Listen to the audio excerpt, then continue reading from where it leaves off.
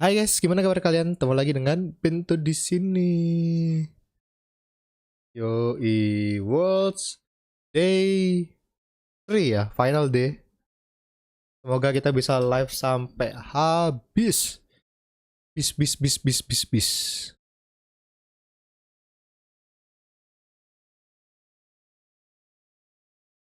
Nah,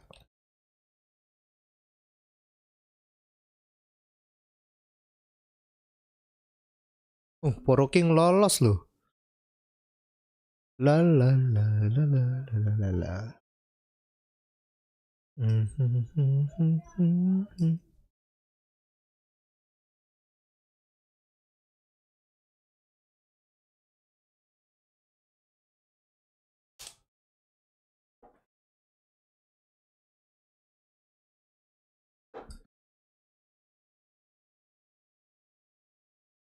Ini udah live kan? Sudah. Cuma ini belum tak gini. Bentar. Up. Bentar ya, ini belum tak benerin. Up.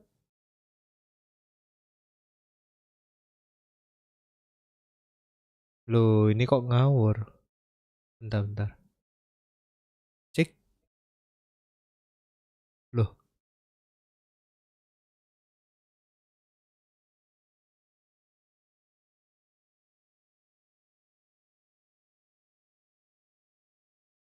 Cek.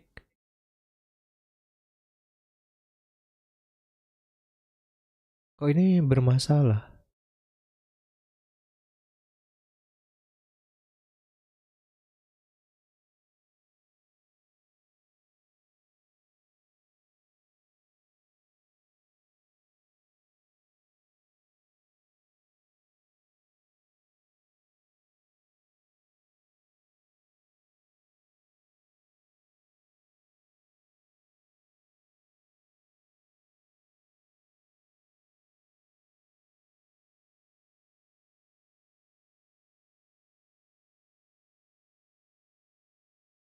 Oh, bukan ini.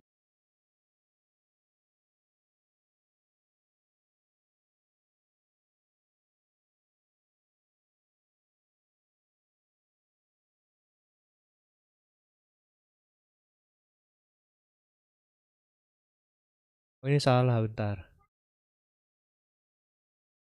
Salah. Nah, bentar. Suaraku delay nih.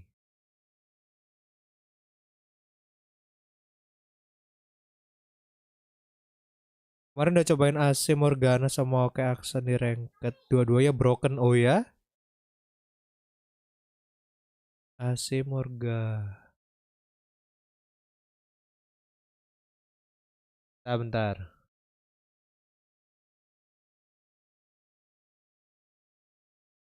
Nah. Bentar, suaraku delay nih. The overwhelm tools coming through the buffs, so he might not care about those little elusive blockers, and he might be able to punch through, because again, Naira Jana doesn't have really many tools to deal with those big gigantic elusives punching you with overwhelm. No, it really doesn't. It's mostly just Howling Gale, but Alan, Talpinator has Miriam, Temple Caretaker in the opening hand, and we have seen Talpinator do some crazy plays with this card so far this weekend, from the 5-mana boat to just how early they're willing to rip a Pool Shark and then find that card a little bit later on. Listen, there is still possibility to go for the turn 5 boat right here. We see that potential Mariam coming down on the boat on the turn 2. Unfortunately, we don't see the Pool Shark to make this an extra draw in combination with Mariam to just updraft the fleeting card. The really brutal openers that can come from the Jana and Ayla. But JO1 finds the Omen Hawk. And the opener, if we're gonna see some potentially fees coming on but already, that could give it Altinator a tough time. It feels like a lot of the rounds that we've seen JO1 play this list in, they've opened with that Fizz. This is one of the few hands where they don't have it, instead finding that other champion in Yumi, which can take a little bit more time to set up, and that's just more time that Talpinator has to turn on their effects like Master Lookout, drawing 2 cards in the same round. You're going to see a shuffle away onto the Tide Dancer, finding an elusive blocker.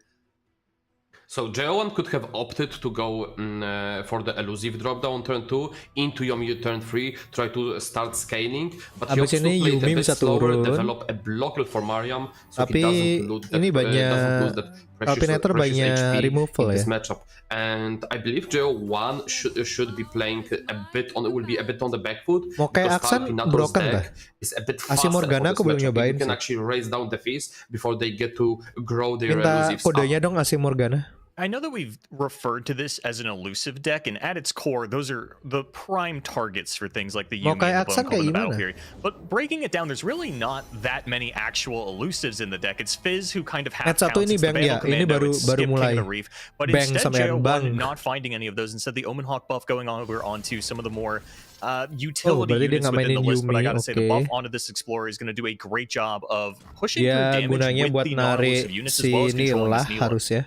Look at this Pioneer being 3-4 challenging that Nyla. This will be so brutal. Getting a buff on the Scholarly Pioneer is absolutely massive for this matchup, because it only not takes down the early threats that we can present, but also takes away a dia masih mikir ya, Yuminya mau dimasukin atau enggak. Kalau dia masukin Yumi, mananya jadi sisa satu. We've got that clockling in hand on the side of Talpinator, and for now, JO1's got to figure out if they want to go straight into combat and take out the Neela, or attach a Yumi to it and start to build up for that spell shield. Okay, listen, this can turn into, like, you can see this big challenger unit usually coming from Damacia, and what JO1 essentially does here, he decides to big one unit that will be just taking one unit by another unit by another unit, and if the goes for the pass here, he's potentially burning 3 mana, and JO1 might say, oh, okay, I'll take the pass for the tempo, I have a lot of lines I can follow it up with, and might decide not to take a swing. And Talpinator decided not to opt for Janna, decided not to pass, because it's too scary to lose so much tempo if JO1 accepts that pass and goes into the next round. I think that's an understandable fear on the side of Talpinator. JO1 actually going for the pass again, saying, I don't really care too much about this Yumi progression. I'd rather get you to commit a little bit more to the board, see if there's any more prime of a target than the Neela, which I can't think of one for only 3 mana. Janna and the Clockling are really what JO1 was kind of trying to save this challenger for, and both those were off the table as soon as the Pool Shark came down. So JO1 would have to have in mind that the can come down, and after combat could potentially kill if you decide to challenge the Nyla, because it's gonna be dealing exactly 4 damage. So now JO1 has to keep in mind, and he plays around it really, really well. Decides to keep the challenger, not lose it to potential threat of the Galewind. Gila. Yeah, playing very respectable of that Howling Gale, and now has access to their arsenal of combat tricks, the Sky Splitter, the Inner Thoughts, all these different things to save it from that Neela attack. But that is going to be a Slipstream shuffled into the top 6 for Talpinator, sort of their reward for keeping that mana open. So Talpinator makes a very smart attack, decides not to attack with the Pool Shark, because what it sets up, it sets up a 5 damage Galewind that can come down post-combat. Dia bagus but gak attack atau gimana ya? Has so much mana to work with, he has that heal that can come down the challenger, so he has no fear of losing the challenger anymore. Snui ngambil dari world ini kan? Talpinator will try to take it down, will commit his mana, and will probably fail. So what he ini mungkin dia bisa ngedrop Neela. Ngedrop Janna, tapi bakal mati juga Janna ya. So we'll see what he goes for. He can go for the wider board, try to go for the more damage push, or he might opt to try to remove the challenger unit. And gila sih, J01 ini dia mainnya reaktif ya. Which would be a great tempo play, but then you cannot protect your precious Pioneer. And I'm wondering if JO1's even sort of willing to let Talpinator take the life of this Explorer to free up the Yumi to throw down onto the Glacial on a future turn. Just get all those resources out of Talpinator's hand. The Saurian is not a guaranteed draw in this list, right? While that Omen Hawk is in play, sure, that's got the bird subtype. You'll get a draw off of that. The Bandle Commando in hand will also maybe come down a little bit later on. But so far, JO1 not even committing that Bandle Commando, trying to maintain the presence of the Saurian. He's just going to jam it in. Only 1 mana left. That's effectively tapped out on the side of JO1. Yeah, so JO1 realizes that Talpinator will need to have a 1-drop plus Galewind in this scenario to be able to threaten you. And at the worst case, you'll just reallocate Yumi in the following turn. So he decides... but he abis ini dia bakal attack pasti. Initially, to keep that Pioneer alive, because Overwhelm, you are not in a rush in this matchup. You can just outdraw your opponent with Challenger. So he opts to hold on to it and remove the Janna, remove the Nyla, remove the Elusives. You can essentially just grind to 0. Gila sih G1 sih mainnya bagus sih. Oh, and this is a turn that I'm really interested in, Alan, because I'm very curious if JO1 is going to proactively use the Inner Beast to give Overwhelm over to this Explorer and start to pack that on as an additional 9-attack challenging Overwhelm threat. Dia bisa naruh yang elusif dulu.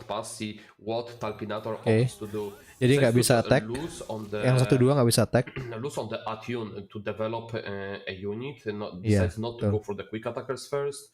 He wants to have that blocker. So basically, that's a bait or for the challenger because he might then not opt to go for the Janna, which could be leveled up next turn. Pasti attack. So J1 obviously knows what's the bigger threat in this position and opts to kill Janna instead. Bakal diblok sama yang 2-3. Potentially play another Janna, but I don't think you're too worried about your opponent Habis ini Talpinator bisa ngelebarin board. Actually garnering any card advantage for your opponent. Tapi yang satu bisa dipaitos ya. Dilempar pai mati tuh Pak. Which is exactly what Talpinator actually does have. And so while Talpinator's hand is going to get small at the end of every turn, it's going to be refueled pretty immediately. Block sama 1-2. If Talpinator had second Janna, like a JO1, it would be probably played even to just buff up the Mariam to take off the... try to take down the Saurian, unless he doesn't want to risk any buffs. But again, you cannot be playing around those type of cards forever. Therefore, like you need to decide if you want to play second Janna, which will potentially die. Dia bisa heal yang challengernya. Oh enggak, ternyata dia enggak nge-heal. Dia bisa play drop the bomb. Drop the bomb. Okay. JO1 can't take it out this round if they want to hold up protection for their Scholar. Yes. Talpinator continuing to nyimpan 2 mana buat nambah health-nya. Windborn Mariners, but JO1 has the answer in the pie toss. Yeah, you definitely don't have to be in a rush to remove the elusive. You can just hold on. You definitely value holding the mana to protect your Pioneer. Also, Talpinator is aware there is a card picked up of the Pioneer, which is one of the Explorer cards, and that's definitely not a landmark removal. And the second best is just picking up heal or keyword removal. And in this case, you have to expect that JO1 has the heal. And if he chooses not to use it, then it's probably that he has a Sky Splitter in the hand or some sort of other protection for his challenger. Slipstream, Janna, and Exalted Cloudwinder off the top. Some heavy hitting draws for Talpinator going into this attack turn. Still a lot of board to chew through on the side of JO1, and something that now that we're in the later stages of the game, Alan, the Talpinator's going to have to keep in mind is the 3 copies of Battle Fury that JO1 is packing. This is a very interesting turn from Talpinator. Ini bisa di Nyla kasih Pythos, yes. And then go from there. Gue kurang suka sih sama Wisdom Manner, meskipun dia bisa reduce cost jadi 0, masalahnya 1 HP gampang. Oke. Ya karena sudah di nerf kan. And that's what he'll opt to play first. Ooh, those are decent pickups. You can opt Nyla level up, remove 1 unit, develop the Nyla. Pretty solid pickup. And I also want to shout out Talpinator for sandbagging the second Windborn Mariner from this round, from the previous round into this one, to just get 1 more stack onto the Howling Gale. Yeah, definitely. Since dia bisa drop the bomb from the exalted kena nerf dong. Next turn, dulu bukannya 3-2 ya? Enggak ya?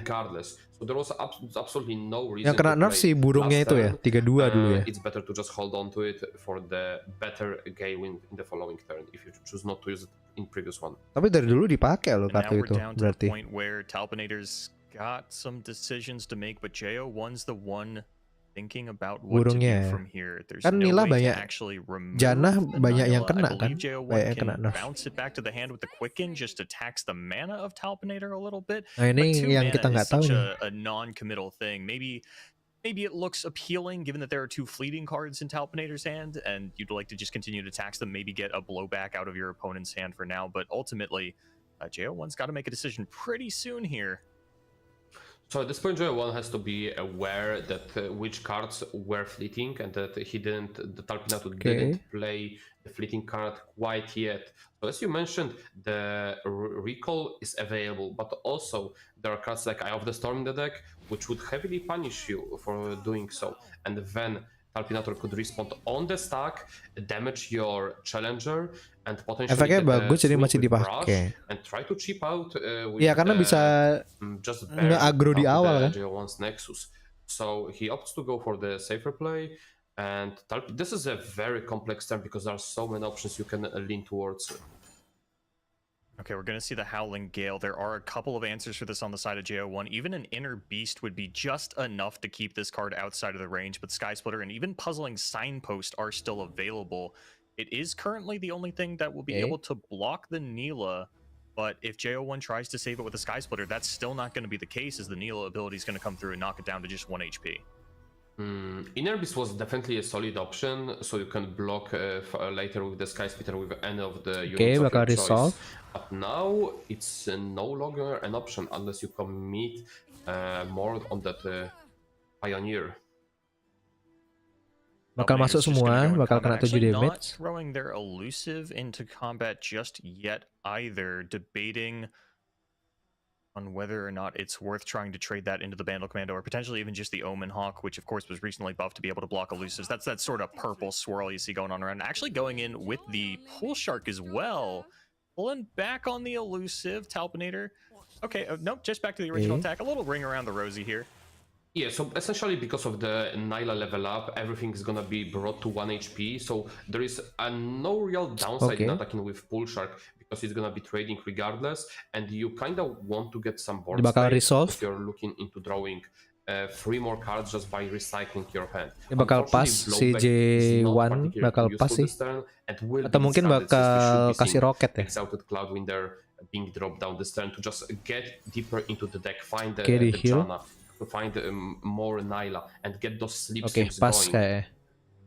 It's really important to string together those Exalted Cloudwinders, especially given that Talpinator is a list that is not playing any copies of the Sunken Temple. So that's sort of like late game assurance of the infinite card draw engine, the infinite cost reduction throughout your deck. But Talpinator not immediately slamming it down, perhaps thinking about maybe it's worth not necessarily using the blowback. It's a little bit too of a costly card for a situation like this, but maybe using that second Howling Gale to attempt to kill the Harusnya J1 sih pas ya, daripada dia kena removal yang lain. So definitely there is World Maker keras yoi. For potential other threats, because if you misplay bisa menghasilkan kehilangan uang ya. Nah kalau kayak gini baru mungkin bisa dikasih itu. Next turn Talpinator was looking at 8 mana and the Cloudwinder would not be enabled. So you have to make a choice. You either play Cloudwinder or Clocking, and the progression would be so much slowed down. So I'm pretty sure you cannot afford to do that. Even though Pioneer is a threat. Oh my god, drawing Battle Fury here. JL1 can start pressuring Talpinator pretty heavily. I think Talpinator's line of reasoning for potentially killing the Explorer would have been, what happens if JO1 goes for an open attack, pulls my Vic Rash to the side, and slaps a Battle Fury down onto this Bandle Commando? Is that something that I'm going to be able to handle? I'll lose 9 of my life. Ini aku juga mikir sih. Bingung. Tapi aku ini bias ininya. Pikiranku ini bias karena aku bisa ngeliat kedua tangannya gitu. Seeing JO1 take their first action here, it's going to be drop the bomb onto the Vic Rash, getting that elusive threat out of the way. So JO1 can either opt to finish the turn in 2 turns, or he can opt going for more board control. But since he has seen already a bunch of Slipstream being shuffled to the deck, if he opts to play it too slowly, he might actually get outvalued if the board would be drawn and played from Talpinator's side. Tapi J1 ini harus buang nilainya, harus bunuh nilainya. Very pivotal from Talpinator, turning the aggro deck into actually just setting up a huge combo turn where the lethal would be unstoppable. JO1 now down below Battle Fury range. Battle Fury-nya nggak bisa dimainin berarti. This round, so I think still just maybe calculating out a little bit of a 2-turn clock here on the side of JO1, saying, okay, I could push 3 damage here, and then maybe in the next couple of rounds I draw another Bone Club or a Battle Fury, and I can just pressure down my opponent on the next round. But as you mentioned, those slipstreams are a house, and something that JO1 has to be incredibly cognizant of, as there are 2 in the hand of Talpinator, making this effectively a 7-card hand. So JO1 opts to not play it faster. He could have played Inner Beast into Overwhelm on that Pioneer. Opts to keep the mana for the Signpost, opts to keep mana for the Recall, and played incredibly slow. And that might actually cost him the game, because now, oh my god, dropping the boat, going in, drawing the Nyla from the boat. Bakal drop Nyla. Next turn we're gonna see some Slipstreams coming through. And that might be actually a big struggle to deal with, and that might be turning to the litter from the Talpinator side. Yeah, there's a little bit Tapi next roundnya ada Battle Fury, bukan Battle Fury namanya, betul ya Battle Fury. Oh dia bakal ngasih lagi si awalnya bakal turun lagi. Atau mungkin dia bisa kasih itu, kasih apa namanya regen. Dia kalau mau bisa kasih regen ke yang narik ya.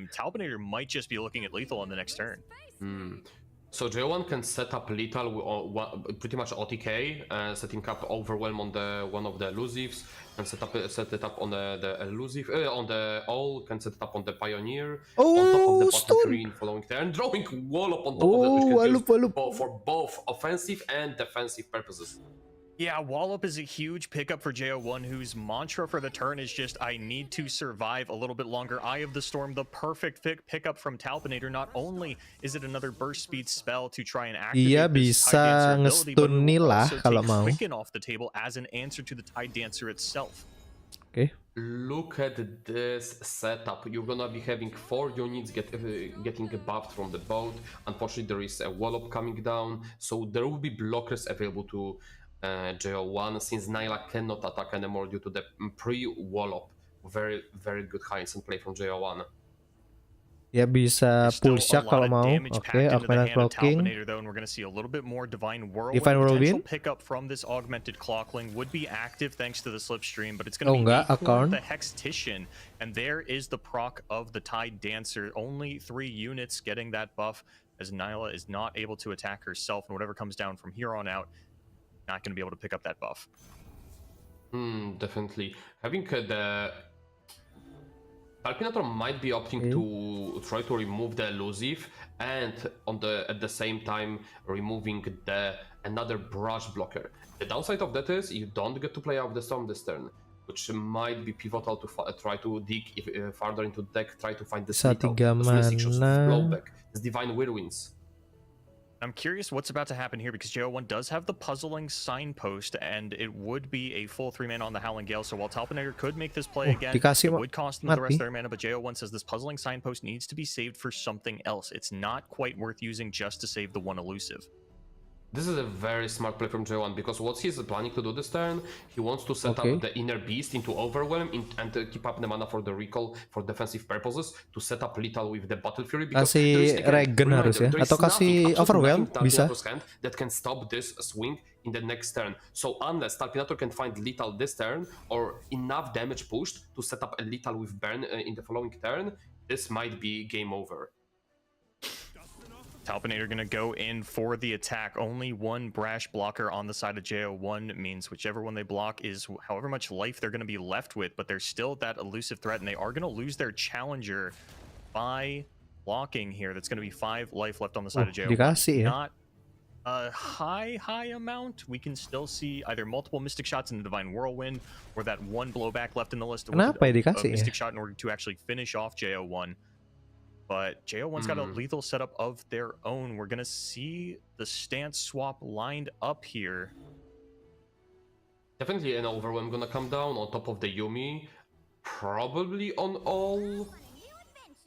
Because of there is, like, you have to be aware of another Howling Galewind, that there is one more in the deck, which you don't want to lose automatically by playing on the elusive.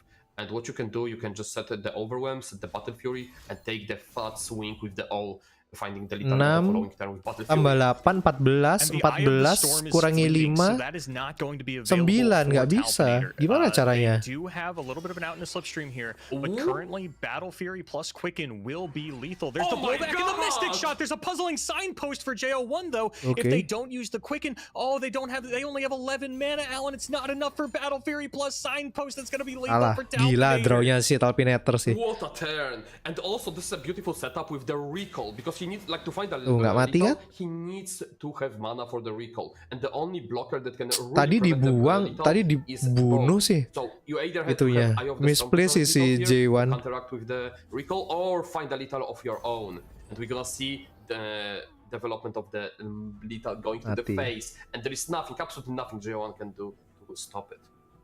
No, Talpinator gets the draws, finds the burn, and that is why they like these aggressive lists. Gila ya, decknya Nila Jana masih kuat ya. To pull that out. A win without the attack token for Talpinator, but they're not out of the woods yet. Lega, that langsung is not the minum. matchup that JO1 was looking for. They were looking langsung to pick minum. on this Nora Elder that is the remaining deck for Talpinator.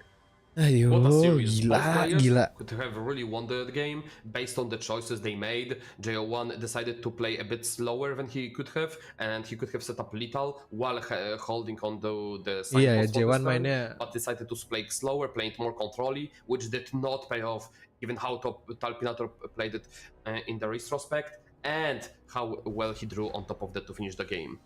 It's really difficult to take Nila Jana into the late game. The Cloud Winders as well as the udah mulai, gives them so much refuel, but that's in the past. We're going to move back into the present, and it's going to be Respect Your Elders up against the same list from JO1, that Freljord Elusives. Hasil Soriannya bakal diganti kayaknya. On this matchup because there is really nothing you can do against it except just jump blocking with the potential Nora, and that's about it. Assalamualaikum Kak Ben, waalaikumsalam Doni Putra. That Fizz just takes you down in 1-2 hits with the gigantic buffs that come on top of him. Okay. Astaga. Battle Fury Bone Club picked up for JO1. I don't think that's what you want to see, but as you Anjir, mentioned, we're really just drawnya jelek banget. away from this hand taking off. Yeah, we might see a Bone Club Owen Hawk trying to go in with some punchline here. Drawnya jelek banget, okay, sumpah. The Pouty Poro top deck. This is sort of supplemental of the elusives. When you're looking at Bandle City Freljord, you don't actually have that many elusive options. Pretty much just, you know, Fizz, and then when we're looking at the cheap ones, Bandle Commando. Bro, macam apa itu? So Kasihan si J1 ya. BO berapa nih bang? BO 3 ya? It's not quite an elusive, but Alan, I think it's good enough. Kayak bakal drop is, do you slow play? Do you play drop Poro, apa namanya yang 2 mana 21 itu konkologis ya kayaknya. Dia mikir mau drop konkologis atau Nora, ternyata di pas. Oke. Talpinator decides not to develop Nora, so he could have he's scared of just that Nora dying to the Omen Hawk with some kind of buff. But then JO1 actually top decks a very good card, which is Bundle Commando. Ya, Bundle Commando bagus. Take over. Oh, it's and okay. It's buffed up to a 2-3 thanks to the Omen Hawk, and I think these sort of pings coming out of Talpinator is one of the reasons that JO1's not playing out the Pouty Poro until they have the mana to maybe even protect it with Inner Beast and then throw the Bone Club on top of it. But now has a perfect curve of the Bandle Commando into banking 3 spell mana, and this is also going to turn off the Nora attack from Talpinator this round. 5 berarti dia butuh 6, habis ini 4, 2, 6. Pouty Poro bisa turun sih. If you don't protect it and then you drop some random non-elusive card or non-blocker, I can actually go with my Nora in. But now, once he sees the Battle Commando, there's absolutely no reason to drop Nora, and he opts to go for the Oncologist instead. Try to find some extra removal, trying to find some extra stop. Bakal pas dua-duanya. Bakal dikasih masuk. Oncologist swing is pretty safe. Ini bakal pas. Pouty Poro bakal diturunin. When you look at this list from JO1, what it's really lacking is protection. You send in one elusive unit and say, hey, yeah, if you've got a Vengeance or a Wallop or something, I don't have a whole lot to interact with that. It's really just puzzling Signpost, and that's sort of a one-time Band-Aid solution. But now the Bone Club is down onto the Bandle Commando, and it's really a matter of how early does this Wallop main aggro, get used. Akhirnya orangnya di drop biar bisa ngeblock. A little earlier than we might expect because they've got the broad main backup to finish off whatever that stun is used on. I think Talpinator would opt to just block with the Nora to set up the damage. Gila si Broadman-nya kuat sih. Commando to finish it off with later on with the Broadman. Bakal drop, bakal block, yes. Important card as Wallopis for later on. But definitely you do not want to get chunked by 7 damage that early on. No, and even just we've seen those Owlcats be a bit of a thorn in the side of a lot of players, just having that dia spell bakal shield with the Inner Beast. Si Talpinator ini bakal slow gamenya biar bisa sampai mana 6. Karena semua ininya di mana 6 ya. Broad main just does so much work in terms of dismantling a strategy like that. Now JO1 has a little bit more refuel with the Glacial Saurians because this is a portal in masuk. Play. So in this matchup, you'll see Nora mostly just a jump blocker. She doesn't get to swing that often, and like you don't hold her for level up. She's just there to give you that extra. Ya, Talpinator ini mainnya kontrol sih. Big ass elusives. You're not gonna be looking to play her early on with like coming in for 1 or 2 damage elusive. You look for her to just block that big swings. Kalau aku main pasti aku dropin sih. Kalau di rank ya, aku pasti ngedrop. Once again in the nggak mungkin enggak ya. Into the broad lane, unless J1 will not opt for the open attack, then we'll see broad lane coming down right away. Oke, nggak yang kena buff. JO1 grabbing a fizz off the top of the deck. That might change the game plans for JO1. Previously, it was looking kind of okay to just go for an open attack on JO1, maybe even use one of those Battle Furies onto the Glacial Saurian once Nora lines up a block onto the Bandle Commando. But now with Fizz, JO1 might be rethinking things a little bit, saying, okay, what does it look like if I can set up 2 Battle Furies onto a Fizz? Because you're really thinking that Nora is going to go down as an elusive blocker on the next turn. And then there's only one remaining in the list. Of course, Wiggly Burblefish still on the table, as we see it off the top there from Talpinator. Something that I think scared a lot of players off of elusive lists was just the presence of Burblefish in the Respect Your Elders. So J1 will be looking for the open attack to take down that Nora right away. You have already damaged Bundle Commander, you don't really want to protect it. You want that Nora to actually block you here. Ini pasti mati si Bundle Commandonya. Pokoknya J1 harus bisa nge-remove Broadman-nya. Cheap spells to actually be able to si Bantek tuh ngeri banget. Itu kartu imba banget menurutku ya. Which will allow you to play the Entom on the broad main on the stack if there is some sort of combination cards coming try to take down. Kasian Noranya cuma dipakai jadi blocker aja di sini ya. Absolutely, and now we're seeing sekarang karena Noranya di sini bukan jadi wincon sih. Winconnya tuh Broadman itu. Sama Plaza yang mana 9 yang bisa kurang sampai mana 0. Kasih masuk 7 damage. But it's a temporary solution. Right, the Broadmane's going to come back in a couple of turns. You might be able to stop it from getting the Dragon Boon, like Deathless would be a huge thorn in the side of JO1. But terus dia masih punya Walup lagi. Temporary work, and JO1's got to find a way to solve that lethal soon. Look at this bait from Talpinator. He's like aware that there is might be Battle Fury in the JO1's hand, and if he sees, but he would be very happy to see one because then you can utilize that Wallop into the Broadmane. And he was thinking about keeping the Nora potentially for the piece. Yang bisa dibunuh, yang 5-1. Lines you could have taken, but we see Talpinator drawing into those elusives back to back, being able to potentially stabilize soon with enough removal. And we see those group shot, we see Palstry, we see Wallop, a lot of stuff that enables your Broadmane. And J1 outside of the Entomb has really not much tools to deal with. Nggak lihat dia mau Broadmane atau enggak. I wouldn't even be surprised to see Broadmane come down on the Glacial Saurian here, lock that weapon onto the Bandle Commando, but that's not going to be the out for Talpinator. They want to get this weapon and this elusive out of play, understanding that there are not that many copies of cards like this in JO1's list. So you're going to see the Mountainous Vigor going down onto the Broadman. It's going to be +1/+1 and tough. JO1 now has to make a decision about protecting this unit or itu Broadman harus di nerf sih. And I think JO1 not committing the Battle Fury in combat is saying I am all in on this Fizz strategy. Bentar ya. Yeah, the Fizz is definitely your win con, not a battle commando. It's too fragile against the Broadman. We see on Talpinator face, he's already aware this might be a tough one. We see Fizz, we see Bone Clap. J1 didn't want to show that he has Fizz before because that would alternate the Talpinator's lines probably to the J1's unfavor. But now the J1 is looking definitely confident having that Bone Clap enabled on Fizz, potentially looking for one shot in following turn. So it's just gonna be matter how many spells do you have to versus how many damage spells do you have versus how many J1 burst / fast spells gonna have to protect that Fizz, and whoever has more will come on top. But we remember there's 2 spells that have to connect Fizz to take it off, and that's gonna be extremely hard job for Talpinator to do to take it down.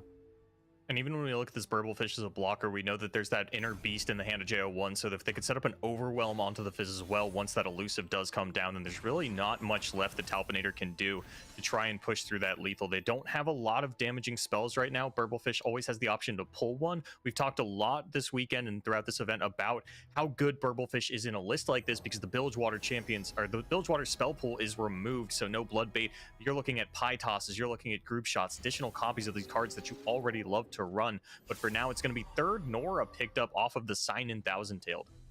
Not quite enough mana to play her, but Talpinator realizes he needs more cards, more to try to deal with the Fizz. So he opts not to go for the elusive development.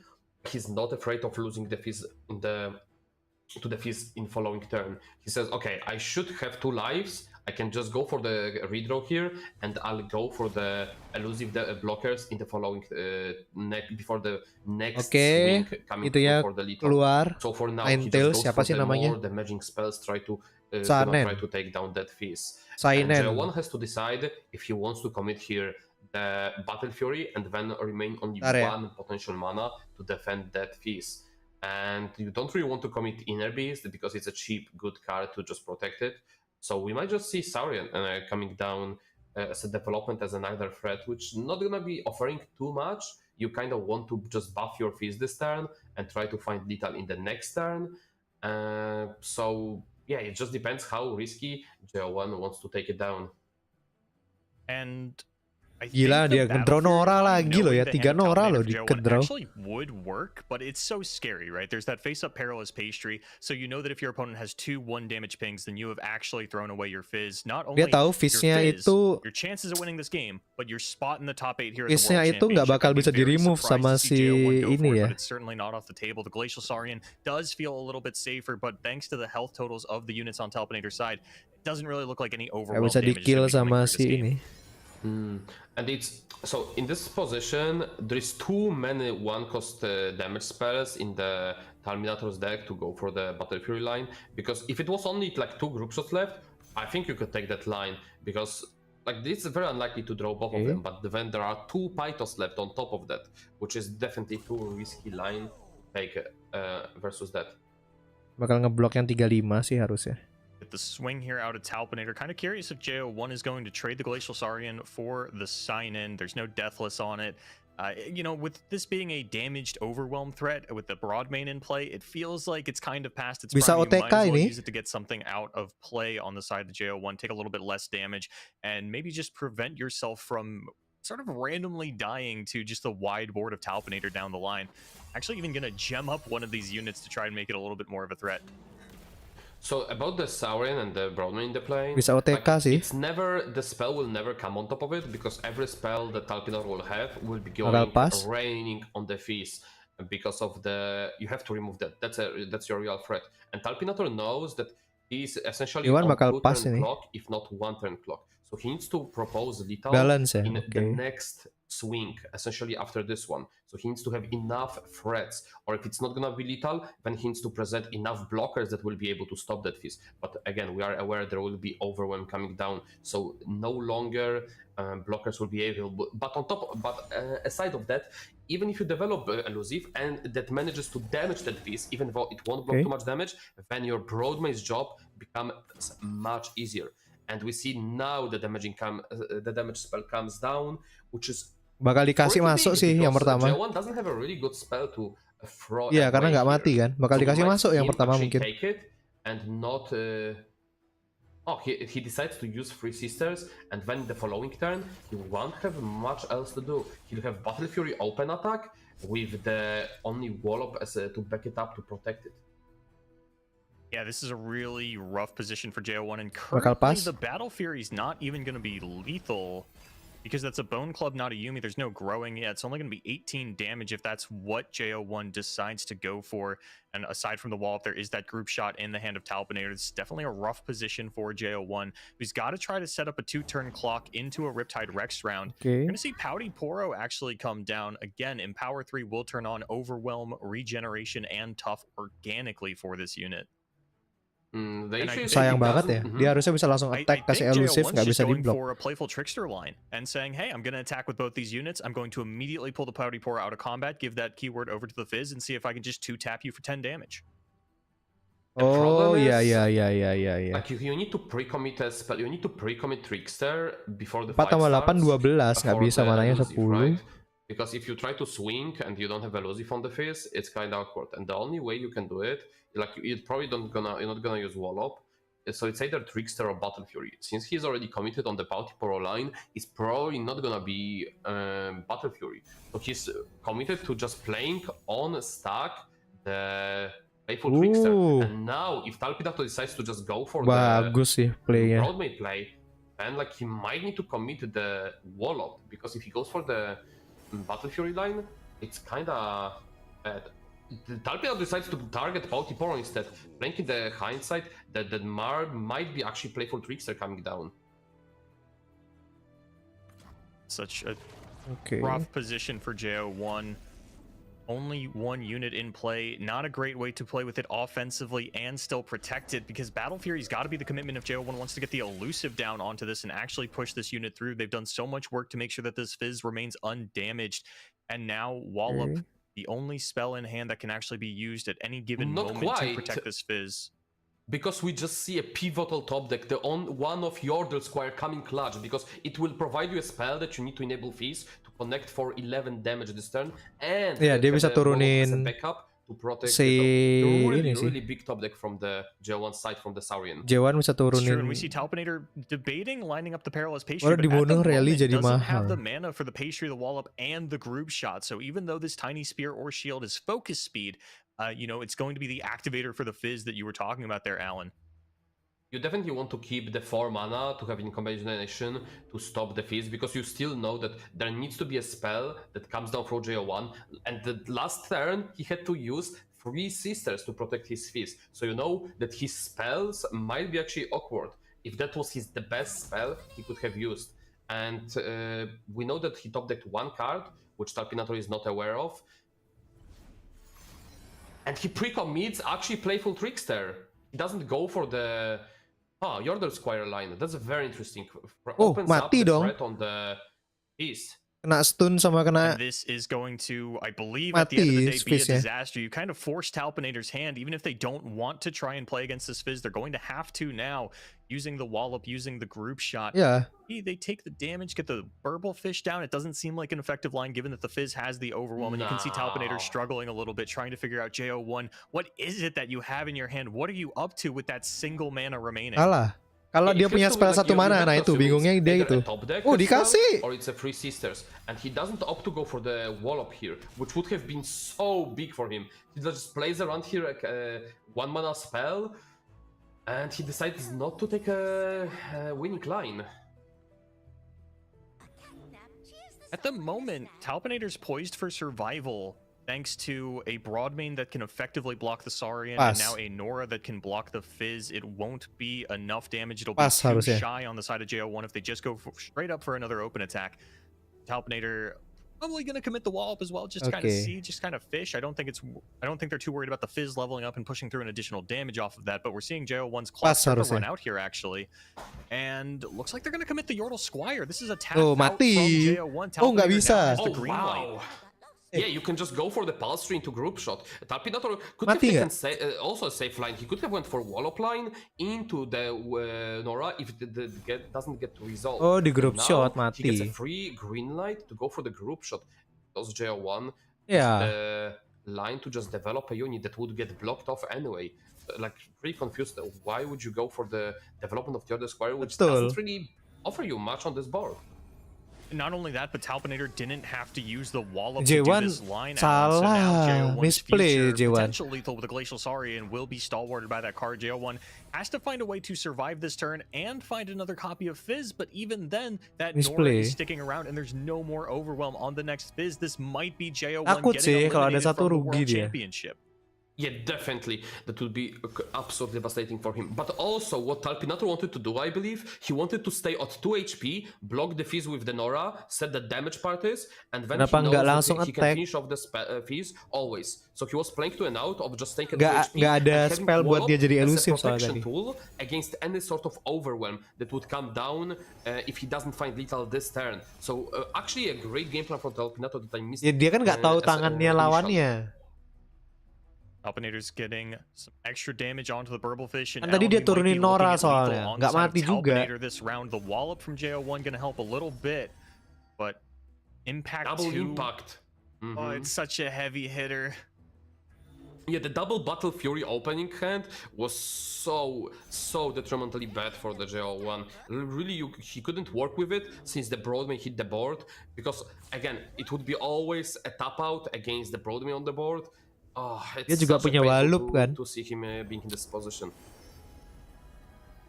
Gonna be another burblefish Deathless? overriding one of these units. That's gonna be +1/+1 and Anjir, fearsome. dapat gituan lagi. 6, 7, 8, 9. At this, like, I wonder if I actually have lethal from a position like this. We see that we can see double commitment damage on the remove one of the blockers and develop the Plaza Guardian for additional points of damage. We could see even a group shot coming on the Thesaurian and then Gak ada overwhelm lagi sih. Tapi sekarang udah semua udah bisa kena Walup. Back over to Talpinator. Menang Talpinator sini. Ini menang Talpinator sih. Is coming down. Plaza Guardian committed for 1 mana. We're not going to see that group shot plus dart like you mentioned, but we are going to see Loud Soul. Ini siarannya real time. Gak sih kalau real time enak dong, itu musuhnya bisa lihat kartu musuh atau jeda beberapa menit live ya. Gak mungkin live time, gak mungkin real time. Mungkin beda 10 sampai 15 menit. Even if you survive this round, what is your next plan? Turni gini nggak mungkin real time ya, Stephen It seems insurmountable. It seems like Talpinator has all of the answers, and JO1 is starting to run out of questions. Poison Dart going to take out the Sorry, and we see the GG Shen from JO1, and I think they know that their fate is sealed. Most definitely. Talpinator opted to play Dart on the unit instead, just as a heads up for Talpinator. He opted to keep group shot because it's a fast pace removal that he can play in combat, in defense. He was scared that he has no Italian and opted to play defensively, so he does not mainnya bagus banget sih Talpinator. But instead he finds lethal and he goes 2-0 against JO1. JO1 being eliminated. And JO1 not even using the wallop in that final turn, looking at their hand state, looking at the board, and understanding there is no top deck in all of Legends of Runeterra that would get them out of this one, and so that is going to be JO1, our first player eliminated here from the top 8 of the World Championship, and congratulations to Talpinator, keeping the aggro dream alive and moving on in this lower bracket. But to break this down a little bit further, we are going to throw it back over to Necra and the analyst desk. Top 8 berarti 4. Thank you both so much. What an exciting match to be able to kick off our day. Spitz, there's so much to take away from this match, especially right off the bat when you look at game number 1. Yeah, it was a really, really tense match. Skarsgård and I were talking about the removal of the Tide Dancer early in the hand, which we thought may have been a little bit of a throw, but because the deck draws so many cards, you can find it back later. But that was the key card that allowed that matchup to go that way. But J1 also showed really, really good matchup knowledge for playing for a little bit of a control-y version for Fizz sampai jam 5 lagi guys kita live. Yeah, it is still a Freljord deck going for mid-range stats. Is, you know, the matchups that John historically struggled against, the old Jax Orns, those old Warden builds, and then suddenly you've got Vandal City Pings to back you up, deals cleanly with Windborn Mariner, etc. So it seemed like he was in a really good position for most of the game, despite lacking the Fizz, just wanting to control the board state. But Talpinator has the double blowback build. Having that additional top end burn is something that John and Neela had moved away from, but this particular version is well suited to over that last hump. It was very, very nerve-wracking for sure. Then you look at the game number 2, and, you know, correct me if I'm wrong, but I felt like JO1 maybe had a little bit of a matchup there when you look at just a little bit of some of the aggression that Fizz Yuumi can actually come out with. So what happened in that game number 2 that really allowed Talpinator to get the win there, Spids? Talpinator had a really, really good defensive hand. Sometimes with disrespect to Elder's deck, there are different types of the ways that defense can appear, but having the broad main, getting the healing boon, menangnya sih tadi dia draw elusive unit banyak. You go for. There were so many micro decisions. Every single like unit you play has like 3 different decisions to make, let alone deciding on that unit, but thinking ahead, making sure planning in your future turns, knowing exactly what your win comes are, what your lose conditions are. Talpinator showed exactly what you needed to do with that respect to Elder's deck. Incredible matchup knowledge, incredible intricate game. Yeah, the only play that I was a little startled by was killing the Bento with ada free roll sama Green Slimy. I thought, oh, you know, maybe he's got this elusive under control. Maybe you leave the Bone Club stranded on this unit. But after he pinged that down, had condensed to get the second broad main, and the pings came through thanks to the Burblefish top decks. It was looking really back and forth. When you see a 2-0, you think it might have been a nice one-sided easy match, but Talpinator was fighting for his life the entire time. Nggak tahu Runeterra udah pulang atau enggak tahu. I was thinking to myself, that whenever card gamers are kind kind of getting these amazing plays in top decks to kind of bring them back into the game in the mid-late game. You give them this protagonist energy, and Talpinator was definitely channeling a lot of that during this set. I think that Talpinator has truly become the main character, especially after taking down such a behemoth of a player. Spids, this was maybe an unexpected result, just looking at how well JO1 had done throughout the season up until this point. Yeah, JO1 was very... Apaan sih ini orang lagi ngomong tiba-tiba diputus?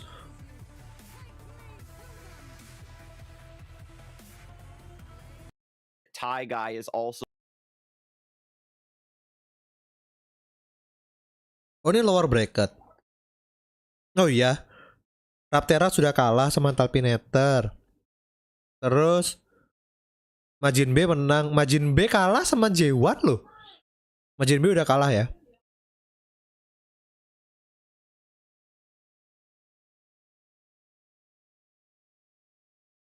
Runeterra kalah sama Talpinator. Taiga nih, Talpinator nanti lawan Taiga. Sekarang tinggal cari lawannya si Jerry Snow antara School Philippia sama Aurora. 4 LW ini yang ngalahin Majin B ya, kalah juga dia.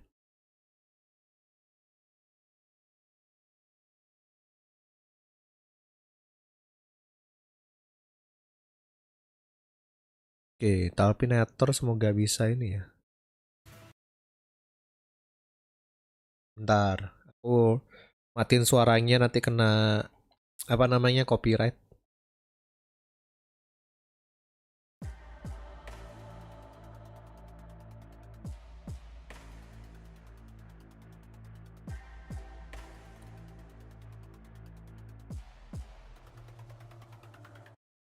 Oh, salah pencet.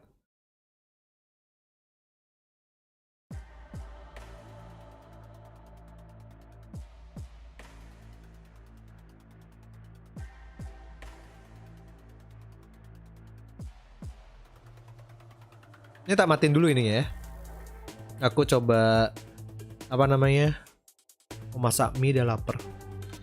Nunggu 8 menit, coy. Bentar ya.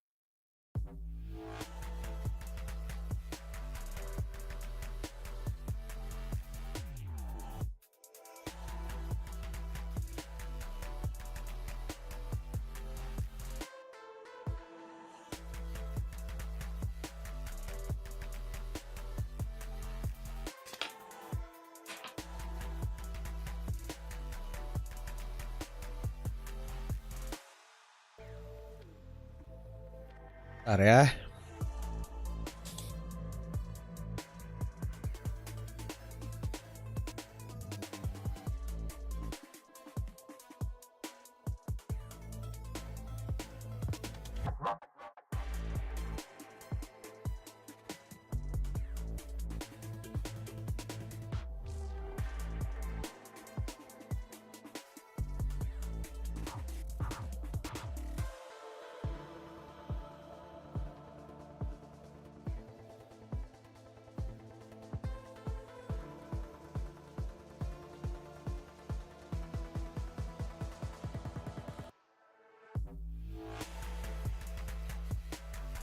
Gila nih di Twitch pada giniin world semua.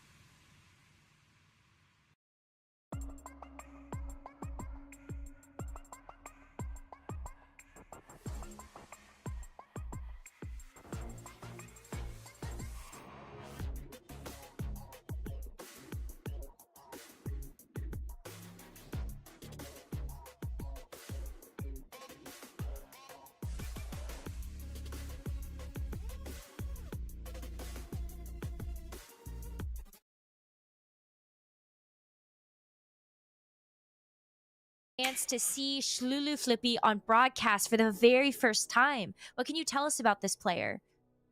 Oh, he does love Ionia, same as I do. This man might have played even more games than I did with the Nami Liu and back in the days. Listen, those are two great players that I've battled hundreds of times on the ladder, and it really hurts my soul that one of them will go down. I mean, you were hoping for an EMEA finals, so this is probably going to be your consolation prize, Alan. That's a good point. Well, at least one of the EME players will surely take the trophy to the home today. Yeah, and Shlulu Flippy got a 2-0 over Aurora in that previous lower bracket match in order to make it to facing off against Yajurno. So I feel like we are already in for a treat. And at this point, Skarzig, I think Shlulu Flippy might be warmed up and ready after taking down a player like Aurora. Yeah, absolutely. You can even see the 2-0 over Chow as well, a player that, and when you see 2-0s like that, I think it just really demonstrates that you have your ban locked in really well. You're looking to target a specific thing or a weakness in your opponent's lineup. And when we compare that to Yoshino, who's also bringing a very standard lineup trying to win, I'm curious if we might get a lot of mirrors for this upcoming set. Listen, you can see here in the lower bracket the clear dominance of EMEA players. We just like to play more games. Like, why would we be sticking the winner bracket when we can just get more games in? Also, it's the best strat. Earlier when the competition started, right, the players are so excited for the concept of the international competition. It's rare that these top competitors get to play against others from around the globe, so they want as many games as possible. I can't argue with it. Get more prep into the finals, you know? That's true. We are getting there. It's just a matter who are we gonna be fighting against. Yeah, I mean the winners, the players that we have in the winners finals there, right? I think it's Chenia and Seku. They're going to be cold. They need some warm-up games, I think, but they're not going to get it because they are already sitting in those comfortable spots. But we are just going to go right into the action here. Alan, Skarzig, this is going to be a doozy of a matchup. Alan, I'm so sorry for your heart, but let's take it away with Shlulu Flippy versus Yoshino. As we jump into the decks, I know that it's going to be hard to see these two players. You know, one of them has to be eliminated, but I am so excited for the caliber and quality of gameplay that we are about to witness. Bulu matanya dia kok nggak full ya? Yeah, we've seen the lineups before and like how they play out. We didn't see much Lulu yet. We've seen plenty of Yezhino, and Yezhino just coming with the standard lineup, and we see how he has already locked in, like you mentioned, proper bans, and he knows what he wants to do. On the other side, we see Shlulu just dominating 2-0 here, 2-0 there. So he had just a small fluke dropping into the lower bracket, but again, maybe that's just a whole part of strategy, getting a good warmed up for the finals. Yeah, even if you've got the best matchups in mind, a really strong lineup, sometimes the cards fall either way. I know that competitors have always appreciated having this new double elimination format to make up for those slight variances. But Yoshino is a player that has shown his ability to continuously adapt, not just within this tournament, but leading up to the World Championship. So taking a closer look now at the lineups the players have brought. Nora, Elder Dragon, respect your elders. The most brought deck for this tournament, and now in the top 8. Shlulu Flippy only has 2 copies of Early Bird and only 2 condense. Okay, I was worried for a second. 2 condense, wants to double down on the Rex, wants to double up on the broad main. Pretty solid build, I'd say. How happy are you when you see early birds on those lists? It's a card that I identified early, and I'm glad that the players had enough time to test and identify how strong it was. And speaking of strength, Jax Ornn, what a heavy-hitting historical deck at this point. 3 copies of Battle Fury. This one's not trying to do any funny business, going right for the throat. We've seen Jax Ornn perform greatly on stats, but we haven't seen it much on the broadcast just yet. So I'm very happy to see it perhaps today, and it won't be banned. And we see on top of that 3 copies of Wildclaw Ferocity also coming clutch as a potential finisher for the Jax Ornn deck. Flippy also bringing 3 copies of Spectral Ironhound, one of my favorite cards in the Mordekaiser archetype. Gives you so much pressure, so much wide board threat. You don't need to sit back on the threat of Mageseeker Inquisitor or Mordekaiser's level 2 or Morgana. You have this additional set of cards that can just give you board pressure in order to convert your state into a win. Comparing this to Yoshino's idea, only 2 copies of Ironhound still likes that somewhat aggressive slant for the Morgana Mordekaiser, but might not be able to consistently get the Ironhound on curve into the Mordekaiser that is its strongest play. Yeah, we see here 1 extra Crumble, 1 extra Soul Harvest in the opposition to the Shulu Flippy. Definitely taking this a bit more on the spell heavy side, because you know how tight on board space those decks can be. Moving on to the Respect Your Elders. This is another version of just running both Plaza Guardian and Burble Fishes. So clearly those decks want to just cast some spells, get those discounts as soon as they can on the back of the broad main, just controlling the board until you can present those threats to the opponent. This is one of the decks that players really dislike seeming to play the mirror match. If it's brought, it's usually banned. The early bird really throws a wrench in how you calculate the mirror. We'll have to see how that plays out. Alongside Karma Set, 2 copies of 9 lives. This has been a key card for this deck to have a little bit more staying power in its more difficult matchups to line up into its Sunken Temple turn. My read so far, Alan, has just been, if you get Sunken Temple, you're usually in a good spot. Yeah, most definitely. Jeżyno is one of the few players left with the Karma left in the lineup, but still brings me joy that we might see more of the Karma Set gameplay, because it's such a joy just to watch and talk about it. Yeah, thanks to Topinator, that's going to be one less Poro King, right, out in the field to farm these Karma decks. Dino is a little bit more well-positioned when we evaluate the overall metagame. If he can advance over Slulu Flippy, is, in a deep chance here for EU EMEA to take it all. But when we're looking at the bans now, Alan, is there anything obvious that you're just going to snap ban, or is there a deeper thought process here?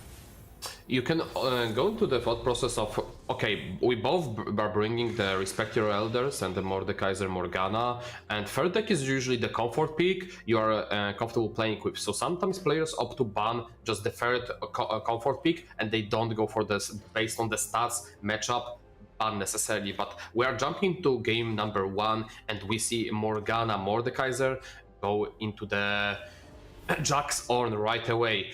Well, how do you feel about this matchup, Skazik? I know that Jax, if it gets a good curve, it just hits you, doesn't really need spells. A lot of your chump blockers from the Fading Icon and whatnot have low HP and are vulnerable to Overwhelm. If Yoshino doesn't get a strong curve, could be overrun. Shulu Flippy with Jax on turn 2, buffed by Omen Hawk. Absolutely devastating. Doesn't have to worry about Soul Harvest, is going to go right in with this attack token. How do you feel about Omen Hawk into Omen Dog into double Jax hand? Yeah, having even the barrier to help against any other shenanigans. There's a world where Shulu Flippy floats turn 3 to set up for this Wild Claw Ferocity in the hand. Just get that down before the Mageseeker Inquisitor locks him out. We'll have to see how Yoshino responds. Legion of the Severed into the Inquisitor looks strong. Seems like the only available line. Oke, ini kita lihat Jax Ornn lawan ini ya, Trash. We see both players not drawing. Trash Morgana kayaknya. Into Inquisitor, into Morgana. On the other side, we see potential float mana into Combat Cook plus Jax origin spell, forging and protecting the Jax from potential removal or death in combat from the challenger. So really, really 2 amazing hands from both players. We'll see which deck can come on top of with such an opener.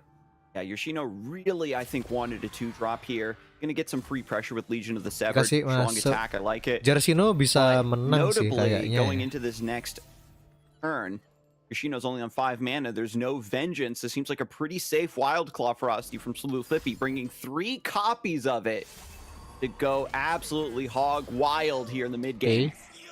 Goes absolutely crazy in. He decides not to play on Deb's Grabs. He's not worried about keeping his Jax alive. Padahal itu baru bisa turun.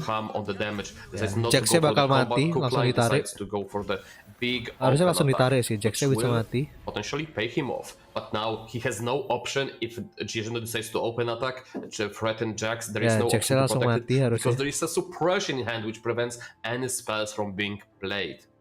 Yeah, Yoshino really likes this opportunity for the open. Don't have to worry about any combat tricks. Yeah, no harusnya sky open splitter. sih. Take this Kalau aku Jax jadi off of the board. Yoshino sih open ya. Inquisitor will resummon itself, double up on that suppression, and suddenly you're taking all the spells out of the equation potentially, and forcing just a board-based chump fest. If Yoshino really does want to keep chumping down, prioritizing this overwhelm does make a lot of sense. Ya, sama aja. So definitely Yoshino's more scared of the overwhelm than the Jax, just yet not being threatened by his level up. Morgana and bisa we turun. See there will be a Morgana coming down or following up on either Dia overwhelm bakal or taruh Jax. ke 65. I believe it has to be overwhelm. The curse cast on, and ya, then Shulu will struggle because again there is a 4 mana suppression, there will be 4 mana shackles, like those are piling up, and this is so much mana you need to spend to even start playing the game. Naruh 8 mana wild. Yeah, very beautiful lineup here with the Morgana. Not enough mana to cast both of these. Even if you suppression, your Saurian will remain shackled. So Flippy can just go for a combat cook development, but this passes the priority back over to Yoshino to keep this board under control. It was looking like Shulu had this aggressive idea that was going to end the game quickly, but the Morgana beautifully coupling with the Mageseeker Inquisitor to stop this mid-game ya. Yeah, we talked about how both players have nutted the draw, and clearly we see how mana taxing the opener for Yoshino is. Bisa 3 mana kasih ke another Legion Severed on Rekindler to snowball the advantage from there, trading aggressively his Morgana, not caring about her board presence, and just get that extra HP back and just follow from there. While Shulu can't really do anything. Dia nggak bisa pakai spell. All he can do is just develop more units. Berarti Morgananya bisa with the buffed up overwhelm. Dia bisa pakai bunuh Jax. HP on the combat cook spells a hate spike potentially. Morgana has a good value block into the Snow Dog. Don't have to worry about the Glacial Saurian anymore. And I think even with this combat cook attacking, would Jax level? Yoshino's going to put even more shackles down. Flippy is falling deeper and deeper into debt here, Alan. Those shackles are detrimental because first of all he has to cast the suppression to start even doing anything with those. Bisa... So like, even though it's just 2 mana, it's not just 2 mana. You have to get rid of suppression in the first place. And the only attack that comes now is just your Jax. Bisa dikasih masuk semua. 6, that's all you present to me. This is such a Atau Morgana bisa ngeblok. Oh enggak. Okay. Free block here on Legion of the Severed. Deathless was placed on the Rekindler in hand. If Yoshino can use the Spirit Leech to find Mordekaiser here in the next round, itu bakal narik 4-3 harusnya. Run away with this game. Bakal narik Jax. 2 blockers unavailable because of the shackles. Flippy still can't get rid of all the curses from here, and with Jax going down, that's going to really throw even more of a damper into this aggressive game plan.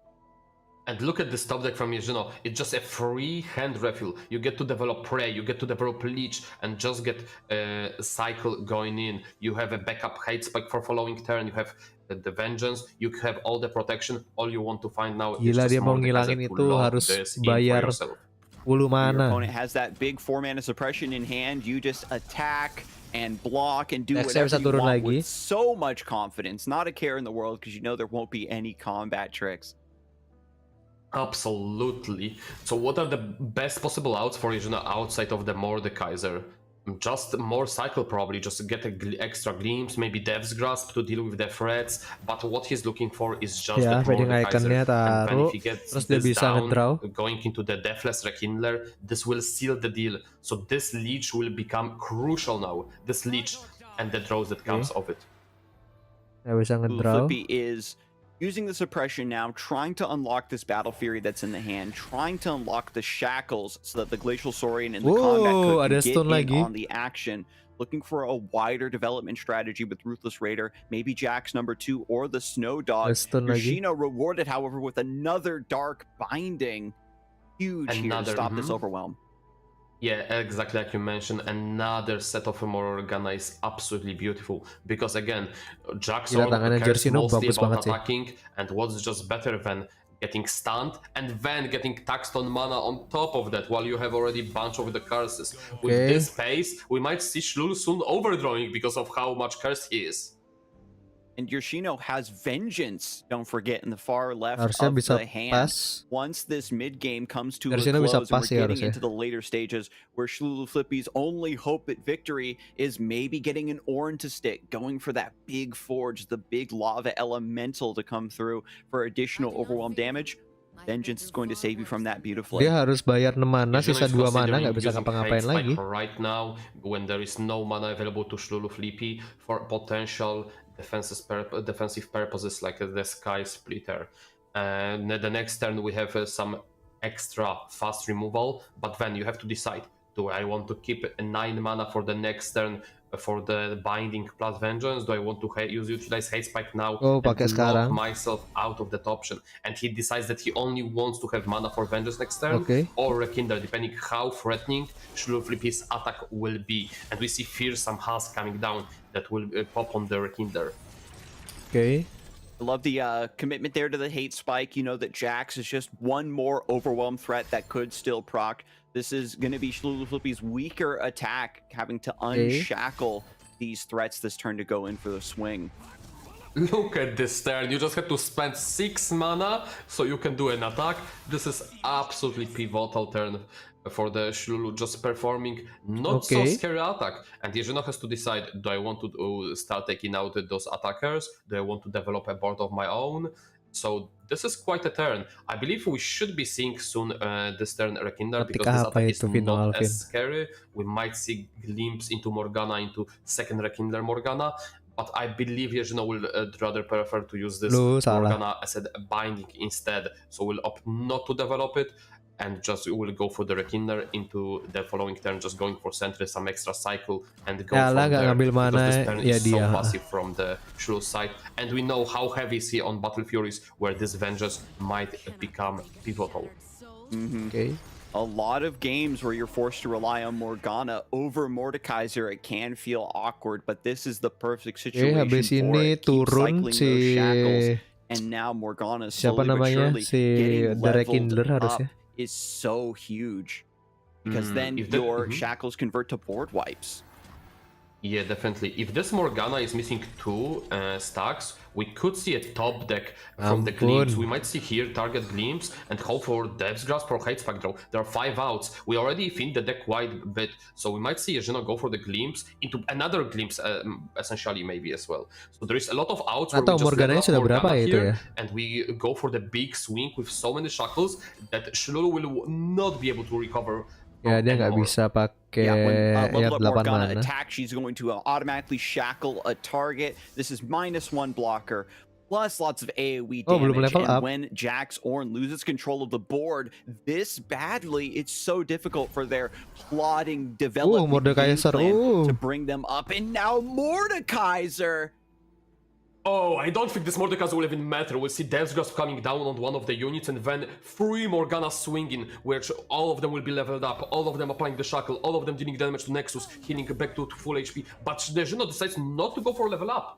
Oh, he's gonna go with the level up on the stack. Beautifully played, threatening the whole board for the board wipe, and then applying the shackles and going for the big Nexus damage. This might be potentially lethal. Itu ke ini semua ya, ke shackle semua, gila sih. This is purely to level up Morgana. 18 damage on the swing. There's the Shen emote. Yoshino takes game number 1.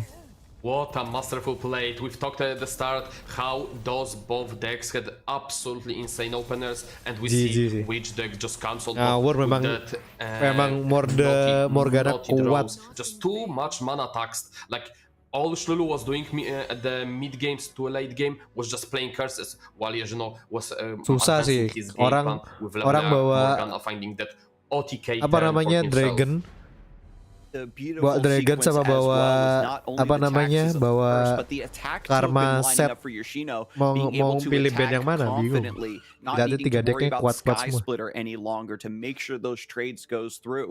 Any threat that was unshackled was quickly answered by the Inquisition. Yeah, we see Jin already jamming to some music on the cams. He knows this matchup is usually great if you drop a broad main for the elder, respect your elders, while having some Nora early board presence. There is not much Shlulu can do to defend against Nora, just developing those extra blockers from the portals. Omen Hawk can stop the early snowball from Nora, but get Portal Palooza, then you're still getting a lot of stats in play for almost tangannya Sculpey lumayan bagus. That's usually pasti Omen Hawk round 1 sudah tidak mungkin. Shot Pythos, which will might see turn 1, which will prevent the potential blocks from the Omen Hawk, and then you have on top of the turn 2 swing with Nora. Kasih Pythos round 2 Nora. Sorry, I started rambling after seeing all Nora this turun. beautiful hand. We have seen also Wallop. Anjir, Elder Dragon cuma 1 ke draw. With a list like this, if you get 1 or 2 portals, that additional blocking potential makes it so easy to get to that mid-late game that respect your elders has become known for. Jax is in play. Ini bakal dikasih masuk. Damage going over to Yoshino. Gonna take that very easily on the chin as long as there's not a follow-up Omen Hawk to stop this pressure. Nora and her portal crew right on the top, don't mind if I do, is also going to bring her additional defensive power. Shlulu taking an instant attack turner free can give a di block terus dikasih enggak di block. Menarik sekali. Didn't take his time to think about it. It was just an instant attack, and we see there will be a combat quick development, and we see already this ferocity in the hand that might potentially come down and oh my god, look at this weapon combination. On next turn, this attack from Shlu might become massive. Pythosnya dilempar nggak ini? With Sharesies to duplicate the Shepherd's authority, does that level Jax? Soalnya daripada ngebuang 7 mana on kan? the Jax swing, yeah, it will. It depends what he goes for, but we'll see that there is 8 mana available, so that's perfect for ferocity plus Sharesies if the Jax will not fall right now. Yeah, after seeing that big weapon attached to the combat cook, Yoshino's already preemptively answering these big threats. Shukulflippy didn't even want to block, wanted to keep the Jax healthy to play around potential broad mains later in the game. Sekarang ya? And Yoshino not able to convert thanks to Sky Splitter. Jax still living to fight another day. Usually you want to use Wallop on the defensive turn, but since Yoshino's hand became pretty awkward because he topped the Elder Dragon into Sinan. That's the worst part when you play that much heavy top end, that you just might break bakal when di you are stun. And this is the case where you see 11-9 overwhelm coming at you, and you don't have any more access to the second Wallop, which might become detrimental. This is huge. This is the sort of tempo that Shukulflippy was just on the cusp of being able to achieve in game number 1 and was denied. Ini menang cepat sih. 2 round nggak bisa di remove itu menang. Menang si Jersey no. Dia harus ngedraw. Dia harus ngedraw broad main ya. Dia harus ngedraw broad main. If there is no broad main, there is no stopping to this board. The essential card for this matchup is broad main. So we might see just Sinan to cycle back, Sinan bisa ngedraw. But you definitely need to find something to stop this board. If you don't get the broad main next turn, like we are staring at the level down. Bisa Sinan itu harus drop. 9,000 tailed buffs up this elusive board. Harus drop biar nge-push damage. For me to just open attack right now, get another portal, get some free damage, trying to play around the potential of Omen Hawk being developed to chump this down. Violent Shadow Seer's not really a great pickup off the portal, just a little bit of extra damage this turn. Decides to play around Omen Hawk and just go for it here. This is a really interesting turn because Yoshino has to set up lethal here over 2 turns because this is the board that you are. Nggak mau, harusnya dia ngedrop Sinan 1000 tail so sih. he needs to find a way to stay alive next turn and find lethal in the following nggak mau turn sih. 8 swing. Harus. So I believe that Sinan is crucial in this turn before swing. Yeah, Sinan 1000 tailed, maybe get Challenger. Ini kalau if pas anything, kalah you get sih. a lot of HP in play to block overwhelm damage. Why? Plaza Guardian. Why? Having the quick attack plus Challenger would have been major here. Try to get that attack to thin out the board while maintaining a body. Picks up the heal, however. This is a very interesting turn because we know Ferocity cannot block, so this 11-8 is just sitting there and is only available as an attacker. The only blocker that's available to Shlulu right now is Jax. Tag semua, tapi bakal mati karena ada is just decide if he wants to block here or he's gonna be taking a full damage swing from Yejino trying to finish the Yejino's Nexus in the following turn. Yeah, if I'm calculating this correctly, that's 14 damage being presented, and against Bandle City because of Perilous Pastry and the threat of impact from these boons, it is quite a lot of damage to take, but Yoshino doesn't want to fully extend, keeps a 5-5 alive with the Plaza Guardian to have some overwhelm defense. 7, tapi tadi harusnya bisa nambah 6. If you're Shlulu, you're aware that there is no wall-ups left, so pretty much, and you should be aware there is no broad main. So Shlulu can actually plan around having lethal next turn. That's pretty much unstoppable. The only cards that save the Yejino would be... Kalau saya turun langsung attack aja juga menang ini kayak. Enggak ya? And now for the open attack, Shlulu Flippy just has to calculate how much damage do I have here, what resources have my opponents already used. Jax is leveling up, he's going to get a bonus from the Wild Claw, still has a weapon equipped. The Shepherd's Authority was so strong to pick up on that combat cook, and it just you can see the way it accelerates Jax, with the downside of making that unit unable to block. It's still quite good, but he's going to just extend with Ornn. Definitely, there was an option to open attack with the Battle Fury backed up by the Sky Speeder or Jersey for the maximum damage. Opts to go for the Ornn instead. It's a very, very interesting line to opt for instead. Broadman ini baru ke draw. There's Broadman, perhaps a little bit too little too late. Yoshino has two decent blockers in play, but Shlulu Flippy just couldn't turn down duplicating that Light of Acacia and giving the Ornn overwhelm. Normally he doesn't do too much until he's flipped because of the lack of that key aggressive keyword. But 14 damage being put down on the stack. One more unit potentially being sacrificed to play around this, and Shlulu Flippy has mana for Sharesies. Definitely, if there is no block on the Jax, that's gonna be a lethal from the Shlulu side. He needs to block with the Nora or Burblefish, harus block deh, or it's gonna be game over. But you have to also think about winning the next turn. So I believe that should be Nora blocking and just maintaining the Burblefish for that impact damage. And yes, that's exactly what we're gonna see. Si Jersey masih bisa menang ini. Yeah, I fully agree. The Burblefish is threatening 6 damage right now thanks to the double impact. We just got to find one more card. Sign in Thousand-Tailed, maybe drawing that Perilous Pastry. It's maybe all there, Alan. As it stands right now, Yoshino is surviving by the skin of his teeth. Definitely. Shlulu might have taken an overstep by developing Ornn here, because like if you think what possibly could stop lethal here from the Yejino side, because we are watching already double wall of plate. The only out, there is no broad main play. There are no really cards available to Yejino outside of the RNG trinket trade, which he might not even have in the hand, that could have stopped your lethal. And by developing Ornn, you just give an option to develop another blocker, potentially heal with the boon. Iya, Jersey masih bisa menang ini. That just might be a misstep from the Shlulu, missing out the very much guaranteed lethal.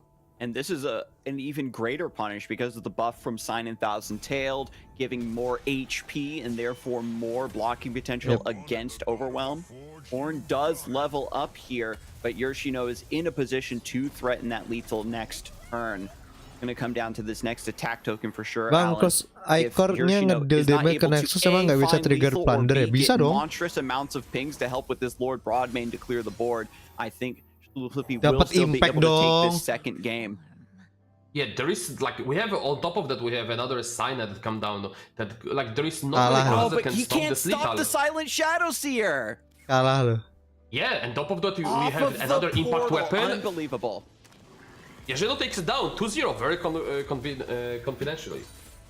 And of course, the IRL Shen emote, the honorable is there. He's feeling good about himself. Yoshino played that incredibly well. We thought the lack of Broadmain would spell defeat. Kalau kita kira hampir kalah ya. Masih apakah deck Jax sama Ornn kurang? Dari 5 gue gak main di game lagi, kurang kuat sih Renan. Senyum lu Jersey. Kalau kalah nggak senyum kayak gitu ya. I'm here with Boulevard and Spades to break down that match. And first off, what style coming out from Yoshino there? I love the call out Dilihat for aja the Poro IRL itu kalau Shen Icon itu harusnya kalau jamming apa out to the namanya music, di awal Boulevard really game feels in like your apa Yoshino's in namanya his element right now. kalau bukan end game, Absolutely. kalau bukan Ruben end called turn this out as their dark horse bisa. for the Kalau end tournament, and turn the yang fact that ngedilnya they nggak are bisa. equipped with just one of the more standard lineups. And at the end of the day, we get later and later into the event, we keep talking about like, okay, these standard lineups are what these other players are looking to pick on. But Yoshino is here in full force, showing berapa why match satunya? this was the best and most played lineup going into this tournament. Udah mulai. Yeah, I mean, Maksudnya when you're bringing the finalnya best tak decks, you're Kurohiko. saying that even if there's some losing Astaga, matchups, these Kurohiko losing datang ke matchups are like sini. 40% at worst, right? Hai Sometimes you draw what you need, Kurohiko. sometimes you still get in. We've seen this throughout the history of LOR. Even though there are anti-meta decks to try and Ini beat the meta, harusnya typically the tadi di winners of these bawah itu things are kurang the lagi people on the 2. triple meta. Satu Yeah, I yang mean, we anggap did kira-kira see that lagi just in our 2-3 previous jam. match, right? The 2 Fizz Uni just 1-2 not jam lagi sih. necessarily getting the job done where you Game wouldn't satunya sudah expected start. it to be able to get that Udah mulai, win. ini And game so kedua. taking a look at how Ini Yoshino game can kedua really Kurohiko. move forward. Spids, was this a Ya, matchup that dari you expected jam that Yoshino would be able tengah to win? 11 kayak. I don't really think so, but I mean, you can't ever know these things, right? Every single game of LOR is completely different to one another. So it wasn't really what was on my bingo card, but my bingo card has changed. Game pertama tadi lama, lumayan lama. Game kedua ini lebih cepat Boulevard, you karena know what that lawannya feels like. agro. Look, the existence of my bingo Bukan card agro has been called sih, into ya. question a couple of times. I assure you it is real. I had things pre-written down and they have been playing out expectedly or unexpectedly. But we saw why Jax Ornn has been a staple throughout the year, right? Even in just game number 1, we saw the Omen Hawk onto the Jax hit. That is something that so many players at home have felt. They've had to fight through that, and Yoshino was able to get it done. This very aggressive version of Jax Ornn, not what you typically see dari portal. with the Bone Clubs and the Alpha Claw Ferocities and the Battle Furies. It's like really trying to put pressure on the mid game and just didn't have things line up exactly like they needed to, and that's been cognizant of Battle Fury decks so far today. Yeah, Jax Ornn is a deck that really tries to like design its turns that it's trying to win, right? It has a very Kaiser specific Morgana type of plot. kuat. And when Nora the Elder other clock gets Dragon kuat. brought in forward more, right? The portal Armaset basically added kuat. an extra clock of an extra turn. Gak ke-trigger bang blundernya padahal tulisannya Ronstadt. Changes the clock by one extra turn, and that changes everything about how this matchup goes. There are two typically linear-esque decks going towards each other. Whichever deck says Aku belum nyoba sih, tapi harusnya ke trigger ya. Entirely. We've seen some good portal pulls too, I feel like, Boulevard. When I just look across the board at some of the matchups that we've seen, portals have been very, very impactful.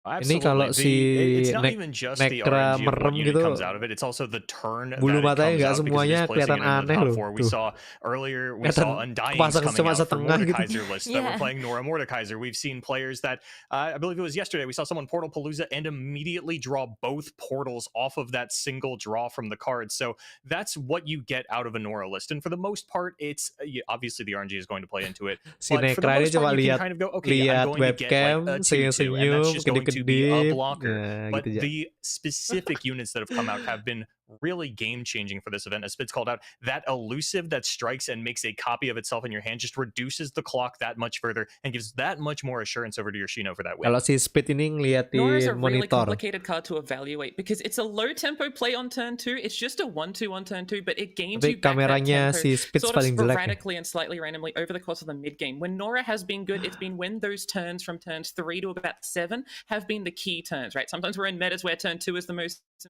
important turn. Sometimes we're in metas where turn 12 is the most important turn. That's been very, very uncommon. It's mostly like FTR sort of stuff. But what Nora is doing in this deck is losing tempo early to gain that later. And in most of these matchups, getting tempo on those later turns is way more important compared to losing that tempo early. I have learned a very important lesson here, as we all have, I'm sure. Respect your elders. Just do it. I love that deck name, and thank you to the community for putting that together. All of you casters are stuck with it, and I'm honestly very happy about that because it's a very fun deck name to say, and we're going to be seeing a lot more of it as the tournament progresses. But Boulevard Spids, thank you both so much for breaking down this match. We're going to take a short break, and when we come back, we're going to have another match in the lower bracket where sadly someone else has to go home. So let's get ready for that. Nunggu lagi 8 menit. Oke.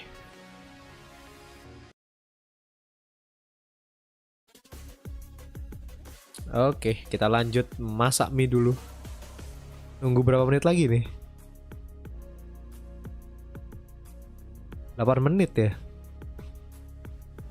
Di replay. Ini aku paling suka lagu ini nih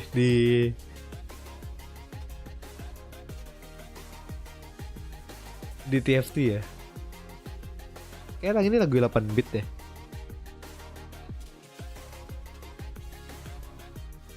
Bit atau pentakil ya? 8 bit ya.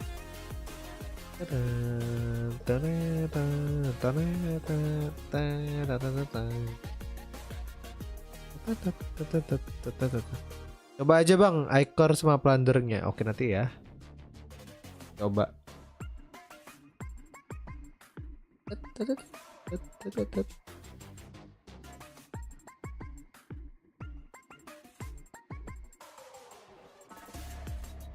Ini si Jersino kayak main di laptop deh.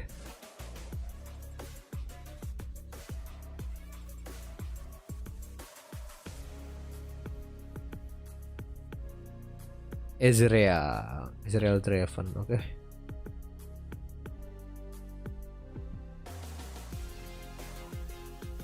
Tuh 8 menit lagi guys. Ya udah masak mie dulu dah.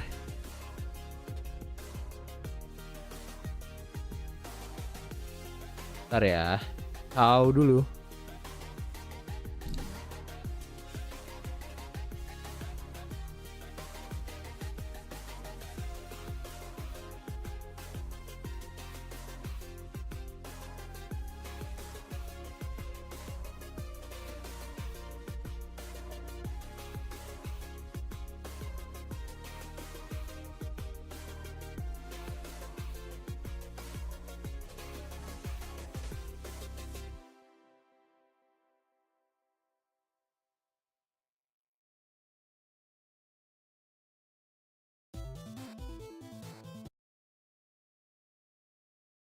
some ideas with the community.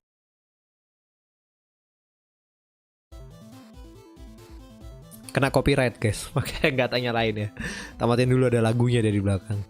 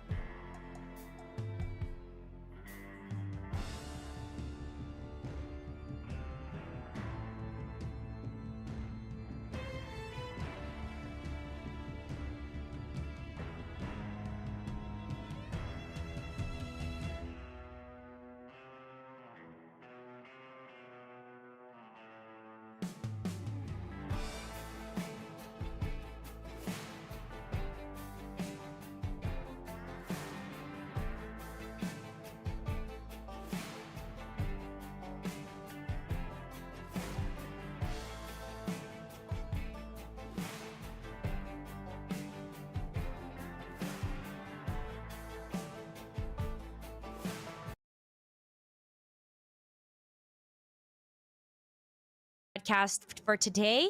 It's been a grand champion level broadcast, Spids. I am so stoked. All of these players, because they've had this extra day of rest, have been able to scrim even harder against this very narrow pool that remains, which means the quality of the matches are going to insane heights because both players have had so much time to be able to prepare for these matches. Absolutely. Boulevard, I feel like, especially looking at the first 2 matches of today, we just saw some incredibly complex interactions between these players and these decks. Oh, absolutely. And it's only going to get more complex from here. We still haven't seen a Karma Set mirror. We still haven't seen a Mordekaiser Morgana mirror. Like there are so much more complex matchups that we can remain to see, but you really get to see the caliber of the players shine through on just how they take these more straightforward matchups and really turn it into a complex puzzle.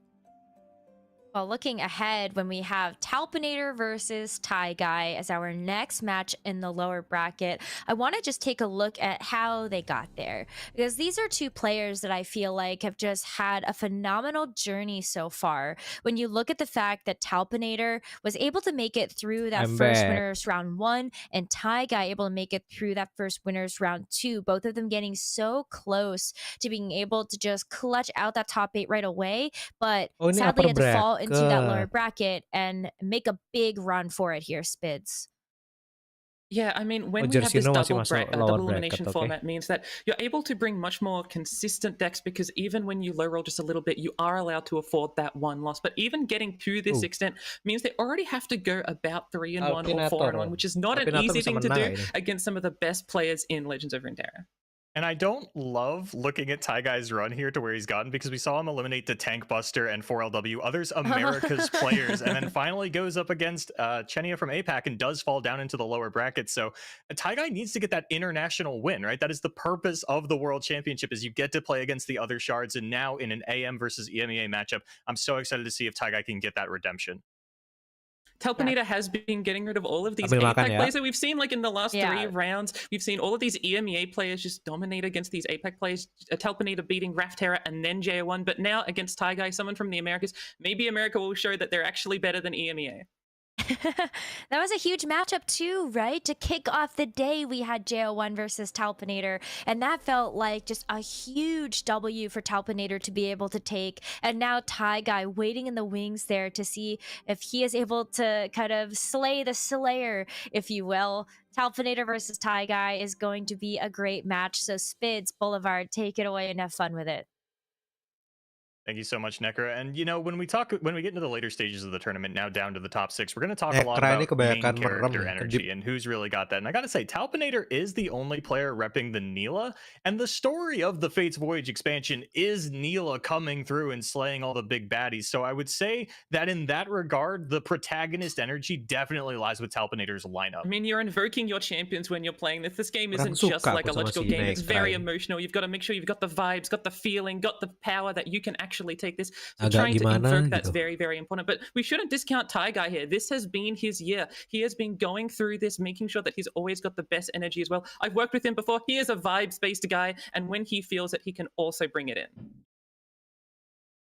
Guy's a gamer. We have not seen players just throwing out things in the most America style like Guy in some of these rounds. When he's going into a losing matchup, he definitely comes out swinging, saying, you know what, if you have it, you have it. I can't play around. I can't afford to play around things in a matchup like this, so I have to play like you don't have it. He's been squeaking out wins left and right through that. Not to discount the fact that he is very calculated and knows what he needs to be doing. It's just playing those bad matchups like they're a bad matchup and saying, I need to win by any means necessary, and that doesn't always look conventional. Yeah, Guy, I mean, he's pulling out that gamer energy. It's even in his team name, Always Be Gaming. He's always trying to find those outs, but we are going to try and look at the deck lists to work out what this matchup actually looks like, because these deck lists are very interesting. We were talking about the Nilajana. We're talking about this very prominent deck over the past couple of months, and this version is very, very interesting. It's on 1 boat, but no elephant. It's on the cold shot. It's on the 2 blowback. It's got a lot of cute tech cards that have helped Talpinator get to this position.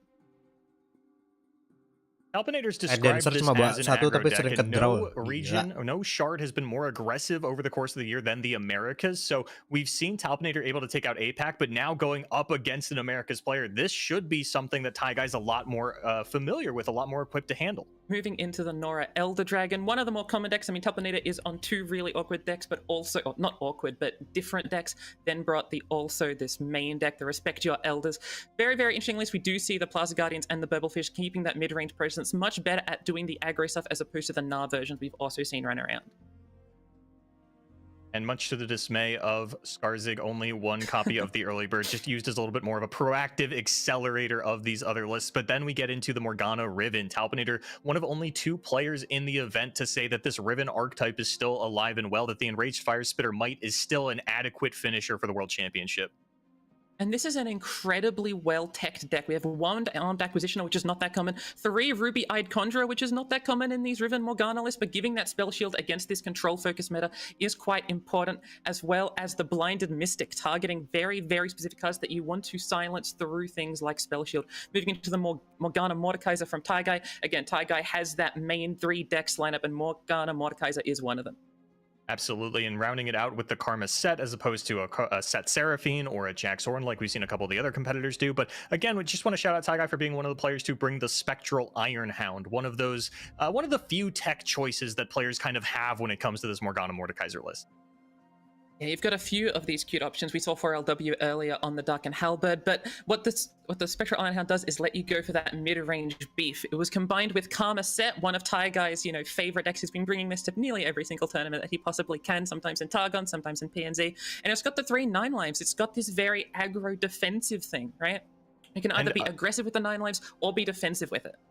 And while there's no Caustic Rift, there is double Rocket Barrage, and that's going to actually play out pretty well into both of the lists, both of the aggressive lists that Talpanator has brought, with Riven and Morgana on their level 1 side having that 4 HP. Same thing with the Enraged Fire Spitter, and then clearing out things like Windborn Mariner in another matchup. And here we get to take a look at Taigai's version of Respect Your Elders with triple early bird. I'm sure Skarzig is doing backflips backstage. Aku dukungnya apakah aja kalau misalnya masih ada player apakah. Nggak tahu, masih ada nggak ya? This one is not as a defensive against aggressive decks. Typically when you want to be defensive against those decks, you want to be on things like Junk Construct. We just don't see this in this version, which is interesting for what Taigai was going. You see these other decks with these sort of aggro defensive cards that are able to stall out, but we don't see that as much in this Nora Elder Dragon, which means it's probably going to be kept up. The later we get into the stages of this tournament, the less and less Junk Construct we're seeing, and I wonder if that was a little bit of a crutch for some of the players. And these other players that are playing the Wiggly Burblefish and the Plaza Guardian, mungkin kayaknya gara-gara Icor itu dihitung lawan ngedamage dirinya sendiri, bukan kita. Plunder itu kan kita kalau ngedeal damage baru plundernya jalan. Mungkin Icor itu dihitungnya lawan ngedeal damage ke dia sendiri, bukan dari kita damage-nya. But identifying that maybe we don't have to fall into that system, that you're able to get out of the Junk Construct, is definitely an interesting idea, and it's the sort of creativity you need to do well in Worlds. Absolutely, and we're ini kayaknya Elder Dragon Nora kayaknya di ban sih. Terus Karma Set di ban. 10+ matches under their belt against lineups like this or this exactly. So a little interesting to see if the ban strategy persists, what they like to take out here, and Taigai now has to adapt to the aggression, something that he certainly has not played against before.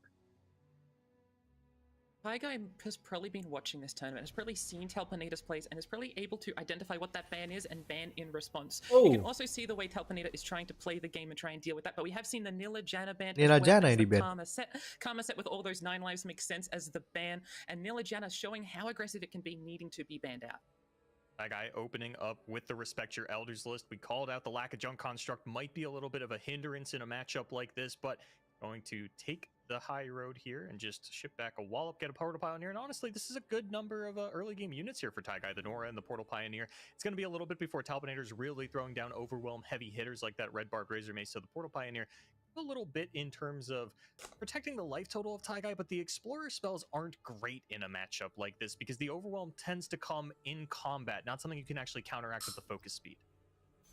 Nora also having the attack token on 2 is massive, being able to get the portal that extra turn earlier. Talpanator doing a little bit of an interesting mulligan, trying to get these good mid-range units. There's a 1-drop, there's a 2-drop, we do see the 4-drop that can also be drawn. Never mind, I had the attack tokens wrong, it's actually Taigai that's got it, which means that the portals will be coming a little bit later, which is a little bit concerning.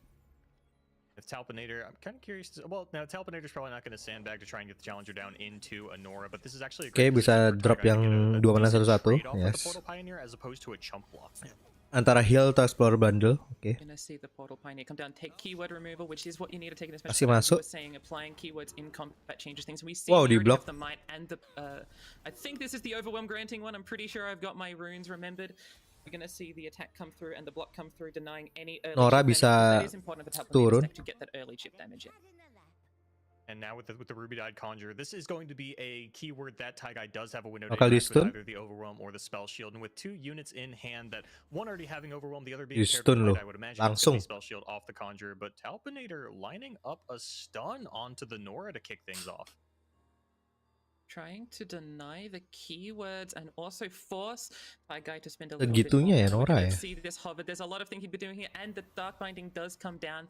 Taigai will have to spend the mana to get rid of this over the next couple of turns, but denying this unit means that this is a deck read, right? We know Taigai doesn't have early Bisa blockers. We've dipas already nih. seen the 1 Portal Pioneer come down, and if you look at the deck, there aren't actually any other early units. So Talpinator's reasoning, hey, I'm not going to let you get those early units. I'm going to smoke in right now. And Taigai not removing the shackles from the Nora, understanding that this card is likely to be challenged, and so it would just be a little bit of a waste of 2 mana unless this trinket trade can pull out something worth stopping. But no, it's actually going to be the Portapalooza to kick things off. Not going to be the trinket trade looking for a group shot, and instead going to find Scrap Heap, Bursting Backpack, and of course the always present Otterpuss. But this does mean that the red barb Maze is going to be able to strike into the Nexus and apply that Ica, being a 3-cost curse that you need to play. And with only 6 mana next turn, it's a big investment to play. Obviously, one benefit that Taigai does get from it is that it discounts these Plaza Guardians and Burble Fishes, so it only really costs 2 mana in this instance, but still not something you want to see while also dealing the burn until you get rid of it. And bakal you know, for all the dipakai. Talpinator that we've watched so far this tournament, I believe that's the first time we've actually seen Icar make it into somebody's hand. And now Taigai spending 5 mana to remove versus to go in with the Nora, and Talpinator has another copy of Dark Binding if they want to stop this, but it would take. Tapi kalau dia pakai Dark Binding nggak bisa turunin Riven. Turn 6 attack token.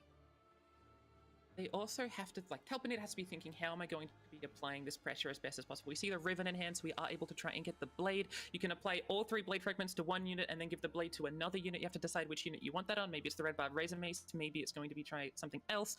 But Taigai is also starting to get towards turn 6. They're going to be able to finally play their big Talpinator bisa menang sih. get the +1/+1s or the challenges, and be able to develop the board quite wide. We're going to probably see these Plaza Guardians come down in 2 turns time as well, giving back that tempo after Talpinator has their power turn coming up. Talpinator's big power turn on turn 6. After that, a lot of the wind is going to be out of their sails. Of course, the resiliency of the Riven Morgana is one of the reasons that players bring it. Even if this Fire Spitter Might combo doesn't take things out, as you called out, the Blade Fragments are still there. Riven is waiting in the wings to get that Blade of the Exile double. Atau bisa dikasih Spell Shield Riven ya. Gets that Lord Broadmain down, things become so much more difficult for Talpinator. Tapi next round-nya Naga juga bisa turun bunuh Nora. Defensive light, right? There's not that many pieces of interaction. We see the Broadmain, but you need to have another thing to combo with it. You can try and get something off the trinket trade, but if these next few draws don't include pings, Taiga is just going to have to rely on good old-fashioned units and blocking to try and deal with Talpinator. And Talpinator having things like 10 6s typically attacking is going to be really difficult for Taiga to deal with. Atau bisa ngasih overwhelm ke Naga. I'm pretty sure. I think this is the Ruby-Eyed Conjurer looking to target something. Either give Spell Shield over to the Riven or the Fire Spitter, which again curves out nicely, right? 2 mana on the unit does mean that this will still be okay. Goes on the Riven. Production will let us know in a second if that was Spell Shield or Overwhelm. Harusnya Spell Shield sih. Spell Shield. You've got so many fragments and the Might in hand that going for Overwhelm seems a little redundant. There's a really cute thing here where Taigai only has 7 mana going to the next turn, which means they are able to do the Blunder plus the Plaza Guardian, but they can't do Blunder plus Broadmain, and they can't do Broadmain plus too many pings. They can only do Broadmain plus 1 ping, meaning that this is a really, really good read into Taigai's mana. Anjir, langsung ke summon dong portalnya. Patchwork Poro off the portal pulls a fearsome rather than a lifesteal that Taigai might have, you know, hoped for a little bit. Just get that high roll unit into a high roll keyword like a defensive one. But a third Plaza Guardian off the top is making this such a heavy hand for Taigai.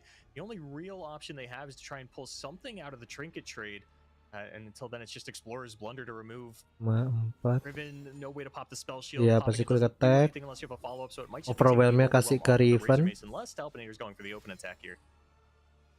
Gonna see the blades committed, trying to make as much damage come down as possible. Taiga's got a really interesting hand. I don't know if you remember Samira Seraphine, but when you see these hands with multiple Plaza Guardians, Talponator's gonna be really scared coming up to the next turn. But the amount of pressure that Talponator can put in now means Taiga is on a really, really quick clock. And Taiga is someone who Rivennya bisa dikasih pedang lagi. Right? You know, picked up a win earlier in the year at that first Eternal Open, or the second 2/3 lagi. Aku mah paling kandangnya Tactical Eloy yang keluar. Gila ya. Even with the Karma set out of play, this is not an unfamiliar territory for Taiga. They're very cognizant of playing with these cost reductions. Going for the attack here, not using the blade means that they can put Might on Riven afterwards to get the double up from Riven's level 2, giving an extra +3 if they go for it. I'm going to pull that back, try and put the blade on, saying, I don't need a pre-commit Might right now. I mean, I'm able to probably get another attack token in, so I don't need to do it that badly. I'm going to see Taiga play Trinket Tree to try and find some sort of spell shield pop or interaction piece for that.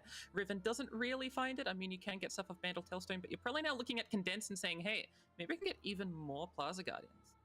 Oh, and this is awkward because Taiga has the option to Bandle Telstone into the Electro Harpoon, but because of the way that the sequencing is going to play out with a slow spell and a focus spell, there's no window for Taiga to pop the spell shield with the Electro Harpoon and then use the Explorer's Blunder to take the Overwhelm off of this Riven. So that is no longer an option for Taiga this round.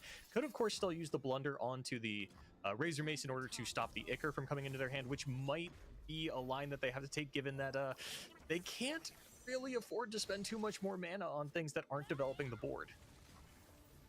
Talponator is really threatening a 2-turn clock, right? Taiga is already down to like 5 health, and Talponator has that burn in hand with the dragon, and then able to move that even forward. We're going to see the Ichor come down. So Taiga is now thinking, okay, dia bakal pakai kayaknya. So that nggak dipakai. Units by attacking them, right? We might see the Plaza Guardian into the Challenger to try and deal with the Riven. But there's still the Dark Binding in hand. We're going to see an elusive come down. We've seen so many elusives from these portals, Boulevard. Yeah, Taiga is really good at pulling these 1-2 elusives. First, it was the Tentative Accountant, which, you know, used to be played in Karma set, so it makes sense that Taiga is able to invoke that kind of power. But now we're going to see the pranks come through to reduce these Plaza Guardians. Riptide Rex was a nice top deck, but is unfortunately a turn too early, and Taiga just hasn't found the defensive tools that make the Nora Elder what it is. Instead, consistently getting these 6 drops, these 10 drops, these 8 drops, and now I don't know if Taiga's in a position where they can afford to run out all these Plaza Guardians, or if they just need to draw cards off of Sign In Thousand Tailed and really hope for the best, but it's gonna be the Plaza Guardian line. Challenger an option, but we do know that that Dark Binding is available for Talponator to protect the Riven. We did see the prank to the Dark Binding is a little bit less enjoyable for Talponator. It does have to cost that little bit more mana.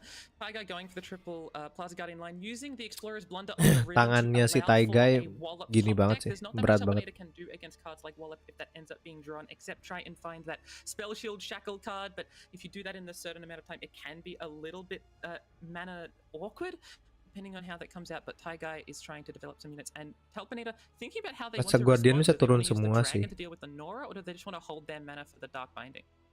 The one thing that this prank has done is stop Talponator from developing and holding up the Dark Binding, at least while maintaining mana, right? At the moment, that would be their entire turn. And I think if Talponator plays out the Red Barbed Razor Mace, then Taiga really knows where that last bit of mana is going to be going, assuming they can get a Challenger pull onto one of these Plaza Guardians to threaten the life of the Riven.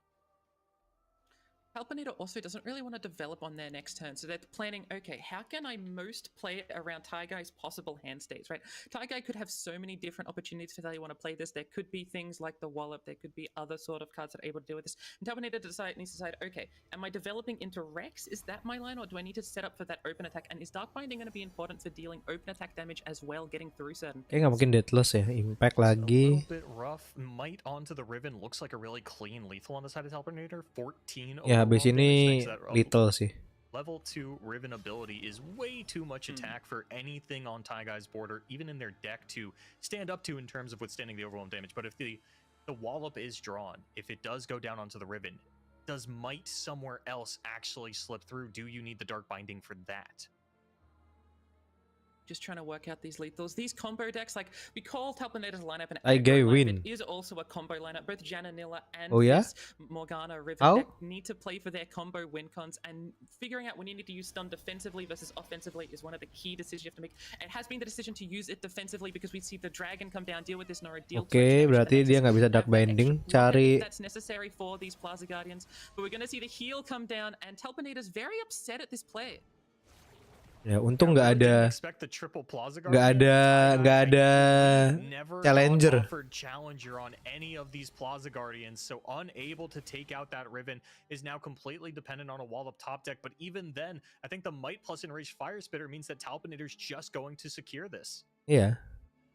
My guy is going to be so upset at not seeing the challenger. You had 6 looks at it and you still couldn't find it. The chances of that are very, very minuscule. Kalau ada challenger baru bisa menang si Taigai. I can tap under this. There's no harm here. And then they ended up being so going down to 5 health is something that Talpinator's okay doing. I mean, they know they're threatening a clock on one more turn. They don't need to care about their Nexus health all that badly. And we see so many overwhelmed threats coming in that Taigai's going to need to draw something crazy to get out of this. Don't even know what it could be. It's going to be Lord Broadmain. A second stun off the top for Talpinator. Spids feels like Taigai's going down in this series 0-1. This is what Talpinator's lineup's trying to do. It's trying to beat these respective Elder decks, trying to beat these slow decks that aren't able to pressure enough, don't have good enough interaction for what Talpinator's trying to do, just trying to line up the attacks, making sure menang ya Talpinator 1-0. Udah pasti menang Talpinator. Ada 2 stun. You've got a double, triple, quadruple check when you're in these like very, very tense games. And when you're on the side of Talpinator, the fact that Taigai's been playing this game so slowly, ran out a triple Plaza Guardian turn, that doesn't necessarily read as, oh, they have 5 other 6 drops in their hand, and that's why they're playing so low. You're very cognizant of what defensive tools have they been sitting on here. Well, how do I play around the potential of a double wallop? Do I still have lethal if that happens? And I believe in this situation, through a double wallop, I'm not going to map that out. I think it's still there with the double Dark Binding and the Might, but it doesn't matter because it is not there. And once Talpinator commits one of these spells, either a Dark Binding or the Might, that will just be the end of game number 1. I mean, even when you're doing these matchups, we have seen some trinket trades come down. We have seen some random generations. So you want to be making sure you're checking the tech list. If you've been hand tracking, you'll know that there wasn't anything there. But these are so many things you're really scrolling through, like the action tracker to make sure everything is perlu stun udah menang. Come down, and that is game 1 for Talpinator in what was supposed to be what Talpinator was looking for, right? And Talpinator, absolutely no reaction when Taigai hits the OK button to take the lethal. I think just in a state of shock there that there wasn't even an ounce of fight left in Taigai's hand in order to stop that from happening. But now, with that win on the Morgana Riven, it is going to be Respect Your Elders for Talpinator that needs to pick up Elder either in a mirror match or against the Morgana Mordekaiser. Seen Talpinator's play be extremely clean, and these decks with the boons, with the Nora stuff, you do need to make sure your play is absolutely as clean as possible, surgical even, with how much you need to be preparing for your lines, making sure every single click that you make is the best one. If you go for the second best one, that could be the reason you lose as opposed to win. Ingin. All right, how are we feeling? Mirror match or Mordekaiser Morgana into the Respect Your Elders? I think if you're Taigai here, you're probably trying to not do the mirror. You're trying to make sure that you can get that edge early on. You don't want to be going into, like, after you've already lost one, have to go into something that's so even. Your mental might just not be there, so Taigai is going to not go for the mirror. And we see very interesting hand from Taigai with the Legion of the Severed, which is exactly what you want, but nothing to really put it on just yet. Taigai throws away the Glimpse Beyond in the mulligan, only to draw a separate copy of Glimpse Beyond, the hand looking exactly the same. You hate to see it happen. Meanwhile, Talpinator, I believe, Talpinator draw-nya lumayan bagus. Play out this mulligan trinket trade. Not the, it's a low cost card, but you don't want to. Okay, yeah, I don't know if this was pre or post mulligan for Talpinator, but that's the hand that they've got here for game number 2. Okay, turun. Oh. Very interesting hand. These trinket trades are really good. It's one of the few ways you can get 2 procs for your Burblefish and your Plaza Guardian in one thing, and also develop unit and also get some hand information. But it's also not really the power card, and typically in these high power matchups where you're both. Atau ini masih ada chance lah Taigai. You're gonna see the fading icon come down. Pretend to apply some pressure, although might be pie toss. Just developing your early units, seeing what the hand states in the board. Mukanya Talpinator udah kelihatan kayak nggak ada emosi. Aduh, fokus. Some players like to kill it, some players don't. Talpinator actually holding on to this one as a countermeasure for one of the self-sacrifice spells that Taigai will play a little bit later down the line. We can see a couple copies in the hand. Probably going to take this open attack with the Nora, but maybe Talpinator going to get a little spicy, develop the Conchologist, maybe try to threaten the life of a Severed Legion if it comes out, but instead it's going to open with the Trinket trade. Wallop, not a bad take, but Otter Puss is the standard. Scrap Heap's also a very interesting option, getting some mid-range presence, being able to pressure a little bit. We do see the octopus is the standard option, is what you go for, but Taigai has also drawn their Rekindler. They finally have a target for that Legion of the Severed, and they are on the 3 Rekindler. We're going to see the Scholarly Pioneer Explorer atau heal? Explorer. Without committing too many spells, taking the Blunder to deny keywords either from the Dragon Boon or from the Plaza Guardian or from the Elusive. There's so many keywords you want to remove, you would wish that you could play this multiple times. Whenever I see the Explorer's Blunder taken against the Respect Your Elders deck, honestly, the first keyword that I think of removing is a Deathless Dragon Boon from either a Sign-In Thousand-Tailed or a Lord Broadmane or a Burblefish. Just so many of these cards that have these on-summon effects that will re-trigger once the Deathless goes through. But for now, it's not going to have enough mana to stop this Nora from coming in, connecting, and putting a portal into Alpinator's deck and Spids. These portals have been so monumentally important over the course of this event. Ini ditarik. We're gonna have to see what that ends up being. The fact that it can change the clock. We're gonna see the portal. Anjir, orang-orang hoki banget ya. Langsung dapet loh. A rather big body for this board. We're gonna see the Nora be challenged and no real way to deal with it unless they want to pre-commit them, commit the wallet. But I don't think this is the time for it. I think you. Never mind. We're gonna put emphasis on this Nora. We're gonna see the wallet come down. And I wonder if this is the portal that they got with Talpinator hitting this Camivore Soldier. Anjing, dapat +1 cost. As opposed to Spirit just because it will summon another unit. And now Talpinator getting to pick between Glimpse Beyond and Glimpse Beyond on a body. And I think you pick Glimpse Beyond because, as opposed to the Glimpse Beyond on the body, because of the opportunity to use it in combat. We are going to see the choice, and I think that was actually on the unit, preventing it from 1 turn.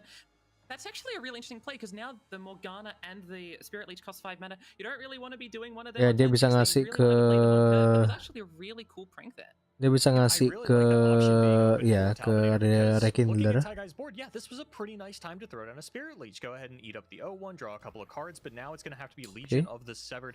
I didn't quite catch that one. It could be Morgana, it might be the Rekindler if Taigai's looking for later on in the game combo plays, but looking at the hand of Talpinator Spids, we're not seeing a lot of action. They've done a pretty good job up until this point of maintaining their board and getting the portals accelerated, but from here on out, it's a little bit of guff unless we see a big draw off the Portal Palooza. Talpinator's got a really concerning hand, but there is that opportunity to go like below what Taiga is trying to do. We see the Hate Spike and we see the Death's Grasp, but because of the things like Pytos in the hand, you need to target your 4/2s and your 2/2s to make sure they're more likely to go through. You're going to see the Trinket Trade come down, see Wallop, Early Bird. Early Bird's probably taken. Thank you, Skarzig, for making sure that it would appear as much as possible. Probably going to try and get this Rekindler, and if it was targeted by the Rekindler kebuang lagi. Gila sih si Talpinator hokinya nggak karuan ya. And Talpinator might not even jadi Taigai sih sungguhan. Turn 6 just to give Taigai another opportunity to draw either the Mordekaiser or the Rekindler, and that's something that we talk a lot about with Early Bird is some of these decks have very specific top ends. You know, I don't think there's a Ruination in Taigai's list. Let me just confirm that real quick. And that means that it's always going to be either Rekindler or Mordekaiser that is hit by this Early Bird. Those key combo cards for Taigai. Great hand control by Talpinator. Good. We do see the Hate Spike come down, making sure it's on a 4/2 instead of the 3/1 to try and deal with the possible pings. We're going to see the Electro Hub drop the bomb. Because they're slow speed, they can't interact with this. And I mean, like, we're not going to talk about center possibilities or anything. The drop the bomb is going to be a decent option for future, though, dealing with certain things. But the Nora does come down, which is going to feel unfortunate for Talpinator because this was a Nora they were trying to protect for a little while. I'm curious to see if Talpinator Morgana does use to drop the bomb this turn. Not so much out of a necessity to kill one of these units, but more so to set up for the potential of the turn 8 top deck Riptide Rex. It's a very common play in Jin Bandle City when that was even harder to try and organize. And because Taigai has tapped out, you can get this drop the bomb out before something like a Glimpse Beyond comes down. So this is a very, very good time to use that drop the bomb. It's almost like everything's going up for Talpinator with this position, dealing with the Scholarly Climb and making sure that you're not able to try and kill something. Talpinator going to continue to curve out here, finding... I saw that ada Pythos lagi tuh. Was another Early Bird for a second. That owl cat just sitting square in the middle of the picture of both of these cards really had me sweating for Taigai there because I think double Early Bird would just destroy the hand of Taigai. Coba tadi dia dapat quicken dulu ya. Noranya nggak mati. For Taigai to have 3 additional cards in their hand to take aim at either the Mordekaiser or the Rekindler. Quicken and Pytos are both really, really difficult options. Typically with cards Menang like ini Quicken, you want to make sure Tapinator. that whatever you're recalling gives Ininya you a mana jauh lebih advantage. bagus That's one way of daripada getting si a massive Taigai. amount of tempo, not only on the board but also with the mana. But the way Morgana works, where she makes Talpinator spend 4 mana just to play that card, meaning that if you Quicken Morgana, she's still actually giving a mana advantage to Taigai in that instance. We are going to see the Quicken be taken to try and do some defense, maybe interact with Ini Morgana bisa langsung attack kalau mau. the grasp, but very interesting and difficult decision to make. Definitely interaction pieces that you need to be thinking about. Taigai's going to go in for an open attack with the Morgana, just heal themselves back up to 20. Talpinator's got a couple of chump blockers available, not too attached to the Otterpuss or the Conchal. It just depends on how much Talpinator wants to try and threaten the life of this Morgana with damage-based removal. And it's just going to go ahead and take it. 14, not too different from 17, says Talpinator. And now we're going to get the Portal Palooza. That early bird is still online, and something that has to be cognizant of. Riptide Rex coming in, set up for turn 8 already with that drop the bomb. Bisa Taigai win ini kalau gini. Oh ya? Guardian as a big beefy unit that is able to try and deal some damage on turn 7, be a little bit pressuring. We do see the early bird in hand, but harus draw sih si Taigai. This is the turn that you wanted to play early bird, right? You wanted to get it just before the turn 7, but trying to threaten the mana, get all of these awkward advantages whenever you can. Very, very interesting play and very just so interesting, right? This is one of the things that I think you can analyze to all end. Talpinator has first action on turn 7, so they actually can wait on this early bird until, like, have it come out as the first action on Taigai's turn. Wait for them to just draw as many cards as possible to see if it's the Mordekaiser, because nothing would feel worse than Talpinator right now than playing this early bird. Karena ini round 7 loh, dia nggak pakai burungnya tuh agak gimana gitu. Okay, dapat Yeti. Though is that you haven't seen this deathless keyword yet, which means you know that it has to be something on hand right now. If there were 2 rekindlers and the second one was top decked by Taigai, you could end up missing the specific rekindler. That's one of the few things you have to work out with, like what could be top decked versus when you want to play it. Taigai seeing this early bird, I'm pretty sure this is the one generated from something, so Taigai's probably hovering over it, seeing that it says like generated by Trinket Trade, and has got to feel awful about this. We're going to see the Glimpse Beyond to try and find something to cost extra mana to protect this rekindler. That's a wild play to me, because the only things that are going to fit the bill are other Rekindlers or Mordekaiser, and surely you'd rather lose that Rekindler than Mordekaiser. It's a very crazy play, but if it was another Rekindler and it did have the possibility, the death, what's called the deathless keyword would have been maintained. We're going to see this 5 mana Spirit Leech Morgana lagi. Morgana. We have seen these Mordekaiser decks that are typically so reliant on Mordekaiser still be able to play for that alternate win con of Morgana. We've seen this multiple times throughout the tournament, so seeing extra copies is kind of nice, but Taigai doesn't have the power that they want going into Talpinator's massive power turns coming up with the Burblefish, Plaza Guardian, and Riptide Rex. I guess Taigai was just making a calculated decision that, okay, even if I draw Mordekaiser here, I'd rather lose that potentially than my Rekindler, and I'll start to just play for, you know, the multiple Morgana angle that we've seen a couple of these players. Yeah, Talpinator bagus banget. The easiest angle to chew through this board that Talpinator has established, which is going to get even gummier thanks to the Portal Palooza. Is there a portal on top? There's 2 actually. And another early bird picked up for Talpinator. Skarsgård has got to be celebrating. He's probably like jumped up and down every single time that he's seen this card. It's definitely something that has been excited to see all day. But Talpinator going to have a really threatening attack on the coming turn. We have this Riptide Rex that'll deal with a lot of this board going into these other 0 mana developments. And Taigai doesn't have a lot of defensive potential. Dulu they do have these things like sama Talpinator. Try and deal with some things, but none of them kill Rex. None of them are going to kill this Plaza Dia Guardian. bakal keluarin yang elusif dulu. The Death's Grasp. So very Plaza Guardian. And I'm starting to get a little concerned for Taigai when we look at the next turn. It's not going to be Talpinator's attack token, but the board is going to get destroyed by this Riptide Rex, you know, assuming that they feel like playing fair and equally distributing their cannon barrages amongst Taigai's board. Wah, ngidro Talpi. And we're getting to the point where we talk about this Mordekaiser combo and how it's so powerful, but if you don't have a board to go with it, if you just throw down a Mordekaiser into nothing, that's not a winning line. Bisa di stun sih. You really need that combo potential, and that requires you to maintain a board state going into it, ideally with some additional summon effects that Taigai might just end up losing here. We didn't end up seeing the grasp used, even though it would have been able to kill the Plaza Guardian before the Dragon Boon gets applied, meaning that Taigai's thinking about just either taking this damage or blocking it, needing to keep the mana for future. We do see these two Explorers blunders in hand, but none of them trying to get rid of the keyword. We're going to see Morgana heal up a little bit. This damage isn't too much right now, but Taigai doesn't have great defensive potential going into the future turns. Taigai's going to need to draw something. Bisa draw si... bisa turunin Deathless gitu. Dari pas pasti. And even barring the early bird, Rekindler's currently still Astaga, drawnya. Had a champion die just yet. This Morgana's been sitting here persisting, and unfortunately still very far away from her level up condition. If production could flash that for us, we'll have a better idea, but I imagine can't be more than 4 out of 8, as we're not seeing the second part of that arrow start to glow yet. So even if Taigai were to get out those multiple Morganas, get this one into the death pool, get the Rekindler, 5 out of 8, never mind, looks like it's a little bit higher than I thought. Bukan. Tambah +1/+1. But that does mean that there's still has to be a hate spike or a Death Grasp fired off before the multiple shackles can come out. Alpinator's boons have been really good so far. They got the perfect Burblefish boon of the +1/+1 and the 2 strength, making this Burblefish that normally does 2 damage, dealing 5. Ya, dia ngeluarin yang 3 mana ini harusnya. Shoot off the hate spike, but shooting off hate spike and all these like self-sack cards can be really awkward into what Talpinator's got with this 2 damage removal and the 1 damage removal. We're gonna see this come down. The Riptide Rex dealing with the board, trying to kill all of these units, and even the Challenger going on it. All of these boons are so powerful. Oh, and funny enough, there's not actually going to be an opportunity for Talpinator to respond to this because the stack is full. Even if the sacrifice had gone down onto the Ceaseless Sentry, there's no room on the stack for Talpinator to use the group shot or the pie toss. But it looks like Taigai calculated it out, and I guess more shots were going at the Morgana, and this is just nggak bisa keluar itu.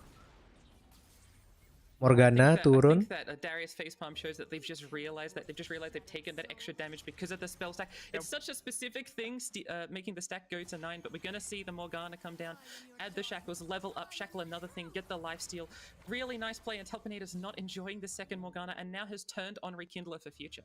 And once I said it, I realized that okay, attack, 3-2-nya kena damage, mati. Which is funny for a Karma set player, one of the most prolific players for filling up the stack in a situation like this. But thanks to the level 2 Morgana, we are going to get to kill the Burblefish with that level 2 ability. And again, the hand of Talpinator not looking particularly threatening. That Yeti that came out of the Aberration is going to be a little bit of an issue for Taigai to deal with. Anjir, elusif. Second Riptide Rex, never mind. Talpinator has drawn a great threat here. I really want to point out from that previous turn the use of the Grasp, and not putting it on that Plaza Guardian a couple turns earlier, seeing that in this instance it would be able to be used against the Riptide Rex to prevent that open attack fear. We're going to see a spell put on. Bakal dikasih kayak. Get rid of this 6 mana card that does give a read that there is no 7 mana card in the hand, and helps Talpinator feel a lot more secure. We can see on the face Buaya lagi, what is in your hand, Taigai? Okay, heal. The Vengeance will be protected by the Spectral Ironhound. Talpinator still has mana for Riptide Rex and an elusive that can make it through to connect. Gonna go in for the attack, not unshackle their Plaza Guardian, and Taigai has to know that something is up here. They're thinking, okay, you're holding up 8 mana. I know what's going. Never mind, we're gonna see the shackles come out, make sure this extra damage comes in. Talpinator realizing that, like, hey, I probably can't get this Riptide Rex through. If you've got cheap cards, that's going to include ways of interacting with this elusive. So I'm just going to unshackle this. And because it's got fearsome, it either has to be interacted with spells or blocked with Morgana, which you don't want to do. Taigai going to preserve the health on their Morgana, not using it to block down the dog, which now will eat the Morgana. Bakal masuk. Unless Talpinator plays out this Yeti, or no, the Fey Bird not going to do it, would not be stronger than this dog. So actually going to heal up the Morgana. All 3 Explorer spells in the hand for Taigai. Rexnya bakal turun. Even at this stage of the game, Spids, how impactful would a Mordekaiser even be? At this point, it doesn't really do too much. We'd have to see the level up progress, because okay. if it's quite high up, it would be nice. But we haven't seen that many units die on the side of Taigai. It's been so many nggak cukup ya? Apa cukup ya? Things discarded from Taigai's hand. It feels like he's only played like 7. Nggak cukup karena dia buang ini ya, buang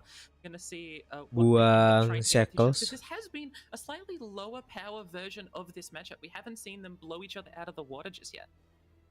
This is one of the big concerns with the deck. We talk about that Mordekaiser needing to come down on curve because, again, like we just mentioned, Mordekaiser akhirnya. I guess you actually don't even sacrifice the husk. I think regeneration on your Mordekaiser is an extremely appealing option, and it's not like it's just Taigai, right? Talpinator's up to this lumayan. Mordenya dapat Dragon. Many copies of Lord Broadmate. These tools that would help you lock down the game and secure your victory. Both players just not drawing the best cards in their deck, and hopefully again we can get a flash on the. Nah, ini Tai guys sudah bisa ini sih. Sudah bisa bernafas sedikit. That you can get done, and so many players cutting the 5 attack units from these lists really hamper the level of progress of the Mordekaiser.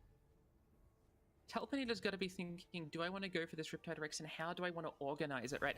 And it's really difficult to try and Dia bakal narikin 1-2. If only 3 procs go on it, it means that the Mordekaiser will stay alive, or even 4 procs. Mordekaiser will stay alive and then be able to regen back up. There is the extra pings in hand, but there is the opportunity for that to not pan out. We're going to see the attack come through. Deal with this bot a little, that heal on Morgana, keeping her alive through things like pings. Deal with the bot, trying to see what could end up happening. 1, 2, 3 mati sih. Very defensively, but he doesn't have the opportunity to try and pressure all that much. If Taigai... Oh, we're going to see a couple of group shots down onto the Mordekaiser. That's going to be 5 damage on the Mord, which is enough for Talpinator to finish it off with the drop the bomb, the pie toss, and the perilous pastry. Very interesting play. Making sure you're using it before the units die, getting the extra damage from it. Taigai doesn't really have a way of interacting with this. There's no sort of defensive cards. These decks aren't on form up. There's nothing you really need to be scared of. The only thing that could like help Taigai in this situation is dikasih it doesn't feel as bad. But as soon as Taigai draws his nggak Rex dong, nggak cukup mananya. to try and get things to happen, Talpinator answers with it and still has that Riptide Rex to punish in the future turns. And Taigai doesn't have a lot going on. Oke, bakal pakai ini dia. Importantly, we talk about you draw Mordekaiser in a situation like this. It's not that great. You don't have a lot going for you. Level up nggak? However, now Taigai is level up dong. themselves to a Rekindler top deck. With Mordekaiser in the death pool, that unit drawn does start a massive train of advantage for Taigai that Talpinator with this hand probably will not be able to stop. And the question now is going to be, does Taigai have a read on the Riptide Rex? Is it going to be a block and a vengeance to ensure that no damage is coming through? But Taigai still not drawing that Rekindler, and they are one of the players in this tournament that is on the full 3 copies. Don't see the vengeance come down, meaning that this Rex-nya turun. we can see Riptide Rex try and deal with this board a little. And Taigai did hover a spell on the stack. Talpinator sudah nggak punya hand ya. They know that 2 of these cards are explorer spells. Nggak masalah, Rex-nya mati. Is another spell that can be played for less than 6 mana. I mean, all of them can be played for 6 mana or less. Kasih tough sih. Mountainous Vigor or Chemtech Blight come down, and we're gonna see how these procs line up. Is Morgana gonna die? It does seem that she will. Now Taigai has a difficult decision between the Vengeance and the Death's Grasp. Going to use the Death's Grasp once again onto this Riptide Rex before the... Actually, it's Tough that was picked up, not Deathless. But now Taigai at the mercy of Talpinator's board and hand, which again, this Yeti, such a threat. And yeah, you could argue that it did eat up a draw for Talpinator. Maybe they'd be a little bit lower in their deck. They'd have a tangannya. Something along those lines. Tinggal drawnya Taigai apa doang nih. Difference maker here, and these explorer spells for Taigai just not paying the dividends. Astaga, jelek sekali. Of the Severed, another poor top deck. It's a poor top deck. It does block the 5/2. It's better than drawing something like a Hate Spike, which you literally wouldn't be able to play. The portal play down, probably going to take, I imagine, keyword removal for if Deathless is going to be applied on something in the future. But we do know, you can see that Deathless wasn't applied. Nggak apa-apa, Noranya bisa dikasih ini. The choice mechanic, but we are going to see Blunder come down to try and deal with other sorts of keywords. We're going to see Nora come down, who is leveled, will need to get hit by Vengeance probably, and it's going to be a really slow game. What are the top decks going to be? Ya, bisa di Vengeance. I mean, Taigai is just one Rekindler away from really starting to pop off, especially now that the Mordekaiser is leveled. It's a very realistic win condition. Sampai draw Rex lagi sih, gila sih. Of Riptide Rex is a potential top deck. Actually, Taigai picking up a Hate Spike as well, so could really deny a lot of damage here, but still hanging on to that Vengeance. No, it is going to be a different committal on the lines here. The Vengeance will go out onto this Yeti, the Hate Spike onto the Nora, everything coming up Taigai in terms of preventing damage this turn, but bahu drawnya Taigai. No hand except for a Husk, and no hand except for these useless Explorer spells. Gila itu. What a crazy game. The final ones in Worlds. This is P8 all reliant on top atau Yordle Portal. It's probably going to be the Yordle Portal here to try and get another unit. Fey 8 also develops another unit. This increases Talpinator's clock by so much. Instead of being on a 2-turn clock, it's probably now going to be a 1. We're going to see what ends up being taken. It is going to be the Fey 8 because getting a 3-1, I think it's a 3-1, a 3-2 spell shield is going to be quite powerful against what Taigai needs to do. There needs to be a draw here. Anjir, nggak hoki anjir.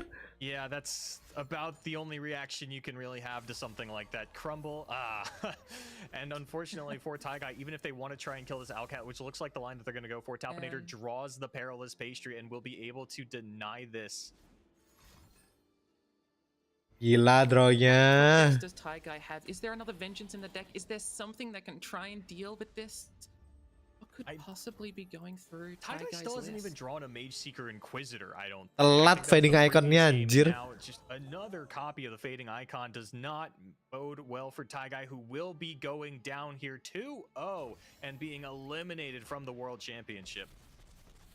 The Dark Horse showing why they should be respected, bringing this anti-meta lineup and being able to dominate every single player they try and deal with. Talpinator definitely showing why they're so good at this game with very, very clean play. Oh my god. We've seen the use Drawnya si Taigai jelek banget sih. Every single look for an out was possible. We're going to send this over to the analyst decks to Drawnya see how this spell can be broken down even further.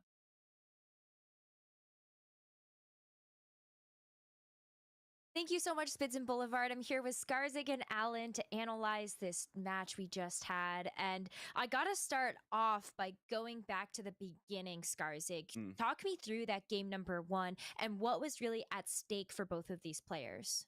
In game number 1, Ini si Nekra kebanyakan kedip. I think that it was correct for Taigai to Dia silau kena lampunya kali.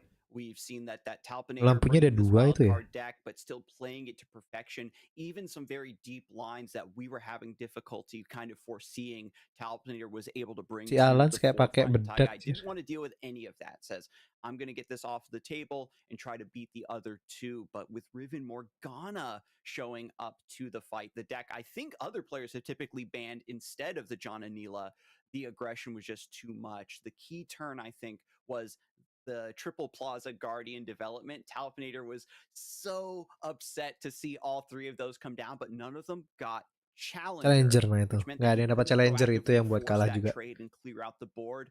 Matanya hijau nih. Itu udah pasti softline ya hijau ya. It's just too many things to deal with. The essential part for the Morgana Riven is to get your opponent to the point where they have single-digit HP, and you, like Skarzik mentioned, having multiple threats on the board, where you have to respond to potentially with even 2 spells already on the stack, and then they can go with their might, with their stun, on top of the overwhelm unit, and just present you lethal in the other way, where you can no longer interact with it, having that protection with the Black Shield. And we clearly see in this game having that early Riven, leveling up, setting up the extra overwhelm units, having the backed up might with the binding. Like there were so many tools for the Talpinator to just close this game. Yeah, and that leads perfectly into the fact that he went for the Blade of the Exile on Riven. Instead of going for the open attack, wanted to juice that attack even further, passing priority back to Taigai and saying, I don't think you have it. I don't know if he had the sickest hand read of all time or if he's just that audacious. I'm going to go with I'm going to say both, actually. Both can be true in this situation. And Talpinator, as I think everybody has been saying up to this point, really has maintained that main character arc, that plot armor. And I feel like it just has such a strong case to move all the way to the end. But in that game number 2, it was very back and forth there, Alan. And it came down to the top decks in those final few turns. Was there anything that Taigai could have top decked that would have been able to win him the game? Or was it just all coming up for Talpinator? Talpinator had a really great setup on turn 5 with the drop the bomb, setting up the Rex, which he didn't have in the hand yet. He played with his whole deck.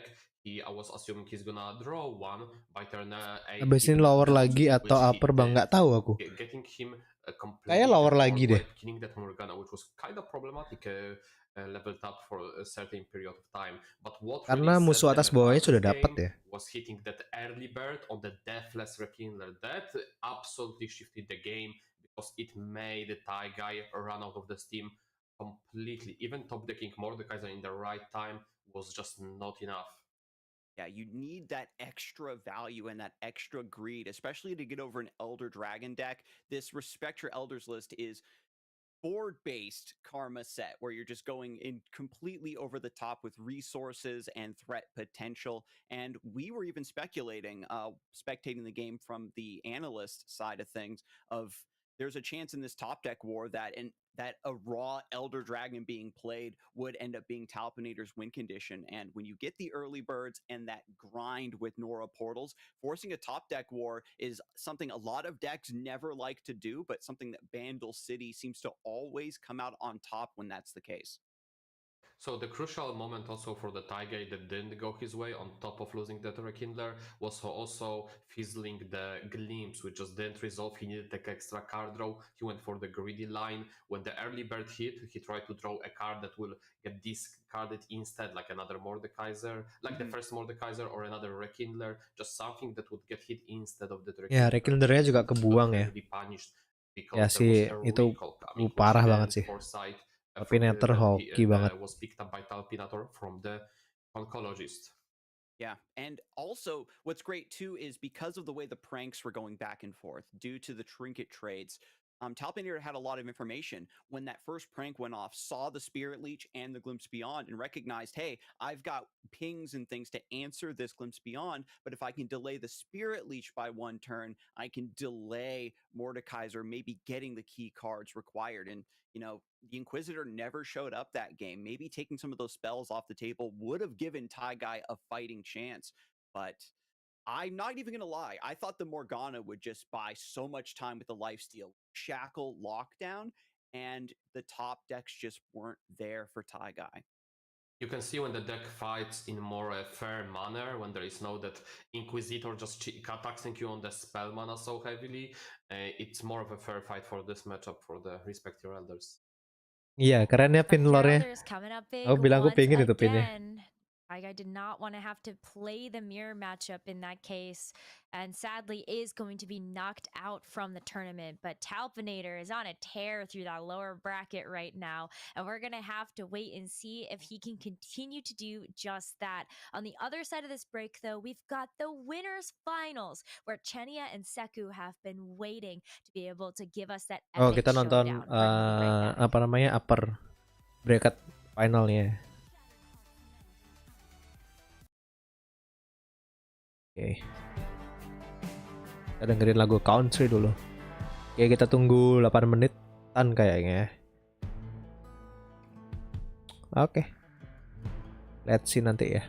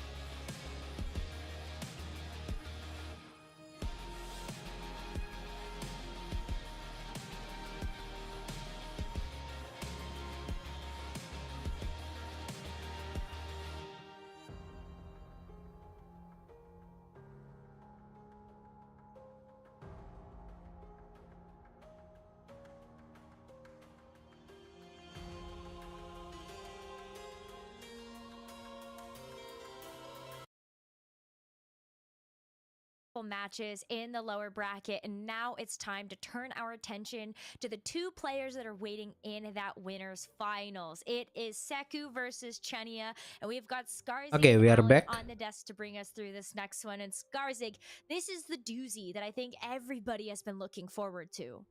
These are two incredibly strong players. If you were ever doubting over the first 2 days of competition, you have to be convinced by now that they are the cream of the crop, and the lineups are also nothing to sneeze at. Listen, we've seen some great games from both of the players in the recent 2 days, but man, Seku against Chenia, who would you put your money on, Skarzig?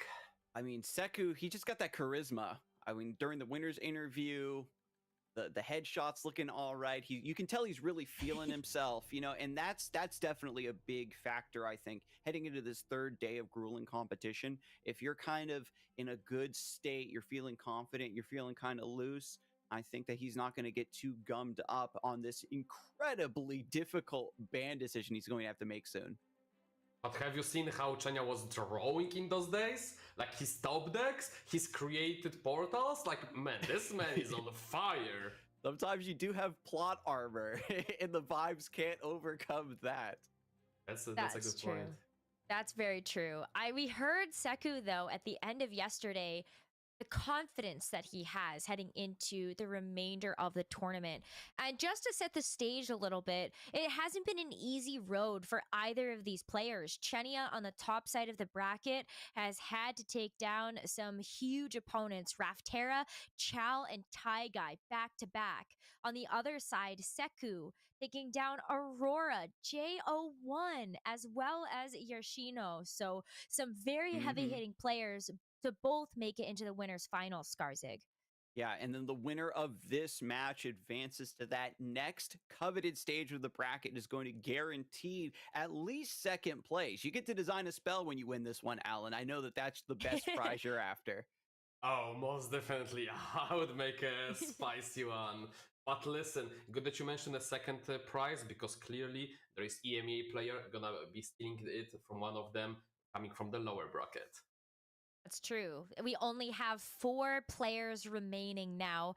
We know we're going to be seeing Seku and Chenia up next, but following that match, we have Talpinator versus Yoshino, both of them being able to make it into that top 4. So congratulations to both of them as well, and they still have that second life to be able to make it into that grand final. So I am pumped. Seku versus Chenia, these awesome lineups. Skarzig, you mentioned that this ban phase is going to be a difficult one. So I'm just going to let you and Alan get right into it to talk about these lineups and why that is going to be so difficult. So let's go ahead and call out the elephant in the room. Got 2 Poro Kings here, Alan. And we saw earlier that Seku maybe doesn't really like to play the mirror after we saw how difficult it can be when one player gets Poro King and the other one does not. But at the same time, Poro King is still very well positioned to take a free win off of Karma set. We've got a weird rock, paper, scissors kind of developing. Yeah, most definitely. And if you are in the Seku position and you've paid attention how Chenia was a drawing champion so far in those 2 days, man, I would be actually scared not to ban the Poro King going into Chenia. Yeah, the Elder Dragon, I think, has been one of the most unsung decks where Seku has just been bullying people with it. It's very strong into other Poro King decks, you know, Shyvana versus Poros. Poros is a matchup that goes back pretty long ways, and that might force Chenia's ban. The Shyvana Elder Dragon just wants to curve out. We've got and usually in the olden days of dragons, right? They really didn't do much up until turn 3, turn 4, but over the course of time, Demacia has gotten some fantastic yang ini. Ini jago ini Seku. Pioneer gives you some play and some gila gini menang terus dia ya. Decknya yang aneh-aneh. Yang nggak sesuai meta. And Dragon Guard look out for rallies. Yeah, we've seen this gentle gem dragon just scanning these units. Yang dia bawa Poro juga nih. Kemarin dia menang lawan J1 ya. Going into the Warden Nikonar deck. This deck was a big surprise so far, performing very well for Seku. going quite strong, eating all his opponents so far up with it. Yeah, we've seen like Jax Orn, for example, try to go for this board-based, stat-based Freljord idea, but Nico takes that and just puts the jet fuel into it to try to beat down even faster. Meanwhile, this version of the Poro King is running Yuumi. That means that some additional threats like Daring Poro and Pouty Poro do become some extra utility and threats for this list. Just only one copy of Sunburst, however, you can already tell that Seku wants to be the one in the driver's seat. Man, I want to see some Zolani beatdown finally. 3 days and there was 0 Zolani beatdowns. Come on, man. One time. Players just respect it too much, just like Fizz Yuumi. A lot of players feel like they have to leave this deck up. You expect it to take maybe a free cheesy win and try to 2-0 the other deck, but we've also got a preview about how this can kind of play more control. We've seen how Fizz can choke into some decks, especially if it draws too much of the top end, like drawing double Battle Fury, and your hand starts to clank up. You are lacking those cheap spells that allow you to protect that Fizz. Hopefully not gonna be the case for Chenya this time. Oh, Chenya, ini 2 orang yang bawa deck aneh ya. Oh, Chenya kemarin kayak menang lawan itu pakai Poro King-nya juga. I don't know if Seku feels as though he can win this mirror, or if he'll just leave the Poro King up and let the cards fall where they may. Regardless, I think every single potential matchup we could see is going to be incredibly exciting, Alan, and I cannot wait to see what the players do when confronted with the threat of Seraphine Karma set. Absolutely, Skarzik. In terms of Seraphine Karma set, we've heard yesterday Seku talk how he was targeting this type of lineup, but again, Karma set is a bit worse position into the matchup of the Seku, but this deck has a bit more wider variety of the spells that allow you to clear those early threats that Seku would be able to throw at the Chenya. So definitely should be a bit better into his matchup, into the Nico and Poro King, but the same deck will be going worse into the Elder Dragon version of the Shyvana deck because it lacks the amount of the recalls and the palms that the regular Karma set does have in its tools. And we'd have to make it plain for our viewers at home as well, right? The players go in with the best intentions trying to target a certain deck, but Ionia PNZ just has so much utility that if you aren't able to capitalize on that early mid game where your deck is strongest, as soon as that Sunken Temple or a set sticks to the board, the control and the ability to establish any sort of threat potential can very quickly evaporate. Seku going to ban that Fizz Yuumi, and Chenya is the one that is going to ban Poro King. Jumping now into game 1, we've got Seku's Nico Gnar versus the Poro King. Nico Gnar lawan Poro King. In hand of the Seku, which could be crucial going into the Poro, because again, once the Birdie Nice drops, yang bawa deck anti meta pada kuat-kuat. You can have that little nothing that Chenya could do against it in the late game. And once the Poro King comes down into play, you're kind of incentivized to keep developing Poros in order to get more snacks. If the Poros aren't big enough and Chenya has to develop into Buried in Ice, it could be a game-losing disaster. Ini antara Nico atau kucing. The plucky Poro. Hopefully this buff lands in a good spot. Okay. We have a pretty solid opener from Seku. Getting that 1-drop is pretty crucial. 2-3. Necro progression. Okay, bakal attack. Some cats, Nico itself, with the harsh winds for the later. Not a very good throw early on, but also Chenya doesn't have a 2 of the hand, missing the crucial cards, which is the Poro King himself and some snack to scale your units up. You can trade Dia bisa drop si kucing. Start scaling your Zolani for late game. Sometimes when you miss out on those early snacks, going wide and swarming is a perfectly fine replacement game plan.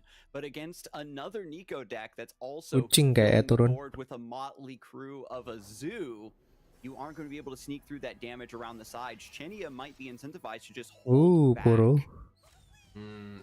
Bakal di drop sama di block sama Omen Hawk. I'm gonna be developing that's shortly trying to get a Nico level up. Potentially turn 6, we could see leveled up Nico swinging, already buffing your board.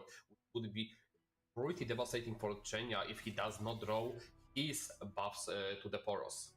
Hawk. Seku debating whether or not he wants to get rid of this Daring Poro. Is this really going to be a big threat down the road, or saves the Omen Hawk, wants to keep that to get credit for the Nico level up? Seku's already mapped out how this game needs to go in order to spell victory, and once you get this 6-wide board with Nico's level up and AoE buff, that seems like a pretty turun situation to me, Alan. Oh, nggak turun plandernya. Menarik. Subtypes developed. Just need and we see a dog pick up. So this is gonna be on turn 6. Most likely flip on the Nico coming down. If we're not gonna see some kind Nico of turun harusnya on those units that came from the Seku. Meanwhile, Chenya's hand is just a bunch of more 1/1 Poros, no scaling whatsoever. Yeah, Sunburst finds a great target there on the Yudolski Snow Dog. Nico comes through, figuring out her disguise now. Chenya maybe seeing a small delay here on decision, getting a little bit of a giveaway that this is a Nico coming through. Obedient Drakehound, just to get that credit for another dog and a reptile. Is Drakehound dual? Poronya turun dong, Poronya attack dong. I actually have no idea, but it's gonna be great on this board. It's gonna be great on this board due to the fact that it's just no pings coming from Chenya. It's just a dog. It's not a reptile. It only counts as a dog. This is pretty good given that Seku's dog has been removed, so replacing it with the 4/1 quick attack dog is as good as the snow dog. Doesn't buff your deck, but still will be pretty good on this board given it's a quick attack, have no good traits, and Chenya has to start chump blocking with his Poros, which you really hate to see. And what's great about the early game, you assume it's just going to be a lot of 1/1s and 2/1s crashing into one another. But because Seku has this additional angle with the Precious Pet and the Sinister Poro, getting fearsome, getting a little bit of chip damage, every little bit counts. Chenya has no reliable healing in this list, despite being in Targon. Top decking another Poro. Chenya needs to really find at least the Barbarian minimum that Poro snack to scar. Udah berapa ya ininya ya? Poros coming in for 1 damage are not really a threat. And Seku, looking at the top deck, potentially leveling up Nico next turn will be pretty detrimental for the 98. coming Tritail in. Elusive. And this is such a massive board already coming from the Seku. Chenya is in a very, very bad spot. Absolutely disgusting. The Tritail getting massively buffed thanks to the Omen Hawk and this full suite of different subtypes in play. Sayang nggak draw Poro Snack. But he still needs to draw it. On the other hand, that's a Poro Snacks generation. Quite a bit expensive though. What do you think about that Aurora Paralis addition to the deck, Skarsnik? It always ends up being such a strong hit. Semua nggak level up ya? For snacks, but I find that in the games where you do draw in and you're able to play it, you seem to not have the dua tangannya kurang you can get it done. You Borealis here, and you have to wait till next turn to get the snacks, and this is already after all of your trades are being forced down. I'm kind of looking now over at Seku's side of the board. We've got Bird, Cat, Poro, Dog, Spider. And I believe he is one short of flipping Nico.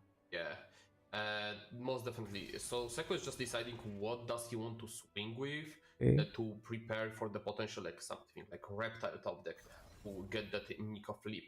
We definitely swing with the Overwhelm, we definitely swing with the Fearsome, and the dog will get automatically put into the combat once we see the other swings. So the only decision was, do we swing with the Hawk, do we swing with the Cat, and do I want to trade those units off for free? And Seku decides that he's struggling a bit on the board size, so he's completely fine attacking with those. Yeah, once you kind of have gotten credit for that subtype, attacking to have it count for Nico, trade down on the board, this second deck hunter in hand will certainly find the final subtype for Seku. Dia bisa kasih health. Somewhat lethal. We see that he found another Elosi from the Poro. But the amount of the damage he needs to put in is quite big because it's still 12 HP. We're looking at 2 damage at the board, and we see that Seku has a way to interact with it. 2 Poro Snack ya dapatnya ya. Which Chenya might be looking to set up 2 turn lethal, so he needs to put Seku at 6 HP, develop blockers, and try to stay alive. But the problem is this Tritail, 9/6. Dapat Reptile, Dragon. Yeah, Chenia, I think, has one copy of Cosmic Wonder. I'd have to double check Dragon. that. Some versions do not run that card. Maybe when they run one or they run two. And yeah, Chenia does not have it. Only 2 copies of Sunburst. So stun there. He has Telstones, which could provide a hush, which is a decent defense into the overwhelm. Does not yet draw. Meanwhile, we see Seku being able to find a Nar now. He finds a dragon, so he'll be able to level up that Nico on his next swing. So unless Chenya makes some miracles play right now, he's in big trouble. Ya, ini Seku menang sih kayak harusnya. Looking for more swarm, has double snacks to get some blocking potential. Chenia knows that Seku needs to develop one more subtype in order to level Nico. I wonder if Seku's going to take this bluff and say, well, I still have a big overwhelm unit in play. I'm still +2 regarding attacking around the sides. I think I might take this round N and swing on you. Chenya needs to definitely set up the lethal over 2 turns, because if he tries to take a slower angle and he does not develop anything, like he's not staring at the better board next turn, he's still looking at the lethal with this hand.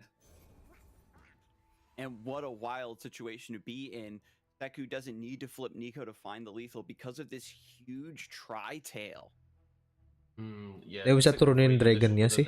Providing that extra threat coming early on, even if you don't get to level your Nico, you still have your win condition up. Oh, genarnya yang diturunin. No need Nico level up. Yeah, just give me a tri-tail with a bunch of other subtype units, providing the utility of buffing it. And we have to go back to the beginning, definitely, Alan, to calculate how much damage, right, the Precious Pet and the Sinister Poro have pushed through, because Chenia got no early snacks to begin scaling, to actually threaten to trade down, to block Fearsome. It's all coming down to this point. Dikasih masuk. Chenia can swing through with 2 damage, and Seku is going Nico-nya to level up ya? pouring out of the gate with this next attack token. This level up ya? swing 3 times, which is 6 damage. On top of the Fearsome Poro, that's another 2 points of damage. This is up. This is I damage from 2 1-drops coming down. That's a lot. On top of the overwhelm, those 3 units single-handedly carrying your victory right now. Now with the attack of the dragon. Wow, Seku's even going to develop the dragon. The fused firebrand has spell shield getting even larger. And we're gonna see a elusive coming from the Seku in the form of Nico. Oh, kurang 2 ya, pas. Ooh, Nico is 4 out of 6. We're sure it's a 5 out of 6 white yet, so should be flipping. But we see also a Yordle now in the play. Yordle and dragon should be able to do it. Yes. And then we'll have see elusive, which Chenya needs to block as well, which also takes away the win con from him. So here is the AoE buff. Nico is a gigantic elusive unit that can be blocked, but the extra point on this overwhelm and a massive dragon besides forces Chenia, even if he's able to survive this turn, to sacrifice all of these Poros. It might be a little bit too slow on developing any Poronya sudah mati semua. In sight to begin hyperscaling these Poros to stand up to this Nico onslaught. Yeah, Chenya is just trying to stay alive at this point, but like we see that Precious Pet being such a crucial unit in the his board, where he needs to sacrifice even his elusive Poros to stay alive. And there is no win convent. Like, even if you find Poro, even if you find Zolani, does Zolani make it? He has nothing to back it up. But like, the units will be Kasih masuk semua. Nar should be probably the highest HP defended coming next turn. So I'm not sure how huge Zolani will be, but it will be definitely above 10 damage. So we should allow Seku to still be alive on top of having harsh winds. So he should definitely be feeling quite safe here. Another Poro stories, another development of a wide board. It has to be Poro King off the top to even pretend to have a chance. Yeah, and we need to see some frostbite snacks to be able to do anything at this point. Picking up this black. Saurian, okay. We see the black shield on the side of Chenya that are just piling up in the hand. They are not doing much against Seku. They could be useful if we see Zolani come down on top of the challenger, but like if Seku knows the deck list of the Chenya, he'll know to Zolani right away and oh not enggak the priority Poro to Chenya to cast deck shield in response. Yeah, Nico blocks a Daring Poro. Another Daring Poro is 3 damage. Nico can't block quite yet because we see on the Chenya side there is a challenger Poro on the Plucky Poro. Dah Seku win ya, Seku win So kayak. technically, if we play at the Poro sled, we can hit another elusive Poro on top of the impact. Could be lethal. Meanwhile, we know that Seku has a harsh winds which will be able to stop that.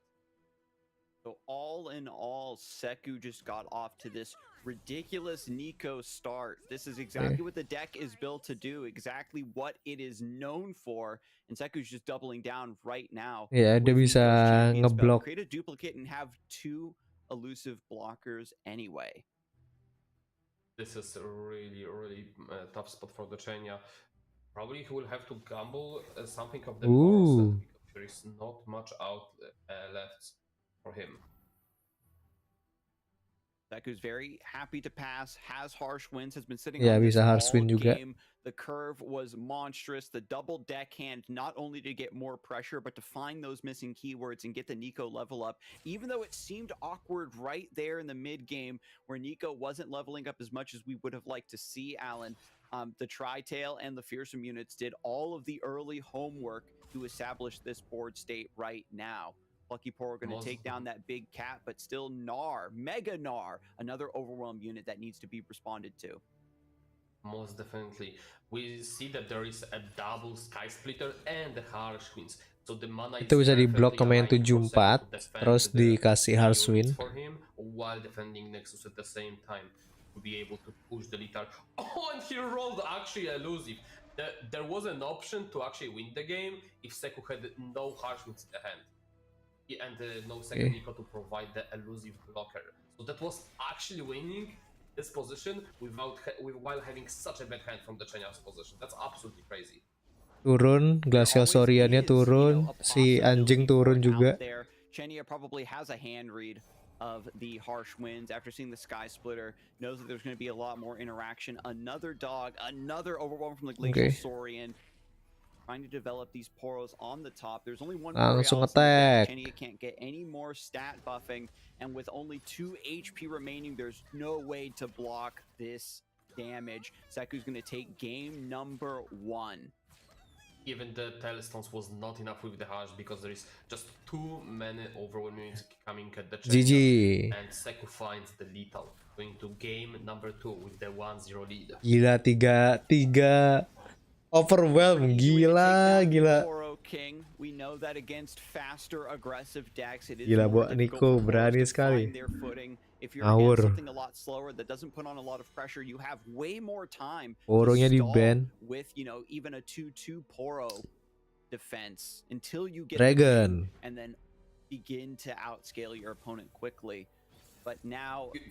Kenapa Poro di bawah turun sih? Sampai final loh, final upper bracket loh Poro, 2 Poro ini. Berarti kuat loh. Rio, jangan salah. And that doesn't mean a good way for Poros. The Shyvana Dragon deck are looking hungry right now. Even finding Ruined Dragon Guard, so there is still some early game play. Seku debating keeping the Gentleman's Duel in a single combat just to have responses to Poro King when he comes down. But Chenya has the King potentially for his curve. Bagus drawnya. Chenya's going to count to 5, and Seku is also going to be counting right along with him. Bagus drawnya. Yeah, look at this opener from Chenya. He has all the different Poros. Lonely Poro generating another Poro. Nggak tahu juga sih. Around 5 level up on the Poro King. On the other side, we can see there is. Ini bisa dihajar dulu sih. From the Dragon side, just carving out into the Challenger Dragon, trying to take out the Poro King when it comes down. However, Seko needs to find some 3. combat picks. We see only dragons, which can be a big downside of the deck when you don't. Tapi harusnya Seku bisa menang sih. Habis ini identifies correctly that the way to turun. beat dragons is to run them over early. I Yes. need to swarm, I need to beat down before Shyvana comes through. Shyvana turun. Begins to control things with strafing strike. Getting the affectionate Poro is key here to pull the next single development to the side. Shyvana turun tapi langsung Remind me, does the Poro di sunburst ya? himself count towards his level up? He does. Yeah. Needs to be other Poros. Has to be other Poros. But if you play him unleveled, he'll begin to create normal Poro snacks. Oh enggak, so oke. Still the threat of some scaling, especially because level up, round 5 level up, Poro King. Chenya could have went for the removal of Shyvana, decides to instantly pay the extra Poro to go for that flip on the. Soalnya kalau Poro menang, nextnya kan Karma set. Kemungkinan besar bisa menang. Jadi kalau sama aja kan endingnya tetap harus lawan Poronya kan. Flipped as soon as possible is key because you get the special snack, which is cheaper, easier to weave into your turns, and the longer you wait to get the Poro King down, that's one more draw that Seku's going to get to potentially have a combat trick. The single combat fortunately comes through here. Ini turun naganya, yes. A little bit too big for the current dragon board to deal with. And we see Hot Dog coming for the Poro King. So they style parting those snacks, and we see that there is a follow-up from 2 Poros that will be able to generate even more. Question is, do you attack with the Poro King here as well, just to apply a bit more pressure? You run into that single combat problem. How safe can you keep this Poro King? The Screeching Dragon will get a block, Fury will activate. Nah, habis ini mana 6. Susah, berat habis ini. With this pepper snack, he will become a 6/6, maybe a 7/7. Dragons are so good when they're able to outscale, but there's a chance this Poro King might get too big. Ya pasti poti. Terus ini di single combat dulu. Just straight up lethal here with the Hot Dog, but opts to keep the Poro King alive just in case of the potential death. But like if he does the straights, then doesn't the challenger grow enough where he can single combat the Poro King post? Harusnya yang kalau aku sih yang Poro Fly yang punya spell shield sih yang aku block. The Poro King and keep it from attacking. I should be able to control from here.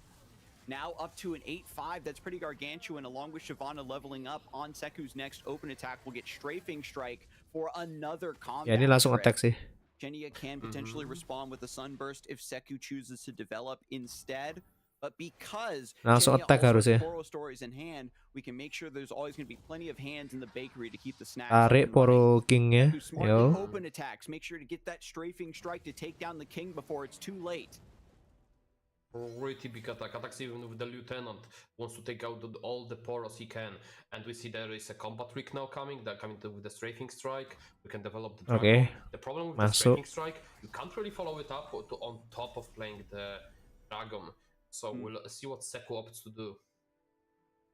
If Chenya passes here, maybe trying to wait out the Strafing Strike, threaten the a chance of having another Poro King, but it's just gonna go wide. Uses the Poro Habis ini yang ngurangi 1 mana itu turun. Kalau Dragon harusnya turun sih. These Poros are still going to be much wider than dragons. Seku down to 6 HP already. If he can't fill this board, if the Strafing Strikes aren't there, he will get swarmed down by the Fluffed.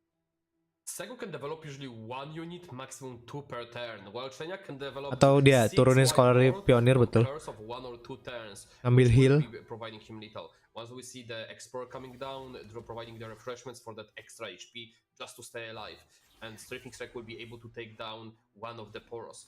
We can imagine that Chenya will be. Banyakin block, betul. Seku harus banyakin block. Developing a blocker against the 2/2 Poro, yeah. Yeah, definitely. And we see that Chenya just passed, making Seku waste the Strafing Strike, which is pretty big. Because all he can do is just develop a blocker. Go ahead. I was just gonna say, not using that Strafing Strike to take out another Poro is a massive there. Wants to float that extra mana to head into the next rounds. As long as I have parity of blockers in play, I'm not going to extend further and give Chenia more opportunities beyond this combat. Menang ya. And we see a 6 white Poros on top of Elusive, on top of Impact, coming in, swinging. And there is nothing, absolutely nothing Dragons can do.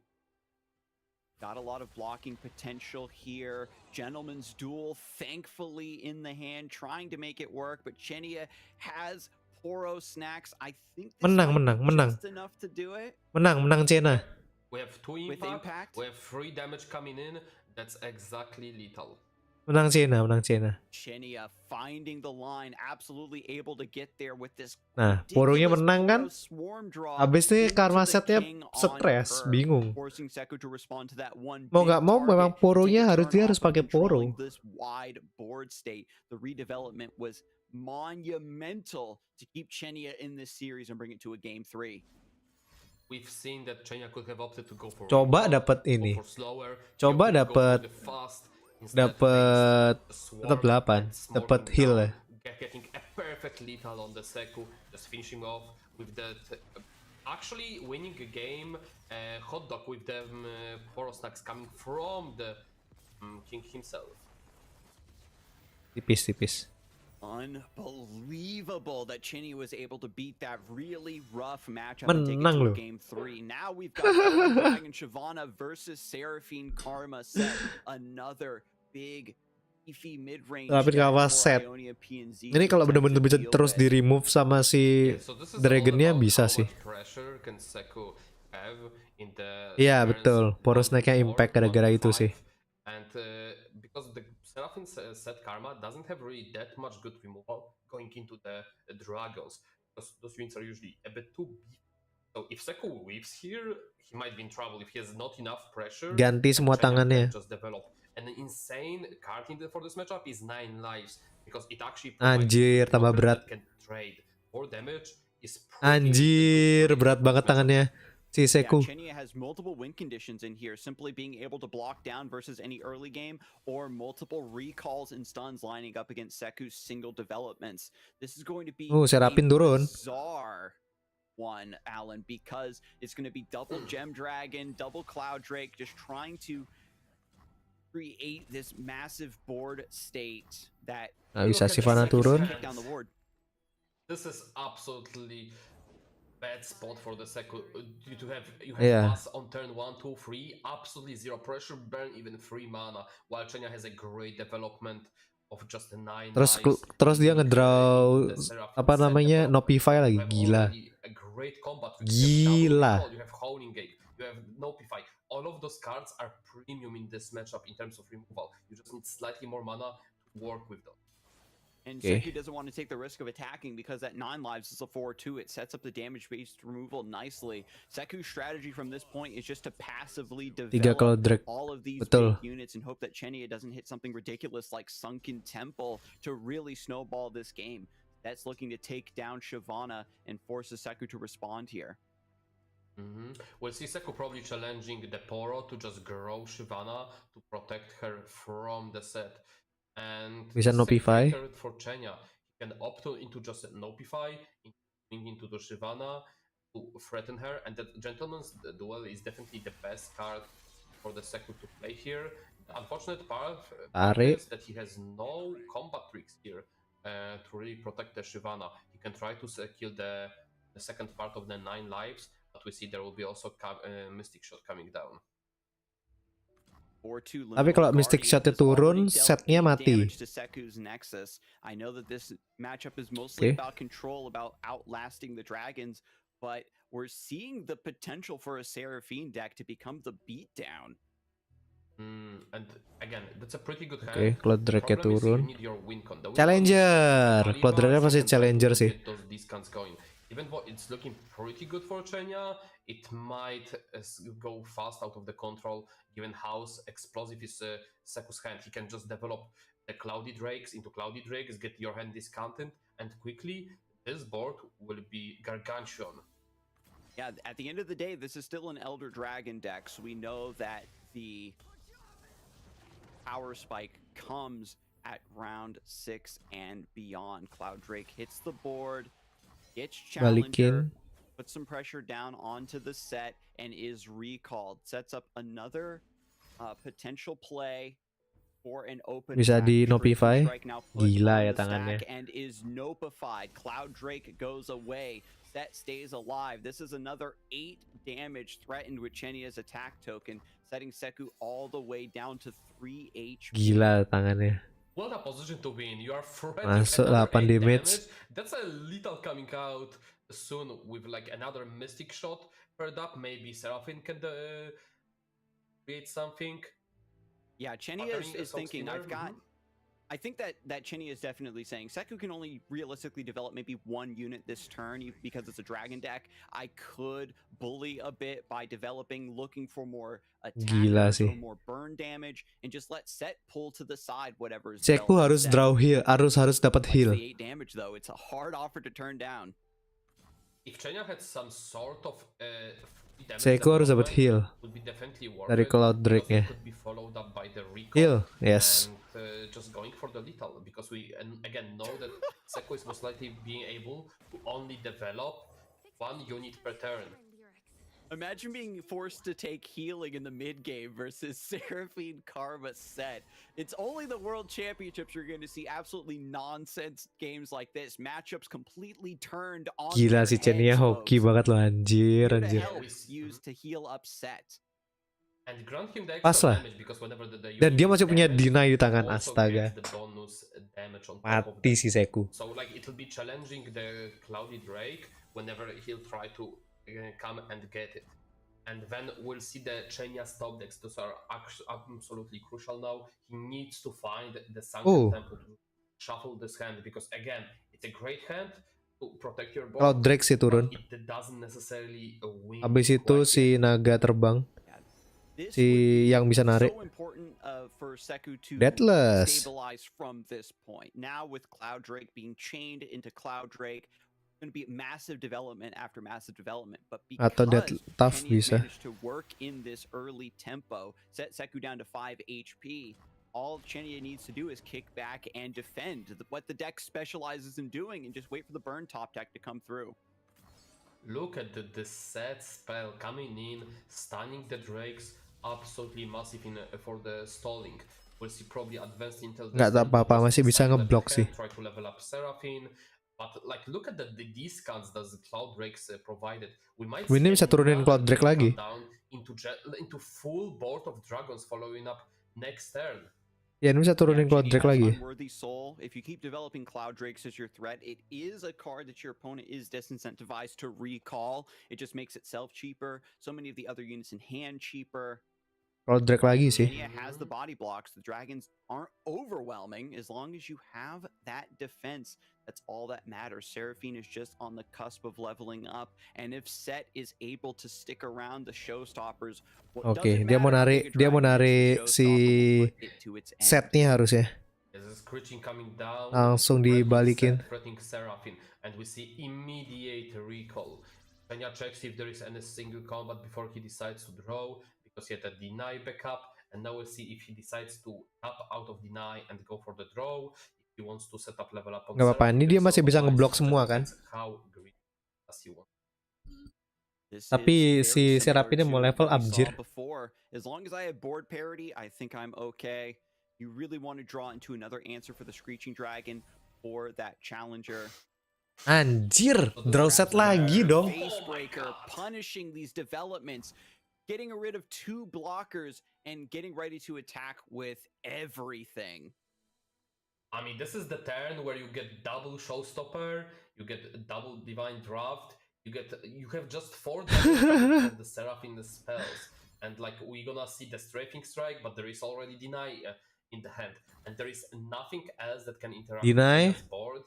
And Chenya is looking to level up Seraphine. This is where the magic will start happening. Set is gonna level up, Seraphine will level up, and he can infinitely draw quite a bit of cards, get it back up with the extra mana from the coin. So this turn looks really, really bad for Seku, even though he can develop quite a bit of discounted dragons. Chenya is just defying all logic. Heal.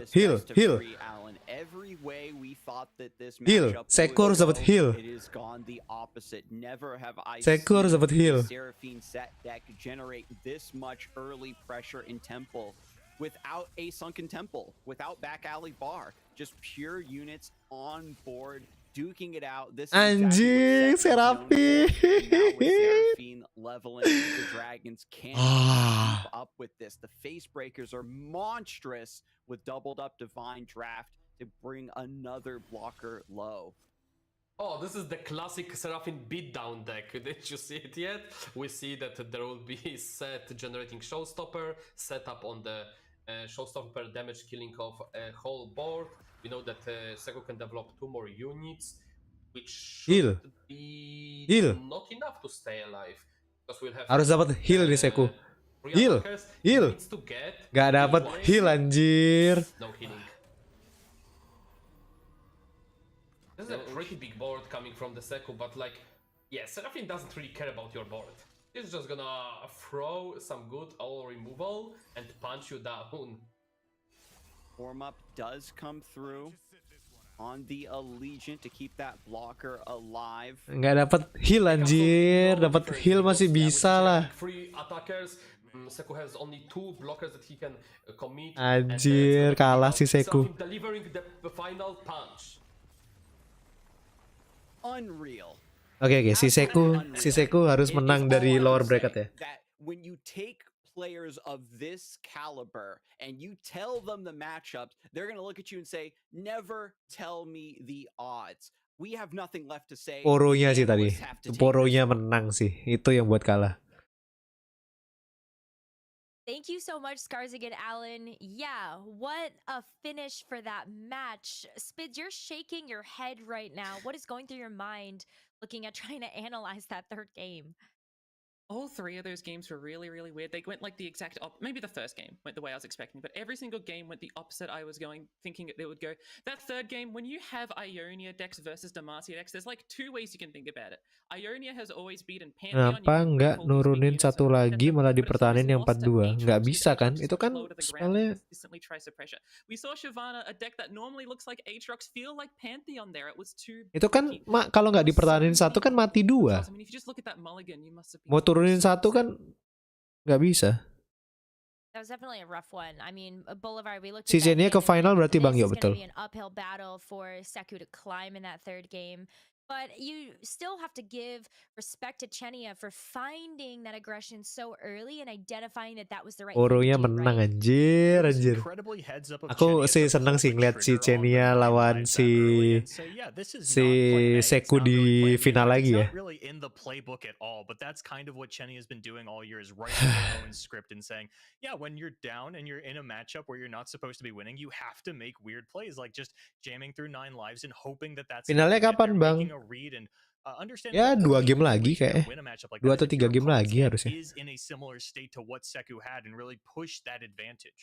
Gak mungkin, si Chenia tuh selalu nge-ban Poro. Dia tuh gak mau mirror match. And 9 lives does have different ways of showing its value. Typically, it's a burst blocker, but you don't need that as much in this matchup. If you can make sure you're using your mana effectively, then you're able to try and get as much value as you can. Seeing the hand, making an understanding of what these cards are doing. Cheniel was really, really clever with not only that play, but everything else throughout the para pemuja Poro. Bayangin loh itu Poro yang bawa deck Poro masuk ke apa namanya finalnya upper, berarti deck Poro memang bagus loh. Jangan salah kalian. Difficult game 2 and 3s that Chenia was going to have to find a creative out for. But it goes all the way back to, I feel like, the bans that happened for this matchup, where you look at these 3 deck lineups and was it the right call here for both of our players to ban what they did? What do you think, Spids? It's always so awkward because once you lose, you're like, okay, what could I have done better? What could have been the right play? But unfortunately, this results-based analysis for something like a ban is something you're not really allowed to do, because that feeling you get of losing those matchups would have been so much worse if those bans didn't end up being the case. So I think they were the right bans, but it always feels awkward, and you always have that in the back of your mind. What if I didn't do that? What if I did something very different from that? Yeah, it was sort of a call out on the side of Chenia saying, I really don't want to play a Poro King mirror, especially when Chenia is already at an inherent disadvantage. Anda nih dalil landmark gak di nerf ya pakai juga nggak sih? Mungkin ya. So I think that while the Dragon list from Seku looked like a mountain to climb for Chenia, especially given how Seku's matchups previously in the tournament versus JO1 went, who's on the same lineup, the Dragon versus Poro matchup looks abysmal for the side of the Poro player, and Chenia finding that very sneaky exact lethal thanks to double impact Poro was just massive. And yeah, you maybe could go back and say, yeah, Dragons looked so rough, maybe you should have banned it, but Chenia found a way to 2-0 that list regardless. The Poro King looked really weak throughout the first 2 games, right? It's this Swarm deck that doesn't actually get its Swarm going on until after around turn 7, but we saw Chenia find that opportunity to use Swarm early, but when we saw it against the Nico deck, Nico is able to Swarm so much more aggressively, so much earlier. Nico's Swarm potential comes around on turn 4, turn 5, Poro King 6 and 7. We have seen the issue of the clock and when you're actually threatening your damage be quite relevant all throughout today. Yeah, we've already seen the tempo get set by a few of our players to be just a touch faster. But that is what makes Legends of Runeterra so exciting, is when you do see that dance on the field. But Chenia, with that 2-1 victory, gets to move forward to the grand finals where he is guaranteed a 2nd place or better. So congratulations to him. Seku still has another shot dropping down into the lower bracket where he will be waiting in that loser's finals. But who's going to face him? Only one way to find out, and that's after this break when we go to our next match.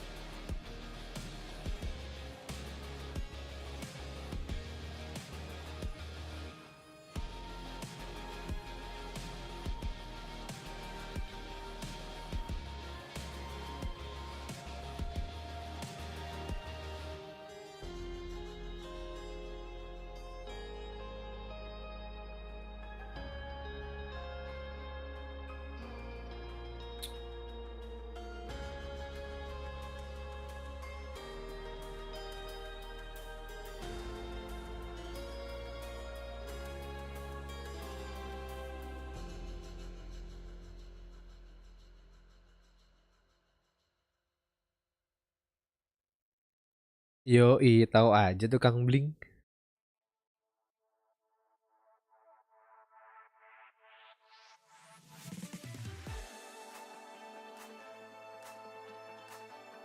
KDA.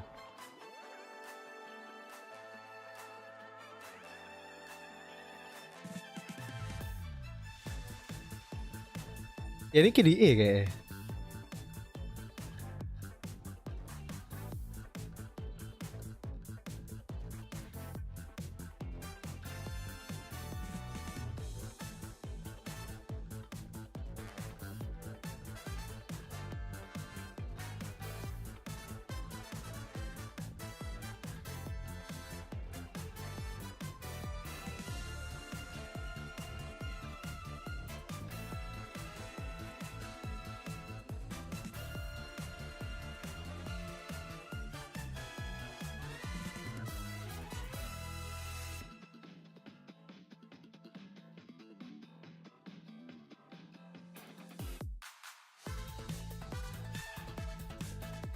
Ya disco ya.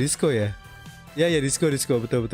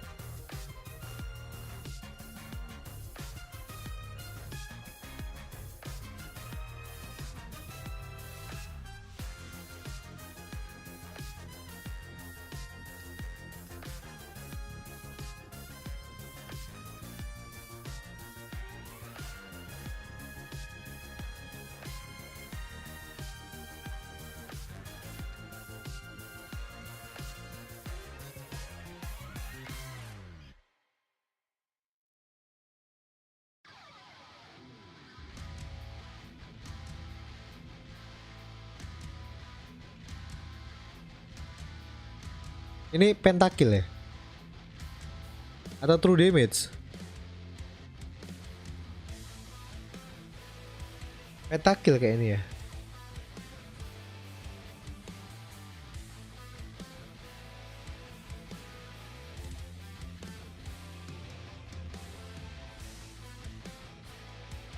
Pentakill kan? Yoi.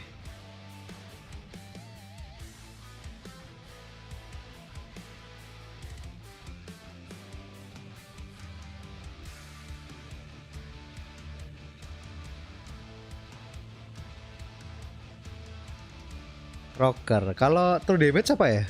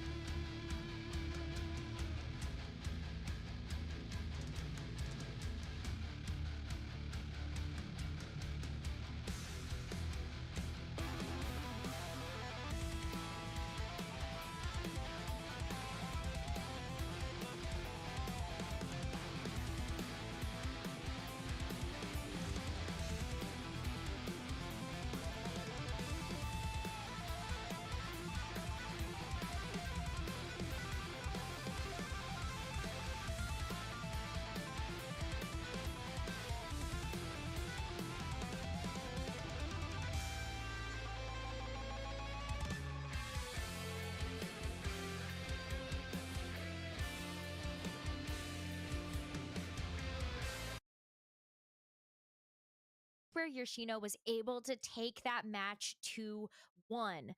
So was able to get the job done with that more standard lineup. And so I wonder, sudah mau mulai if that's gonna lagi. continue to ring true today. What do you think? Sometimes history repeats itself, udah masuk final sometimes ya, it does tinggal not. nunggu. Top Eater's gotta feel so sad that the only other person they have to play is the person they already lost to in the top 16. It's gotta feel awful. While Yoshino is probably feeling so comfy. I've done this before, I can do it again. Yeah, a player like Talpinator, who's been fighting tooth and nail to stay in this tournament, might be exactly in the mood for a grudge match.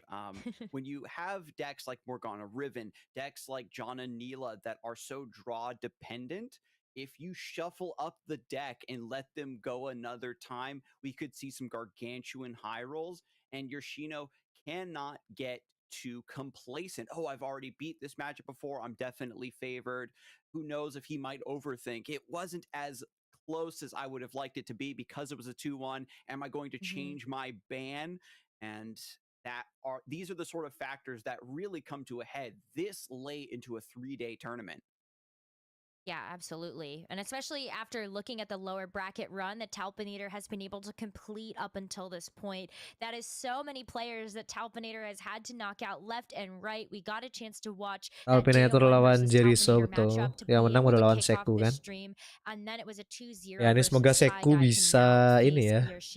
Bisa ngelawan ketemu lagi. It's been a lot of EMEA versus EMEA and had to knock out his compatriot in Shulu Flippy earlier on. But it's all about this next match here. Only one EMEA player can remain after all of it is said and done. So, Spids, Skarzig, I'm going to just hand over the reins to you so you can talk about this upcoming match.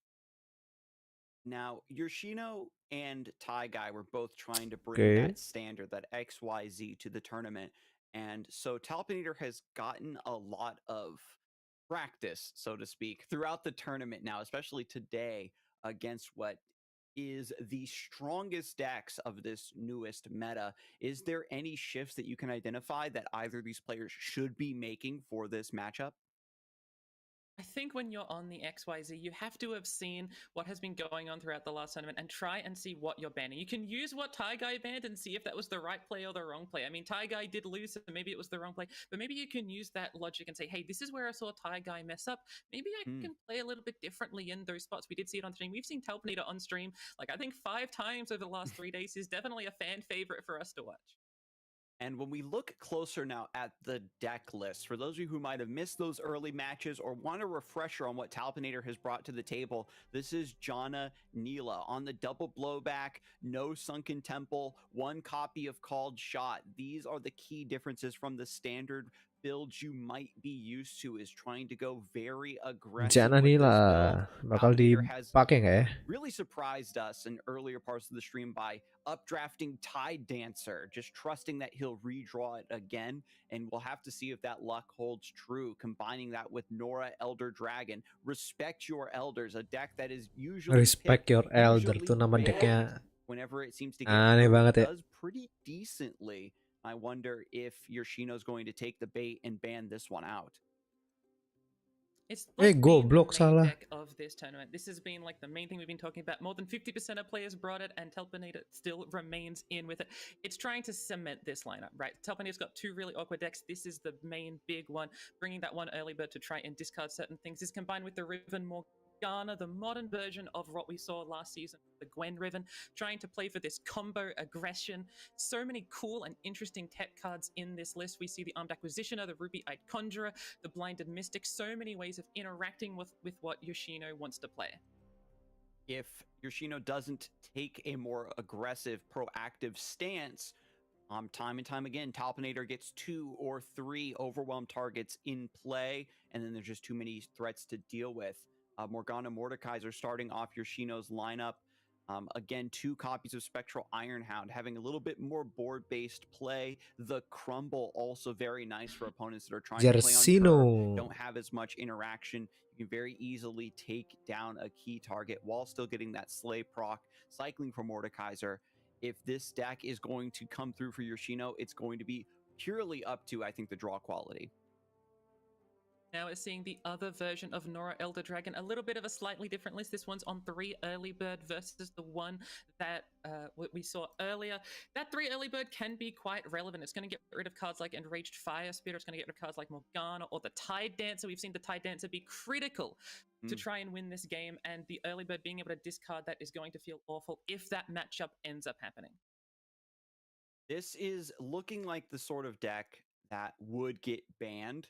But when you have this combined with Karma Set, you have these 2 incredibly late game oriented decks that are both hard to deal with. You have to take a big risk versus Karma Set. Can I put on enough early pressure before 9 lives blocks me out, or even Sunken Temple or Set comes through to really explode in the mid game to carry Yoshino to victory? These players have played before, like we said, and remains to be seen if they're going to stick with the same bands or jump in with a life jadi bagus. strategy. I think Talpinator has historically banned Karma Set. There's been so much going on throughout this tournament. I don't fully remember if that's entirely true, but I can imagine that being the ban. But Yoshino does have a little bit of difficulty. Are they going to go with what Guy went with?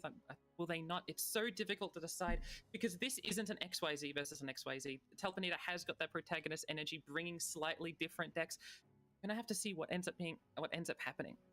Right, and Yoshino has been kind of light and breezy, been kind of rocking to his music, relaxing. Talpinator, you can see the look on his face. He's been playing some very, very hard sets to stay in this tournament, and I have to imagine that fatigue is starting to wear on him.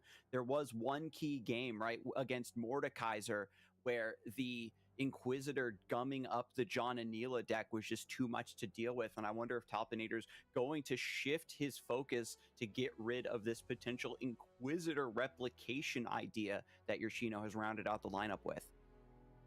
Telpinator's decks are so difficult to think about because they're so used to spending their mana in the way that they want to. If you're able to interact with these decks in any sort of difficult way, Telpinator really, really struggles to find their way out of that. When you've got these linear combo decks, the last thing you want to do is have efficient interaction pieces such as this like suppression guy that's cost 4 mana but makes you spend 2, so he ends up costing 2 mana, being a little bit overvalued in that sense. And especially against a deck like Nilajana, which has burn cards, that tough keyword can be extremely difficult to deal with.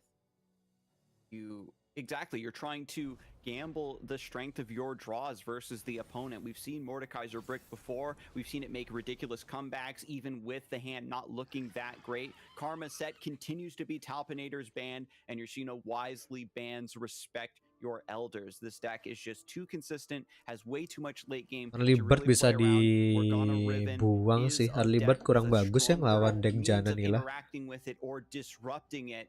Mordekaiser Morgana is probably going to get a pretty easy win, and it's going to be up to this Respect Your Elders to find a line instead. Yoshino opening up with it now. Telpinator's got a really good early curve, a 1-drop, a 2-drop, a 3-drop. That's all you really want to see in your aggro decks or in your slightly mid-range decks. We even see the Acorn come down on one. Might be answered by the group shot, but that does allow your units in future to be protected because Telpinator runs so many X1s and X2s. Terus bisa line up so well against Talpinator's early swarm ideas, and Nora is typically supposed to be giving you a lot of chump blockers, but with Nila having Brash, the Windborn Mariner and Exalted Cloudwinder having quick attack, this deck doesn't actually mind having to choose. Nggak ngeluarin konkologis, menarik. Goes for an open attack now. He historically hasn't valued Slipstream too much, but is more than dikasih happy masuk to harusnya. free chip damage. Oh, nggak bisa ngeluarin, nggak bisa ini juga ya. Gila, langsung ke draw loh anjir. Nggak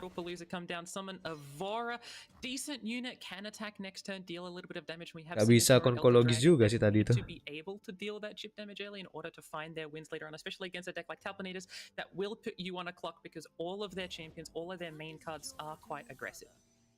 The early bird always is lurking on the sides. Getting rid of Tide Dancer, getting rid of that key win con for Talpinator could be disastrous right now. If it hits Exalted Cloudwinder or Divine Whirlwind, that's a lot of utility and potential card draw taken away from Talpinator. Fortunately, 2 Slipstreams are shuffled into the deck, can give him some reload soon. I wonder if Talpinator does want to take 3 damage now or just sacrifice the Vikrash. Yoshino's got a really interesting defensive hand. It's so many, just Broadmean for now is the expensive unit as well as this Burblefish, but 2 Wallops are going to do a great job. And when we get to around turn 7, turn 8, when the Tide Dancer comes down, when Nila might be attacking, doing at level 2, if you pre-commit that Wallop, it deals with so much of Nila's power.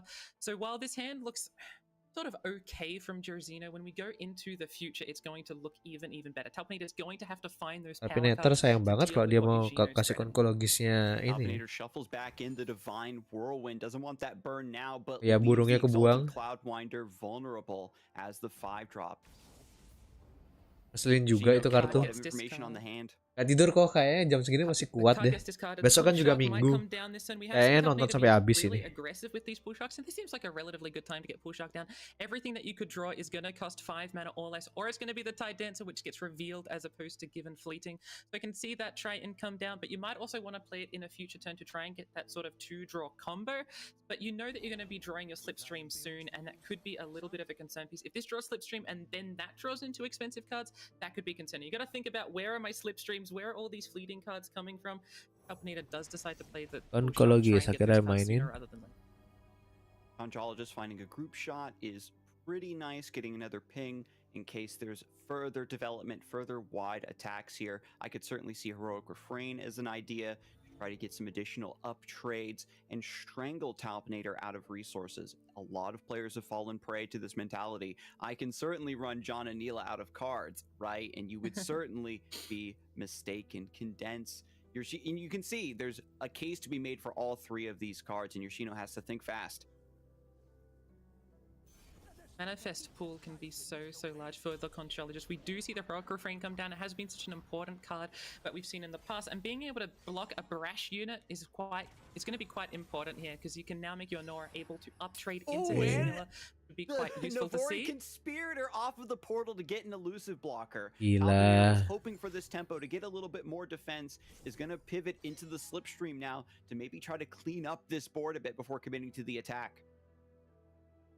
You see the cold shot drawn, and quite a good card to get fleeting on, because it's just like a 2-mana spender card. Put it something into the deck. You don't really care too much. It sort of like gets rid of fleeting on itself. Yeah, and does draw the future turn. But Yoshino, you can see that they're drawn everything they wanted to at this point. They got the perfect portals. They got what they wanted off the Conchologist. They're going to be able to go into the future turn feeling pretty comfy. And seeing this Nilla attack when you took this Rogue Refrain expecting this has got to feel quite good. Having the ability to uptrade into this champion is so key. 10 out of 16 we're seeing on the board now for that level up. And when she levels, you know, you're getting even more slipstream in the deck. When you're attacking, you're getting free AoE damage, free chip damage. But Talpinator, continuously wanting to value the slipstreams in this matchup, knows that it's going to be a value grind fest. With one slipstream in the hand, there is a small case to be made for maybe kicking back on this pile of spells, but no, decides to commit.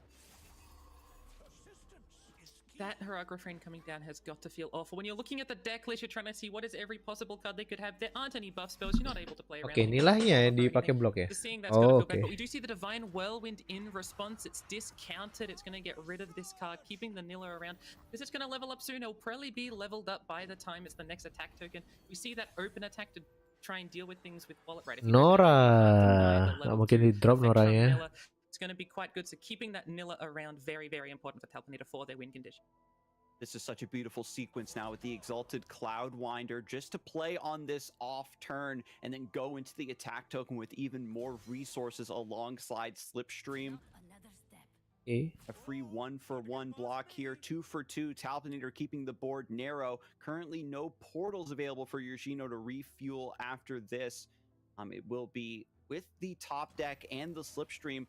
Nila should be leveling up. There's going to be a lot of damage coming out of the gate. Ya, Nila bisa level up. Jorginho has quite a few options for how they want to be defensive here. You are able to do the trinket trades. You're able to develop 2 Burble Fishes. If you even get another cheap spell, lagi draw 2 Burble Fishes and the Nora. You can also go for Broadmain. Say, hey, if I want to try and top deck something or try and get something off this trinket trade to deal with the board, that could be quite a line. We do see Talpinator do a bunch of drawing here. Get the Mayim able to put something back in and get the Master Lookout, which gets the buff because of all the draws that we've seen.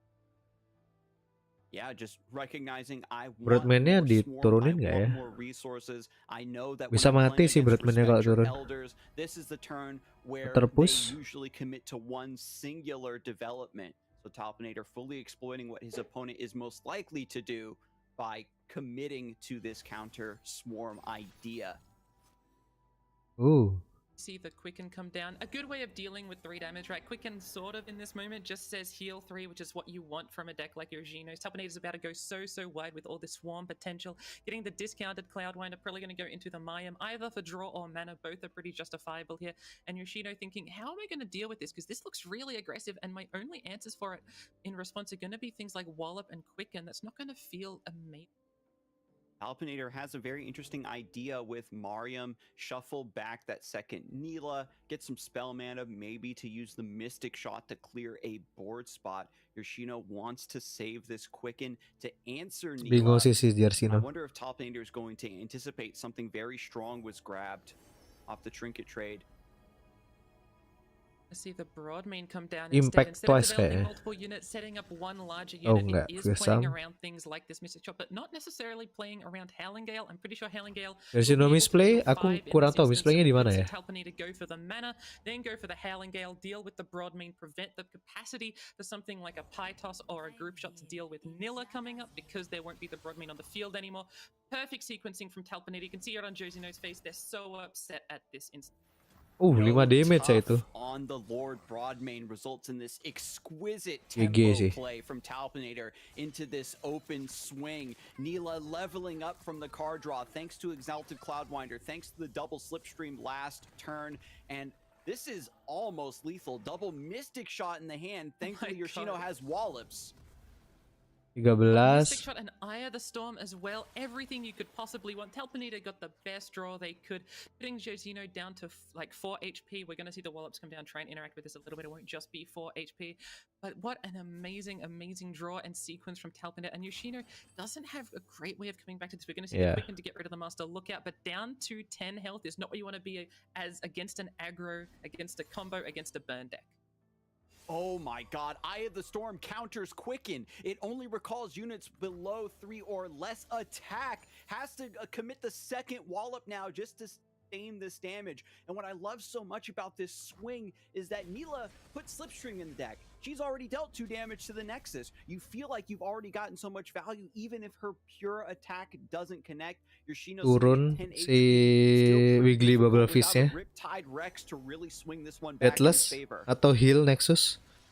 Deathless. We're going to see these Burblefish come down and they can create some amazing cards. This Bursting Backpack, not really what you want. It's not what you were really looking for. But if we can see something like a Pie Toss come down, if we can see something like a Group Shot out of this Burblefish, we can try and see something. So we're going to see Oceanic Will or Mountainous Vigor as options. You can go for the heal to try and be defensive, or Mountainous Vigor to try and deal with other things. We're going to go for the heal. We're going to see the Bandle Tellstone that is able to deal with one of these units, such as the Nilla, such as the Master Lookout. But Yoshino is going to have to try and rely on that draw and try and set up for a gila drawnya. It's not. Plaza Guardian maybe trying to find Challenger from the position. Who knows if it's going to get even more healing. Yoshino really needs this Nora to connect to potentially get more blockers. But as long as Nila stays in play, because she also damaged the opponent's board, there's not going to be a lot of ways to block Brash. Master Lookout, Nila, this is guaranteed 8 damage when they hit the Nexus, and Talpinator is getting into this late game scenario where all the slipstreams are allowing him to dig and dig and dig for burn. Blowback double Mystic in the hand. Just by crunching the numbers, you can see the lethal already there in game 1. Attack semua. Alpinator's sitting so pretty. They've got a full board. They've got nearly a full hand. They just have to wait and see what Yoshino tries to go for. Just, always asking for passes. Hey, if I don't need to do anything, I'm not going to do anything. We're going to see the Pytos come down on the Nila. We're going to try and see if this Perilous Fish comes down on the Master Lookout, try and deal with as many units as they can. But even when these units die, they're just going to be replaced with these Windborn Mariners. More 3-1s, more total aggression from Talpanita's side. Jorginho feel awful about what's happened throughout the last couple of turns. Dia bisa bursting backpack terus plasanya turun atau mau apa dia? If you get something you don't like, something with fleeting you don't feel like casting, you can just shuffle it right back in and dig again. There is still the parallel convergence lurking in the deck as well to double down on this wide. Plasa dulu kayaknya. It would be so hype if we saw Paralys's Convergence come down in Worlds. That card has never seen play for so long. Cold Shot's always been way too cute. Even from dia bunuh Brash-nya. Spell, it's rarely seen play. And if that came down, I would pog out of my god. Mukanya Talpinator tuh kayak, more passing, I imagine. Apa nih gitu. Josino's hand is so kayak orang bingung dia. These units and say, hey, even if you're 3 cards, itu dia lagi mikir tuh. Lagi ngitung dia. And so much mana to play them with more besides. Talpinator's probably calculating, okay, is there another Burblefish, the Plaza Guardian? Being able to take these 0 mana like Challenger your opponent to take another action. Challenger Strengths of John and Nila for sure. Yeah, you're combining discounts and card draw. It's got to feel amazing every single time you play it. We do see the Challenger on the Plaza Guardian. It's going to be able to take out 1 unit and keep itself around.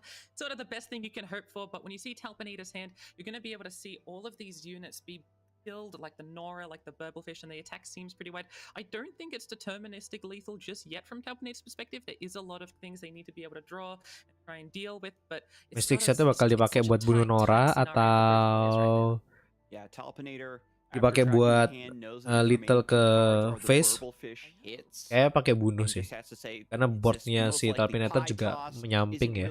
On the 3-1s to reliably connect to the Nexus and is calculating, okay, I've got Cloudwinder -1 unit being pulled by the Plaza Guardian. 23 kayak tadi, 31 ditarik, oke. Has to keep his nerve and not overcommit this burn to keeping the board narrow. Noranya di Mystic Shot.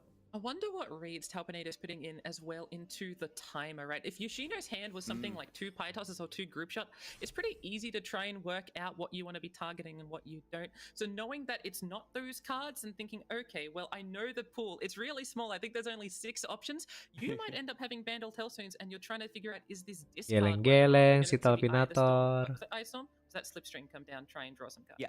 Slipstream into Eye of the Storm, an augmented Clockling, fleeting in the hand, a little bit awkward here, difficult to play both. I think you have to Clockling and commit to Mariam to shuffle something back in if you want this Eye of the Storm to not leave your hand.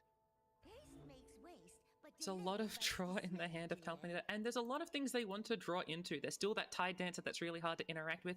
There's that Parallel Convergence, as you were saying, extra copies of Burn. There's another Blowback, another Mystic Shot. I think 2 more Divine, just 1 more Divine Whirlwind, as well as bunuh orangnya future draw biar cards. nggak dapat unit. Mystic Shot come down, deny the portal. That could have been one of Talpinator's lose conditions. Getting an amazing portal like the 4-2 Lifesteal unit would have been a massive blowout, so denying that portal is quite powerful. Mariam's just going to shuffle in the augmented Clockling, still 6 wide. Oh, dia nyari ini. Nyari tadi apa namanya spell shield. Bukan spell shield, apa mana spell ya, spell mana. But redraws the augmented Clockling back into the hand anyway, and that fleeting destiny cannot be avoided. Silent. Now 3 versus 6 on the stack. Yoshino with no pings, but still 12 HP. This is such a Talpinator moment. Redrawing what you updraft. This is everything that is done. He's done this like 3 or 4 times so far. The attack comes in, putting Josino down to 7 health. We can see 5 burn in hand, and healing is not easy to come by. There is the healing move. It can only appear 1 out of 6 choices. You're going to see the sign and come down, try and get some draw, try and get some pings to stabilize the board. Maybe a Riptide Rex, which we haven't seen all game. Weekly Burblefish and Nora, not what you want. They are defensive units, but you need to eventually find that Rex. We are getting a lot of resources and a lot of pings here. However, the Deathless Burblefish revives itself, creates a Poison Dart in hand. Yoshino has another option to get another ping to keep this board narrow. Janna is the pull for Talpinator, shuffling those other 2 cards back in and keeping that burn in hand. Slowly but surely, Talpinator's on this chip damage line, and we'll see if it can bear fruit.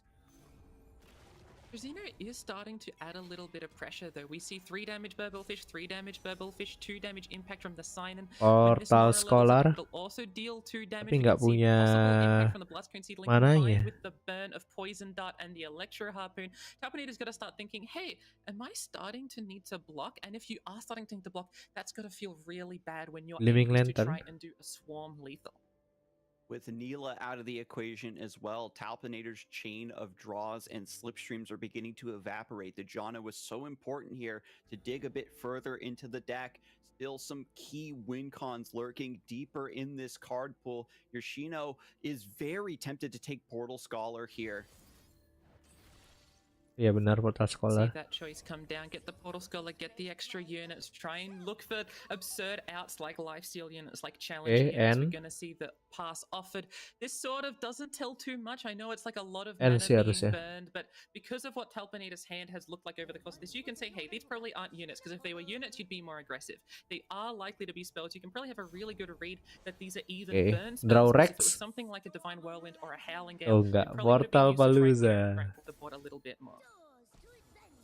Another Janna drawn, Eye of the Storm, a bit more Talpinator. Yoshino heal, Nexus, nice. Will slowly stabilizing. This is still game number 1. Both players are struggling to the best of their might to keep things going. Talpinator searching through the deck for a little bit more burn, perhaps, before this healing connects with the Nexus. If that did draw into a Mystic Shot, that would have been game right there. Talpinator has drawn so many Eye of the Storms throughout this game, as well as Slipstreams. Drawing 2 is their middle name. Attack semua sih finally find that Tide Dancer, finally find that way to add Brash to whatever they want. And Josino doesn't have good answers to it if they use up their attack token here. Talpinator's got free reign to play this Tide Dancer. All they have to worry about is burn now. They might shoot some of their own burn at the Dia mau bunuh Noranya atau bunuh Plaza Guardian yang narik Janna. Jersino menang sih ini kayaknya. Jersino menang sih kayaknya. Resolve. And yeah, it's going to be a bit harder to block down versus Brash. Helpinator doing the math, saying, hey, okay, I've got a decent hand read into your hand. I know what your burn ranges are, even if you get them through the burble fish. If it's something like a Bandle Bingung Talpinator, ayo. Waktunya mau habis, dikasih Noranya, dikasih masukin ini loh, portal. This tide dancer in a 6 white board, go for the attack, and I can even use blowback to get rid of some of these brash blockers. Nilla will deal some of that, and then Nila turun. do the other bits. 9, 8, nggak bisa ngeblok tapi remaining for Yoshino has been able to keep up a decent defense this entire time. Lord Broadmane #1 was answered by Howling Gale, and from there it's been pure defense. No Riptide Rex to truly swing this board back into his favorite, a clutch victory, has allowed nggak ada yang bisa ngeblok nanti. Chip away at this nexus, and the more time gak ada bisa ngeblok semua nanti nih. Itu kapal harus di answer sih. I don't even know how many cards Talpinator has remaining in deck before this parallel convergence comes through as well. We gotta talk about Talpinator and these one-offs. This Tide Dancer has come up every single time. Pusing Yoshino pusing ini, nggak bisa ngeblok dia. It's like Talpinator's addicted to drawing the Tide Dancer, and Yoshino's looking at this and thinking, "Oh my god, what are my outs? How am I gonna deal with all this brash?" We do see Broadmane, so if enough actions are given, Broadmane could be doing something to it. All of Talpinator's cards do take a lot of actions, but if you put all 3 spells on the stack, Josino won't be able to get any action. Incredibly clutch draw. Mystic Shot, blowback. Get rid of the entire hand, putting everything down on the table into the menang Talpinator loh. AoE Brash. And can Yoshino deal with this? Bandle Tailstones into Heroic Refrain, buffing these units just a little bit more to find some different Brash blockers. Plaza Guardian goes down, Sign In sacrificed, Portal Scholar also going down. Nora and Burblefish can't block the remaining unit, and Exalted Cloudwinder gets that final hit on the Nexus alongside the Mystic Shots. And I'm reminded of what we had earlier with the Is It Lethal puzzle. I think this one was relatively obvious once you saw all the burn drawn, the Tide Dancer, everything that was going on. Helpinator finding what they wanted in these matchups. You know, being the last vestige of the XYZ lineup. Gila Jananila itu kapal emang gila sih. I can try and deal with this now because I'm gonna get my payback. A massive point that's been proven time and time again for these counter lineups, for these oddball. Wah gila, susah lawan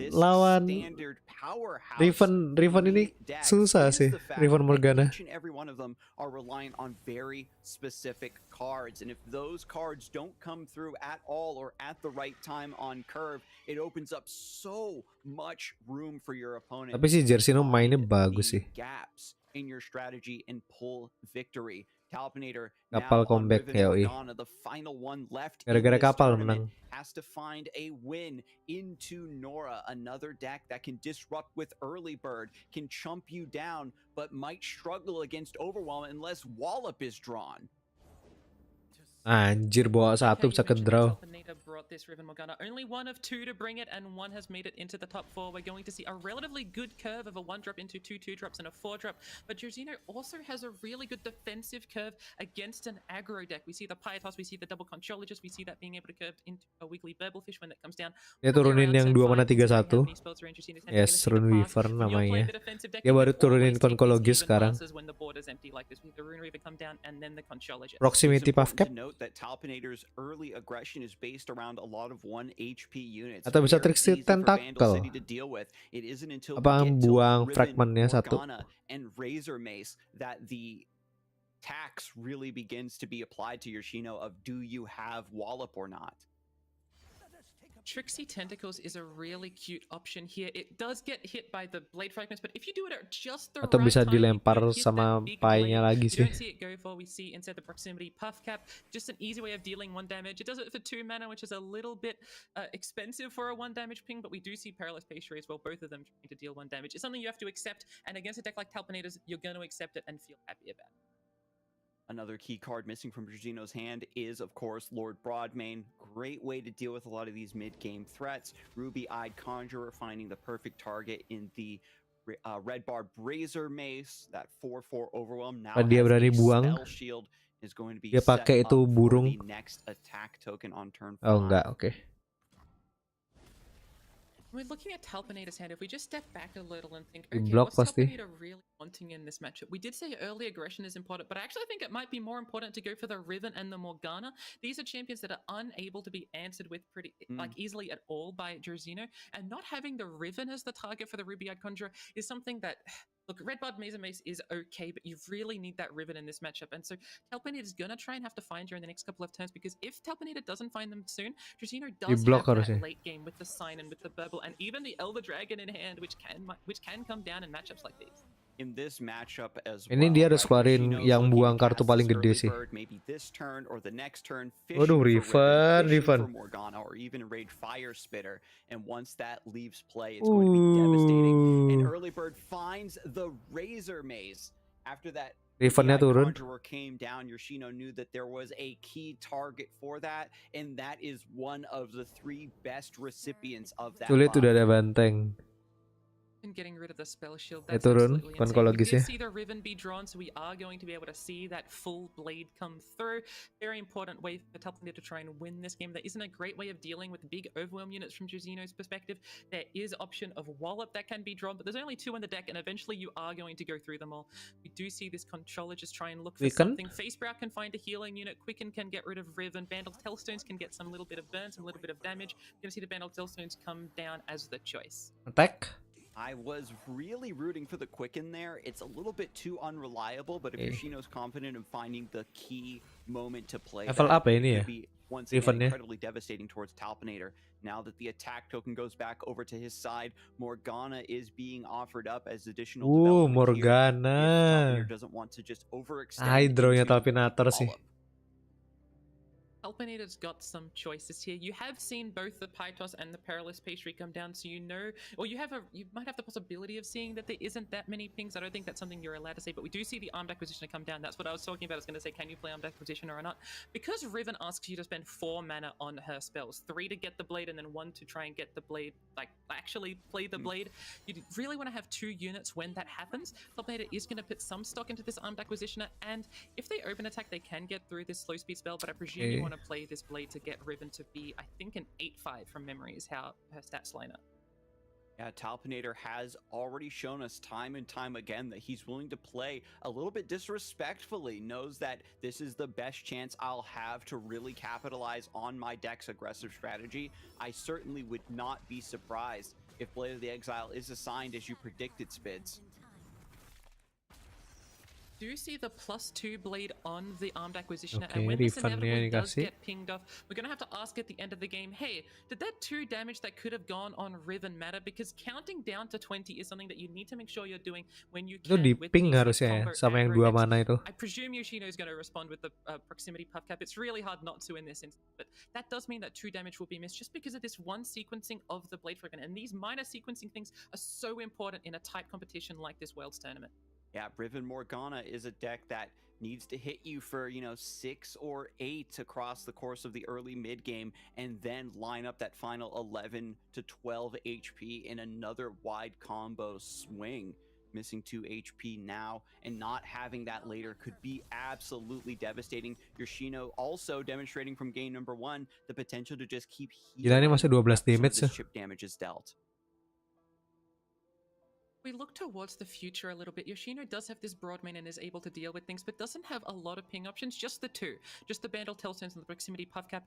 And this Morgana isn't too far away from flipping. If you're looking at the hand, we've already seen 4 targets with these blades. Dia bisa ping ke Rivennya, biar Rivennya mati sih. Tapi bisa di has ya. Was really, really cool, by the way. It's the only spell that you're allowed to target your own units with that isn't contingent on what Yoshino is trying to do. You could take the keyword denial, but this one allows you to beat things like Broadmain as well. Very cool. Broadmainnya bisa di has, jadi Rivennya nggak mati. One more spell, that means they're able to. Wait, no. Morgana flips on her own because she is the 4th target herself. Never mind. Morgana is currently flipped in hand once all of these cards come down. And Yoshino does not commit to the proximity puff cap. Instead, gets Electro Harpoon off of the Bandle Tellstones, discards Elder Dragon, the most expensive card that you aren't going to be able to play this game at all, in order to dia berani terima 7 damage loh. can't believe I got caught up in my ramble and didn't even notice that that wasn't going to be the play. Trying to set up this broad main it's an identification of what is important in the matchup, right? You're saying, all right, I need to deal with this Riven in the most effective way I possibly can. This is how to get around Explorer spells by doing it in this action. When you're tapped out as the Riven deck, you weren't able to bisa dihas sih spell on the kalau mau. with your mana, with the actions, with everything that matters there. This is a really, really good play from Eugenio. It does put you really, really low. It's losing to plays like Might or Fire Spitter, but that's what you have to do to try and find out your way to win. Gila ya, berani dikasih masuk 13 damage loh. Coming online, that is an option to get more pings as well as sign in Thousand Tailed. Talpinator's not the only player who's looking deeply into the future here. Yoshino's going to have to terlalu berani keep up with dia. his protagonist energy to draw some key cards off of the top. And once this Lord Broadmain sticks, every single development that Talpinator makes is going to come under heavy fire. Only a single Ruby-Eyed Conjurer drawn from the deck, maybe a Spell Shield can still be established, but it's all up to Talpinator's luck from this point. Talpinator's got a really interesting method of going for lethal. You've got this Morgana, you've got this Might, you've got the Blessing of Targon, and you've got the stun spell. You're able to do this famous thing with Might decks where you're able to stun in front of the blocker to get that damage going straight into the Nexus. Now, if Eugenio doesn't draw a wallop, itu harus dibunuh sih. might end up just going for a lethal because I'm pretty sure. Habis ini bisa lethal soalnya. You do the stun, you're just one away from leveling. You can then play the heal spell to get that final. Itu harus di kill. So Eugenio just needs to try to find that wall up. I think that's their only out towards that win con. Morgana lining up into the Lord Broadmain here is absolutely glorious. No mana left to pay for the shackles. Goes for proximity puff cap to remove a unit. Recognizes that if I try to pre-commit this onto Morgana because of the refreshments in hand, it's simply going to heal her. And now it's all up to Talpinator to put all of these spells on the stack, giga buff this Morgana, and try to full send it. Yoshino gets one draw off of the top to get a response. Maybe a wallop will rescue and give him one more turn, but it's a Burble. Burble is exactly not enough. We see 9 mana from Talpinator's side. They can afford everything they need to. Yoshino earlier having to kill the Riven, but taking the extra 5 damage. Menang Talpinator ini. Could be the reason why this game has gone this way. This matchup can be played in so many different ways, but Talpinator's deck is one that says, hey, if you make a slight miss-up, a slight misjudgment, I'm going to punish you very, very strongly. That's what Riven Morgana excels at, punishing really, really intricate, difficult decisions to make. We're going to see all of the pre-commit come down, get the Morgana leveled up, and Talpinator is probably going to take this once all of these spells are committed. Might. Targon tells Stones, hush. Taking away the effect. Clever. Yeah, taking away the hush from Broadmain. This is important to note. It's still immobilized. That keyword comes from the curse in hand. That means that if there were to be double ping in the hand, Morgana is still safe. And gila, Talpi. Talpinator taking down Eugenio, taking out the last XYZ lineup. The only lineups we've got left are all of the anti-meta choices. Talpinator showing why he's got that protagonist energy. The Dark Horse is clopping in. Enggak sih, Talpinator itu kalahnya sama tadi gara-gara dia terima 13 damage itu. Itu tapi draw-nya gila. Wow, I am speechless. I cannot believe, Alan, that Talpinator was able to get his revenge after Yoshino actually won that matchup last time they played. Yeah, definitely. Respector Elgers just falling slightly short in that game one. We've seen that absolutely masterfully played turn 6 when the Talpinator was left with 2 mana. Eugenio decided to develop his Broadmain, but then the Mariam came down with the updraft for mana into Galewind, which completely swung the game in the Talpinator's favor. But then Eugenio being able to play this double 0 mana Burble, getting some boons, healing up, getting Deathless on the Burble, getting that extra value, managed to get the game back. But then this boat who was MVP for Talpinator so often, just brought him just enough damage with the slipstreams to finish off the game number 1. You would never guess by looking at the gameplay alone that they're only on one copy of that card, right? This boat has been so big for Talpinator, and again, it's very thematic, right? The Tide Dancer, the Neela coming through and defeating all of these big bads. It's just exactly the way that it was written. script writes itself sometimes, honestly. It's been so fun to watch, though, because it really is a unique deck, Alan, in the sense that we don't see many 2 of jam lagi these. ya. And Bener saya jam Talpinator 5 is ini. able to show us such a great show of why it's still Ngawur. so skillful. So what is it about the Jananila that you feel like, outside of just what it was able to do in this match, you feel like Talpinator has wanted to lean on for this tournament? Yeah, definitely just the ability to cycle throughout the deck, where you see most of your key cards pretty much every second game, maybe 70% of the games, which makes up for the variance of just playing the card game. Because you are not only an aggro deck, but you get to cycle so aggressively throughout the deck and cheating out on mana, developing 0 mana units, 3 mana units that keeps you in the game by drawing more and being able to finish off those games by drawing a burn when you need it. And if you draw too early, you can updraft that burn and just cycle into different cards, which is a really, really important feature for such an as an aggro deck.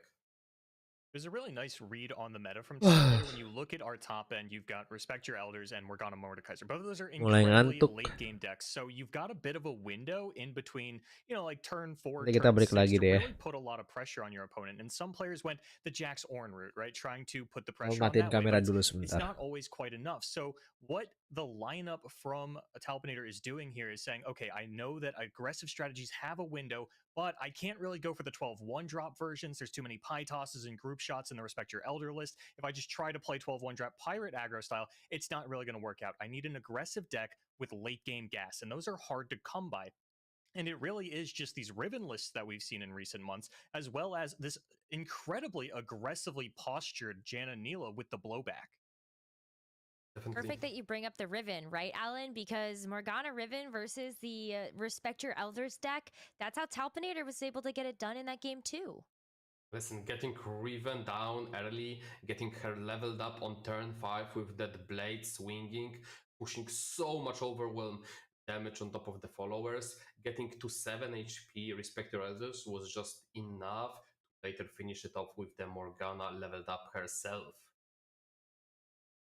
What a phenomenal performance there from Talpinator to be able to move on. Sadly, this does mean that Yoshino is going to be out in 4th place, but we only have 3 players remaining now. So up next, we are going to be looking at Talpinator taking on Seku in the lower finals before we conclude with the grand finals to determine who is going to be this year's Legends of Runeterra World Champion. You're not going to want to miss it, so stay tuned after this break.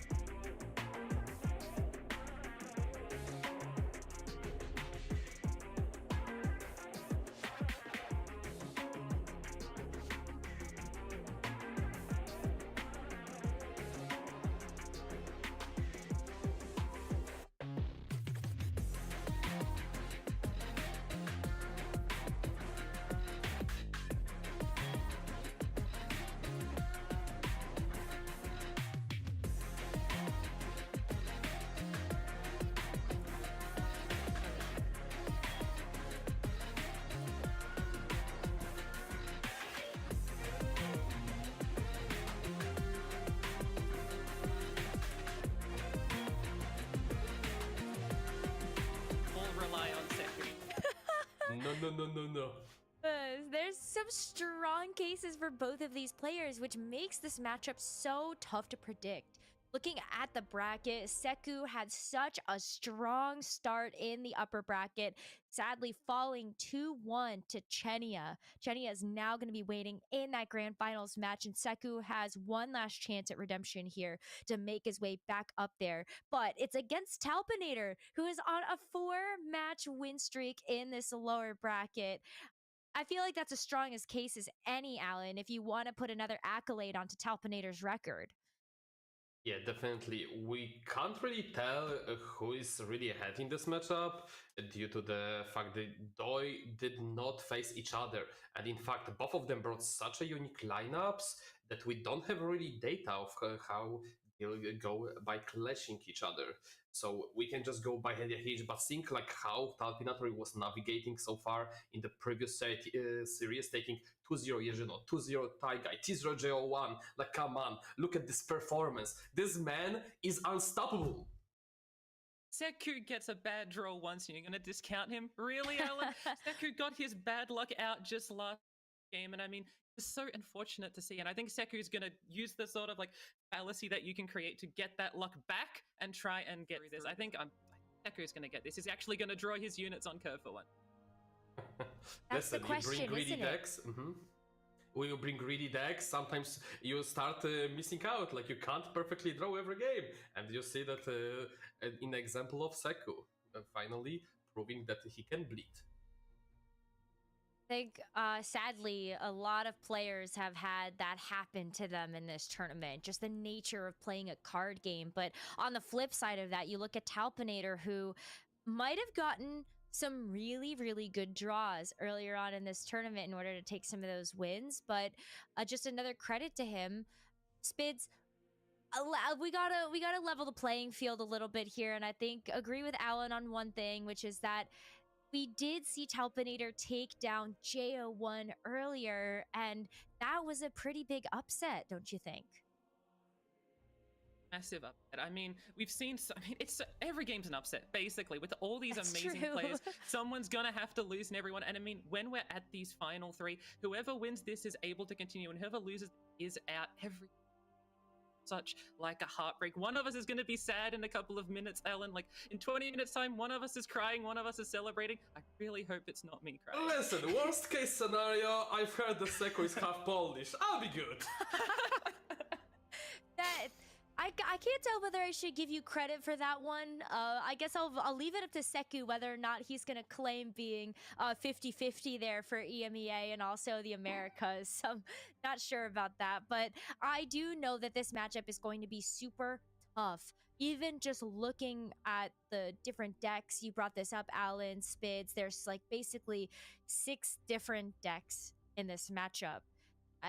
And so I'm just going to go ahead and let you both get into the meat and potatoes of that, because I'm sure there is a lot to break down in terms of the deck lists and the ban strategy for these 2 unique lineups. So, Alan, Spids, have fun with this. It's the lower finals for all the marbles to head up to the grands.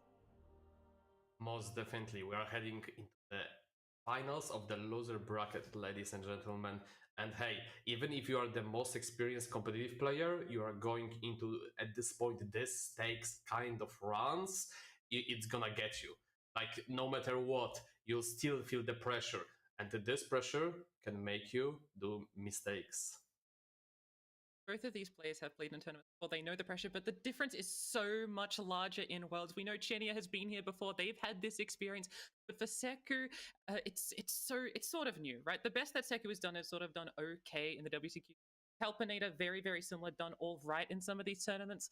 But it's going to be so hard to deal with that pressure. Sometimes you falter, or sometimes you power through it and are able to get that mental edge over the opponent. Definitely. If you grab already, you might be mentally grabbing the trophy. If you are thinking, I'm 2 steps away from being world champion, you might be already living the dream which didn't come yet. And it might set you back.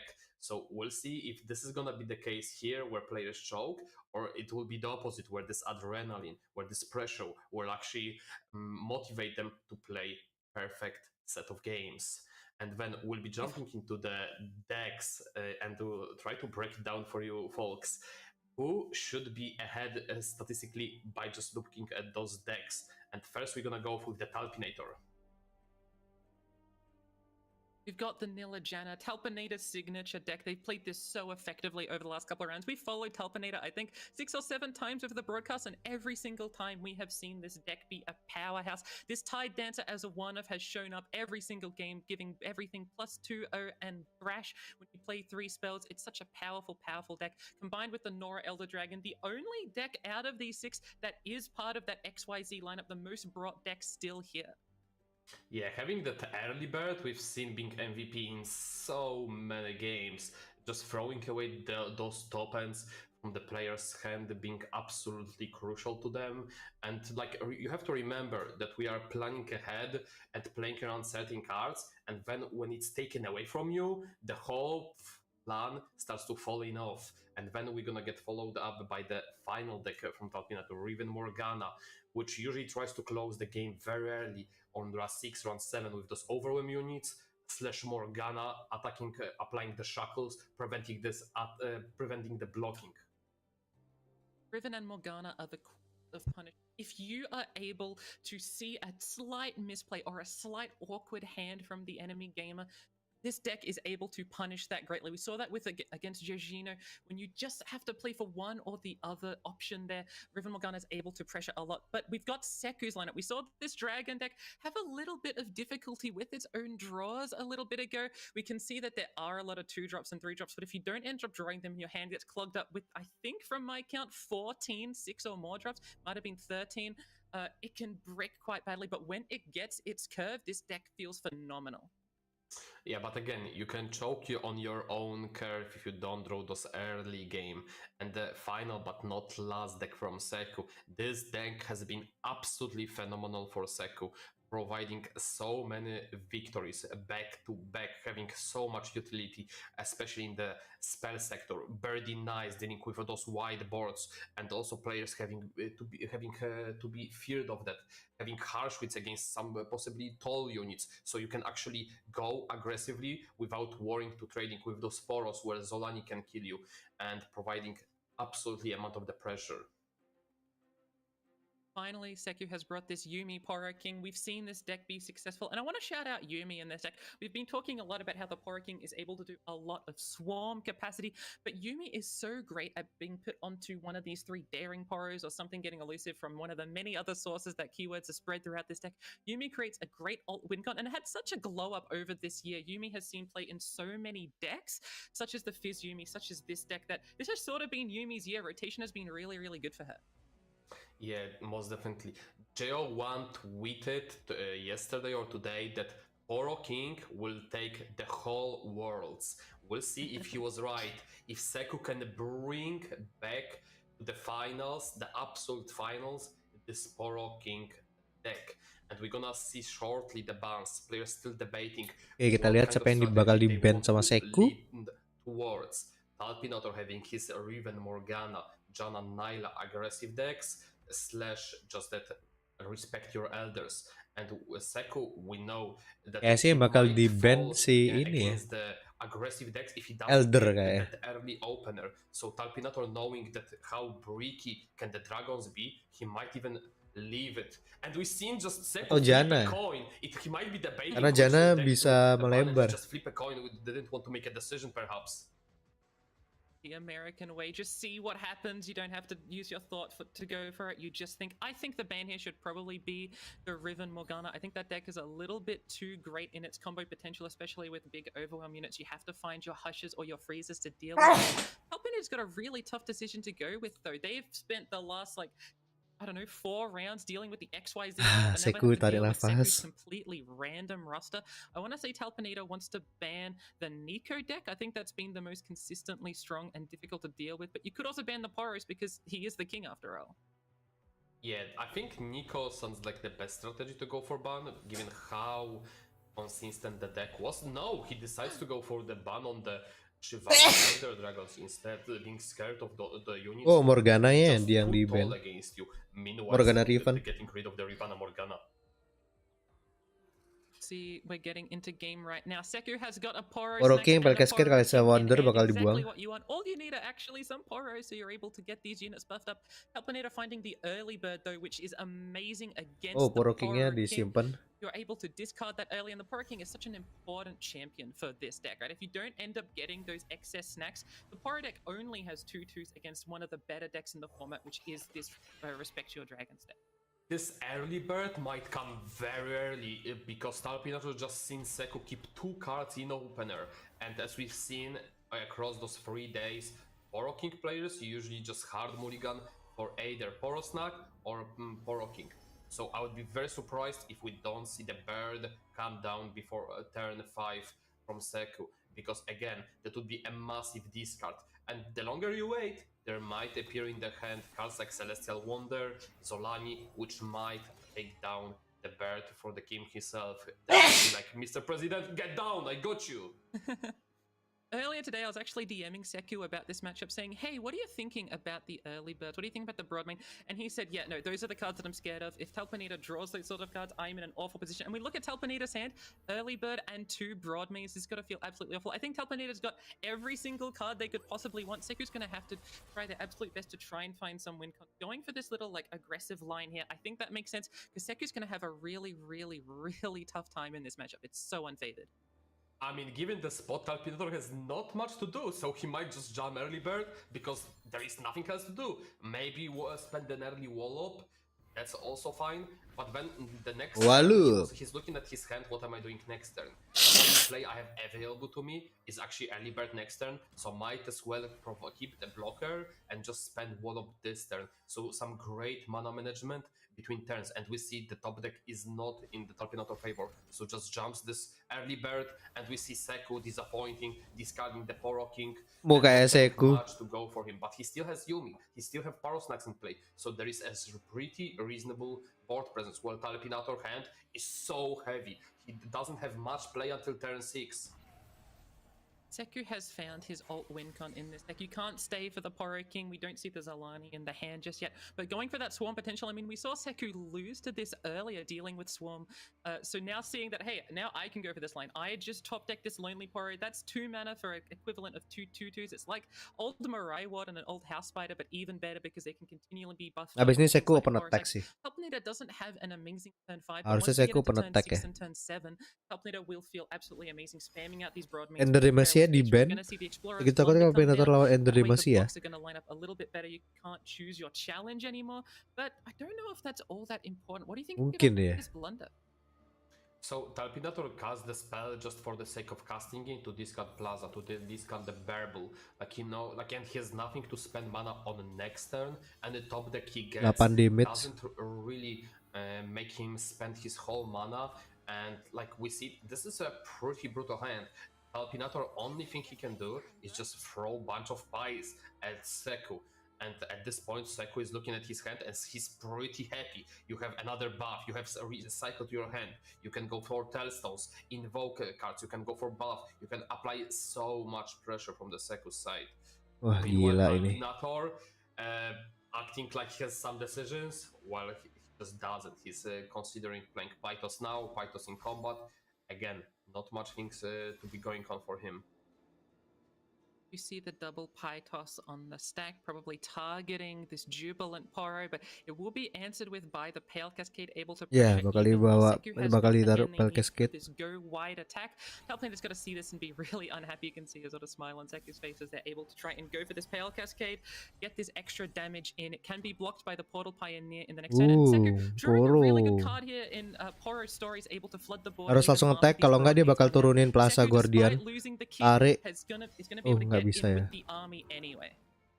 So we see the Telpinator set up his Plaza Guardian. 11 damage.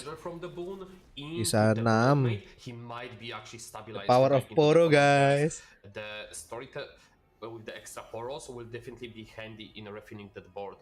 On top of getting potentially harsh attack for his next swing, preventing Broadmain to be doing some plays, and we see there is no challenger. Challenge was so crucial in his position, and he just Broadmain bisa di Thailand sih harusnya. Be able to develop one unit next turn, and this unit might end up having to be just to look for that extra extra wallop. Broadmain is able to deal with the Poro bot, which is quite nice. But Seku's gonna be able to be 6 wide anyway. Bakal dia kasih masuk 6.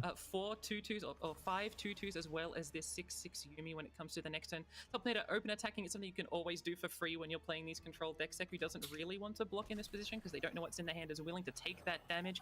And Seku's now going to play Affectionate Poro, be as aggressive as they can be. This is looking really good for Seku. Talpinator's going to need to find draws to get their way out of this. I strongly disagree with Talpinator open attack here, because again, he's aware he needs to deal with the wide variety of the board, and exactly he found the challenger. That's what I wanted to mention. You needed to go for the challenger to start chunking on this board down. Mananya sudah habis.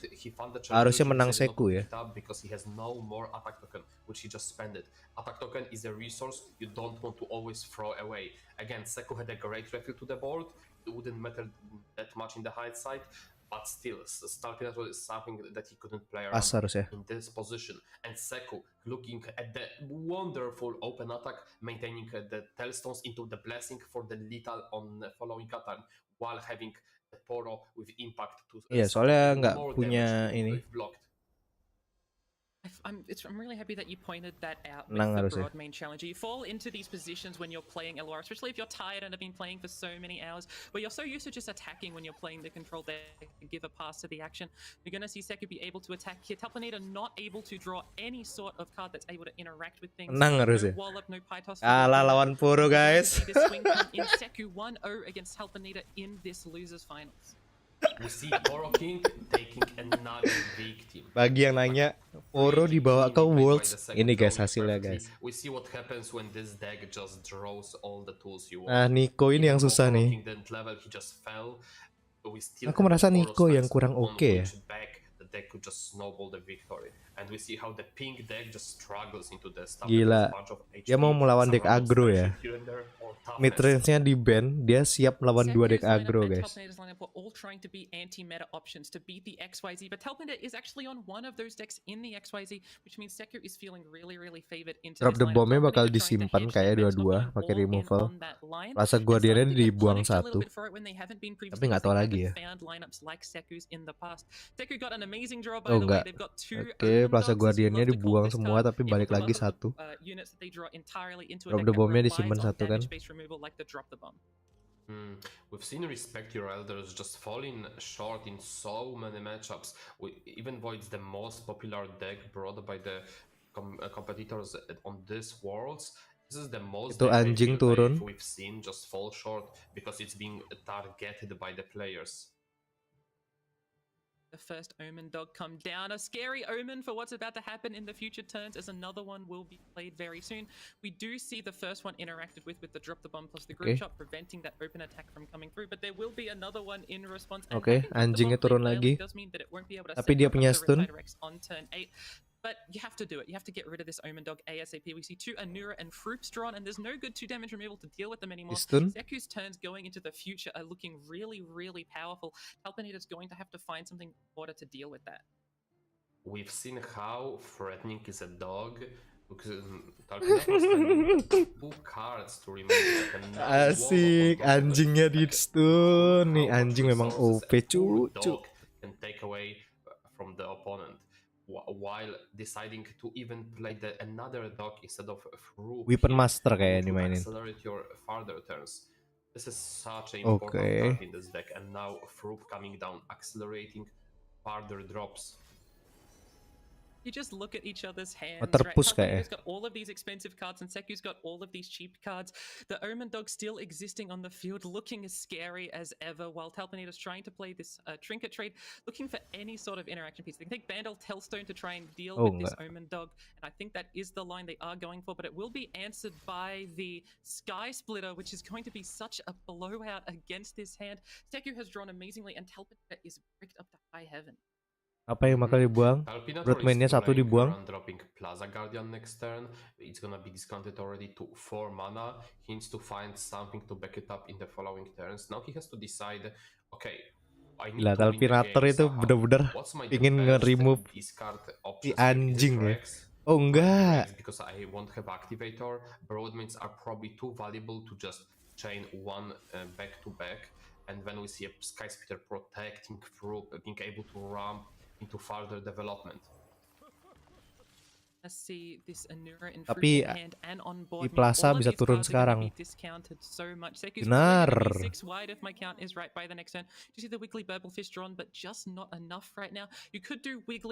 The spell and then try and see. Well, the spell will never be cheap enough. You can't do Wiggly plus a Guardian. But Seku's just thinking, how am I going to be able to deal the most damage here? We do see the Overwhelm unit come down, the Glacial Saurian. Try and you can still go 6 wide because of the draw that was gak bisa heal really sekarang. Cool play there, and we're going to see the Tough come down to try and block a little bit more favorably. Even though si kucing turun kayak still didn't deal a single point of damage, he's looking pretty good given how wide is his development going to be, and we see the 5 white attack.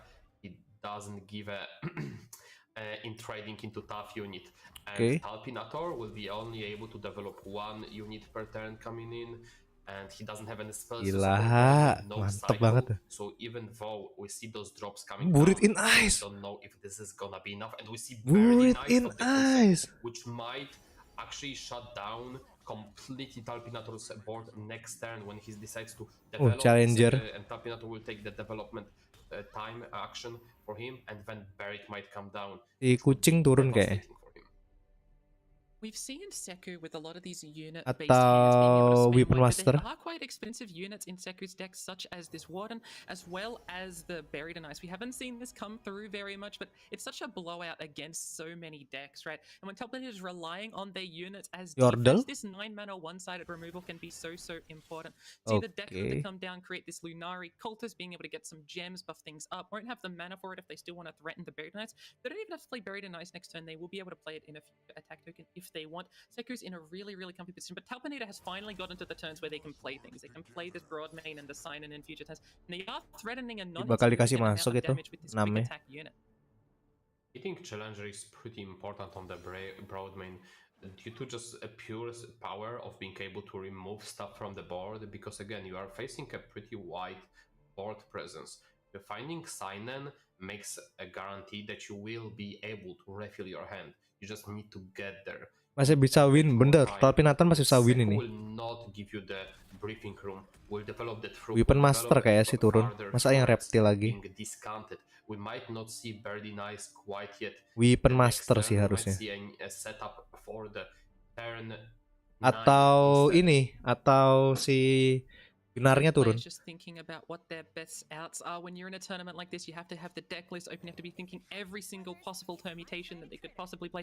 There are so many variables. The tree diagram goes absolutely insane with this. They're going to play the Inuran Troop into the Lunari Cultist. Probably going to try and develop into their next turn, because they know that Talpinator is kind of a 1 unit every single act, like deck, right? They can only afford 1 of these unless they've got the cheapened cards like the Burblefish and the Plaza Guardian. Drawing into another Wallop, into Nar does give Wallop if they want it, which is a very cool way of gaining that extra tempo. Sort of lets you develop a 7th unit by stunning out one of theirs, and it's 5/5 because Omen Dog just keeps buffing it up. What are they feeding them, boys, in your door? Bisa turun lagi itu si perhaps Crystal on the dog. Rootman-nya kalau mau. A kill on it. But perhaps Seku is thinking about keeping the Crystal to put it on something like Nar, if there is a unit with 5 HP plus toughness perhaps, which are pretty common on the side of the Talpinator. But given that he already selected the tough boon, it can't really show up again from the Talpinator side.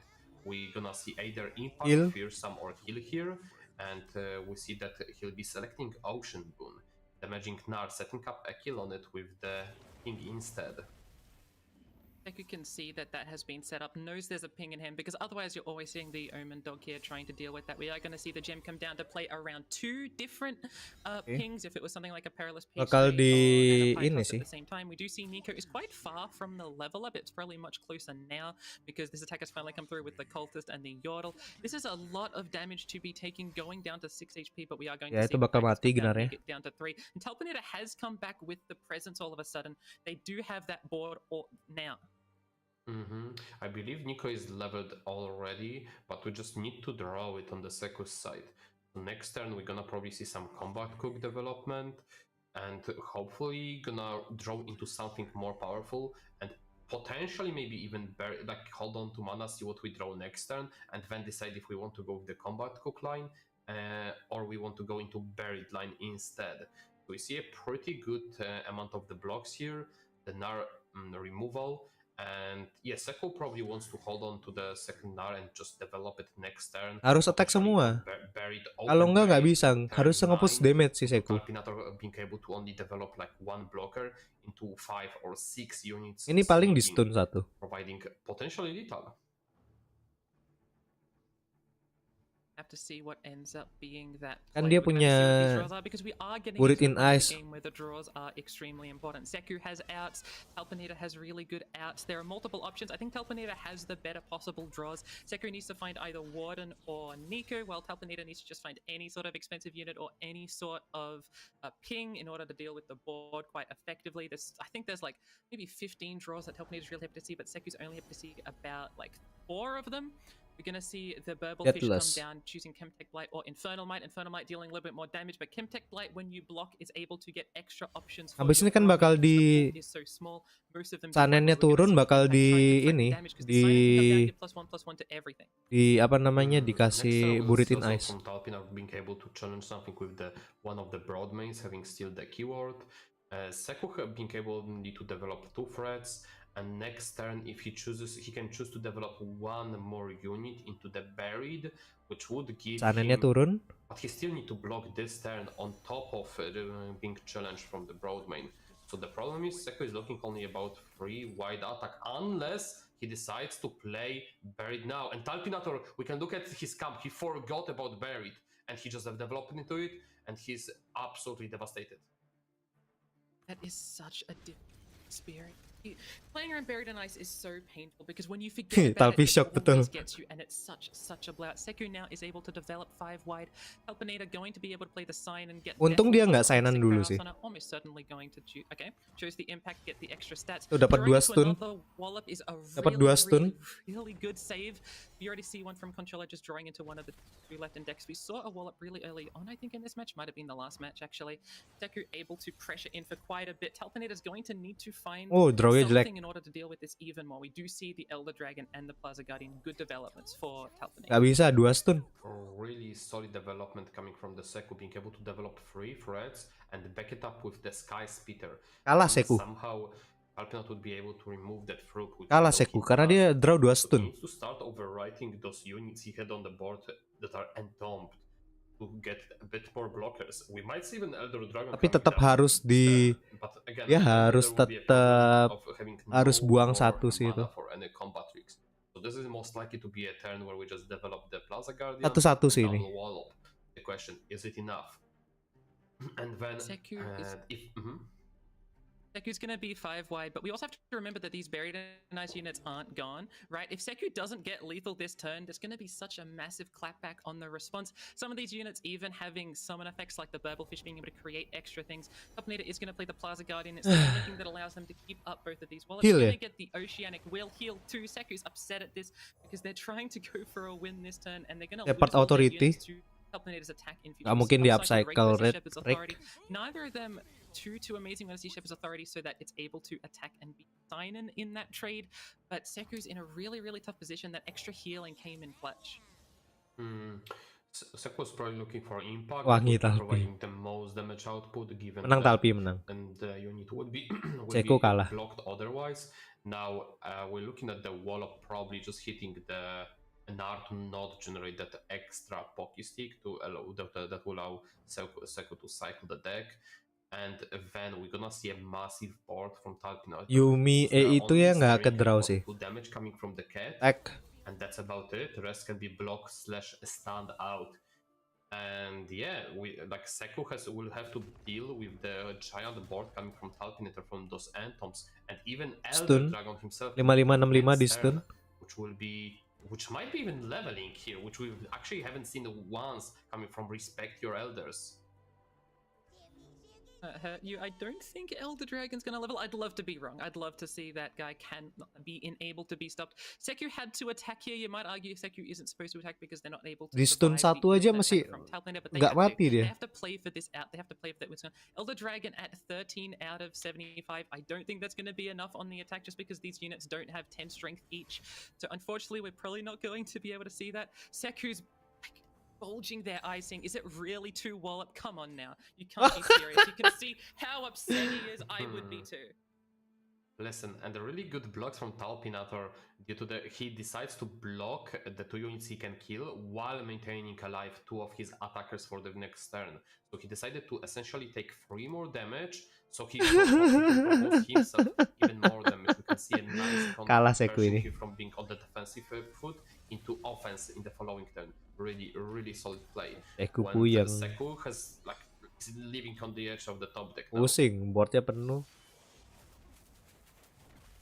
Gets that level up, applies the vulnerable. Langsung attack pasti. So if they get the opportunity to attack again, they do have some cute options for how they want to get this.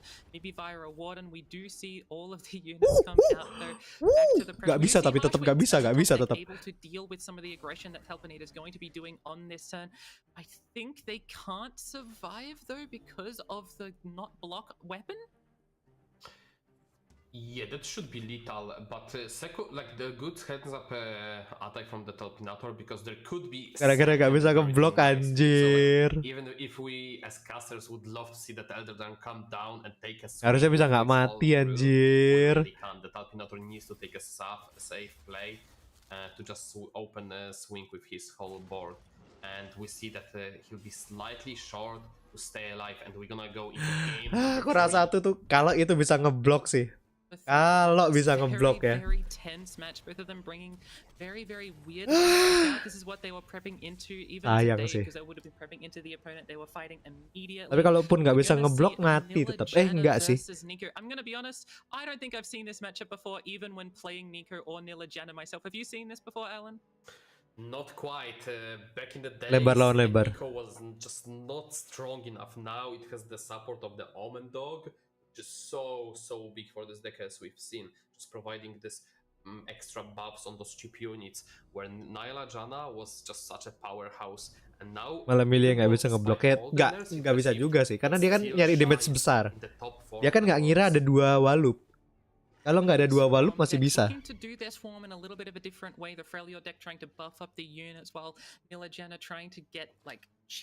Anura Fruit Combat Cook dibuang kayak Precious Pet di bakal tetap. Ini kalau Seku attack pertama oke sih. Nilah cuk keluar lagi cuk nilahnya.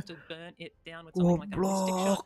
This deck I don't think is on the 2 mana ping 2 units for 1 damage. So we do see the Precious Pet as a keep, as well as the Omen Hawk. Massive. You get these Freljord buffs, they're going to help out so much. The cards for the Talpinator are Nyla early, because there is nothing really that can block. Buried in Ice, Zero-nya jelek. Playing 1 drop plus Sky Splitter or some other 2 drops plus. Nilah turun nggak bisa ngeblok. So that Nyla is pretty much guaranteed connecting if she doesn't see any Mystic Shot on top of the units. On the other hand, you look for cards like Boat to just provide that extra brush to everything, because Seku's deck, if it doesn't get the early Nico level up, or it doesn't get the early Omen Hawk into Omen Dog getting the buffs, you don't have really good blockers against Brush, and we're gonna see here if Seku decides to take down Nyla. Jelek drawnya si Seku. Not deciding to go for it, not deciding to. Gak bisa apa-ngapain. Kaget ini Talpinator. Seku nggak apa-ngapain. Nggak ada mana 3. I also see Seku smirk when they drew this Buried in Ice. I think they're thinking that, hey, by around turn 7 or turn 8, anjing turun. Really cute lethal here. We do see the Yudulski Stygod getting the +1/+1. It might come down as a massive unit, but it's sort of an awkward time to draw it. You would have preferred to draw it last time, because you've got these 4 drops, and we're going to see the Combat Cook instead with that +1/+1. Combat Reel or Pot of Pain. Which one's better? To be fair, I'm not sure. I'm still thinking about not trading with Nyla, because you're starting at 4 mana, you burned 1 mana. If you go into turn 4, you still have the mana for another Sky Speeder that you would keep, and you really need to take down that Nyla, because it's a big win for the deck, and you can essentially trade for free with her, putting the Sky Speeder on your Precious Pet. So and Seku take very fast pass, it was very ini masih lumayan lah. So I was still going over that. Keduanya masih ada chance buat menang. Because if you develop Narder and there is a Jana, you can't really attack with Narder Omen Hawk turun unless you commit your Sky Splitter there. And we see that clearly he's trying to keep the Sky Splitter for the future turns.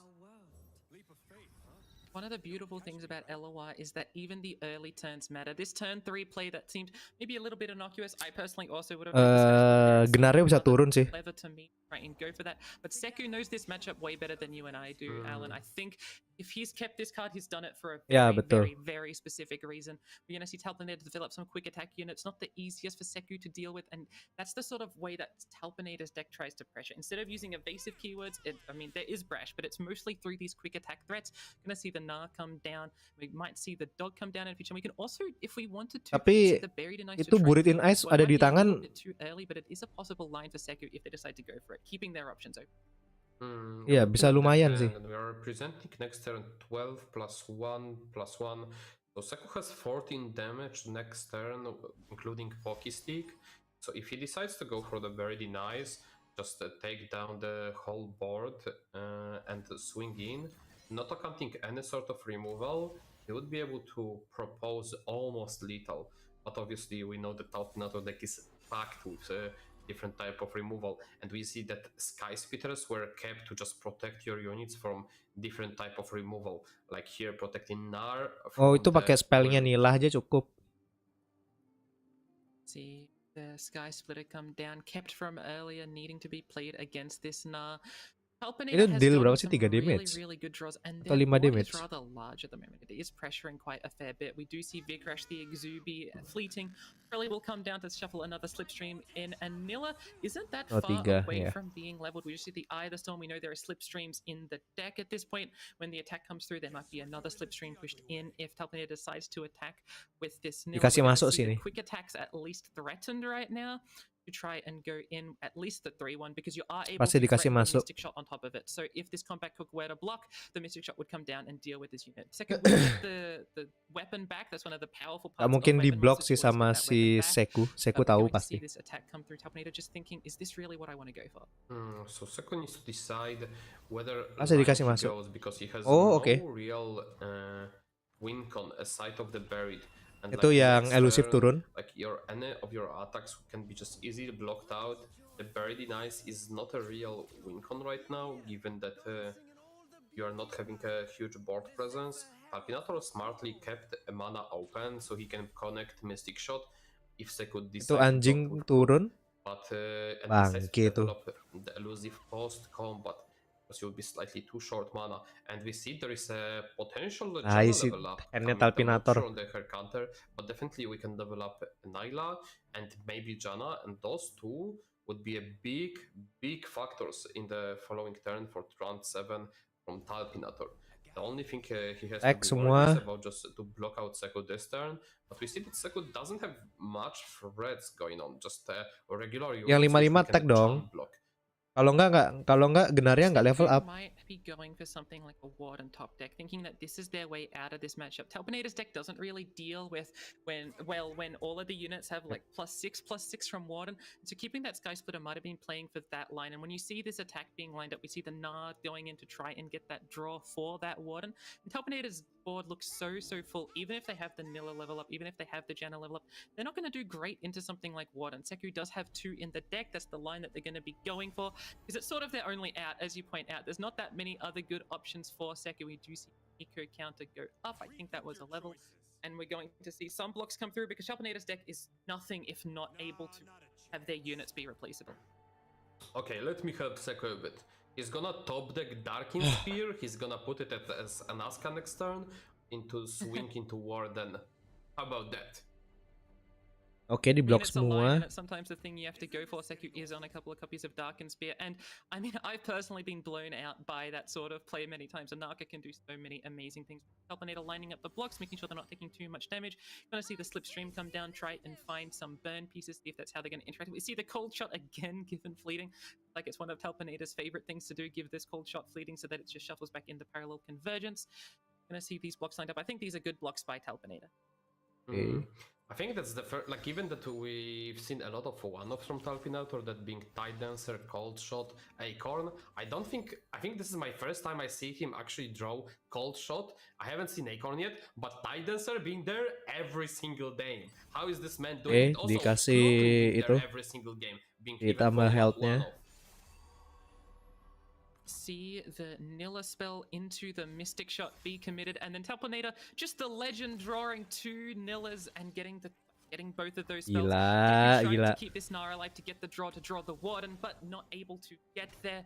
Telpanator having everything they need. Fire Kitchen trying to get what they need to get the win con. Seku bisa turun tapi Ginarnya. To try and look for a Poke Stick again, but it's going to be so hard to try and find that Telpanator playing the cold getting that draw. They're going to try and win really soon. Gila nilainya. Pretty quickly. And still, this is where it might bite him back, because again, remember that Nyla could have been removed. We'll see how crucial it'll be for the Alpinator to lead him to the victory. Also, Janna leveling up with the drone Marine. Holy, what a board presence.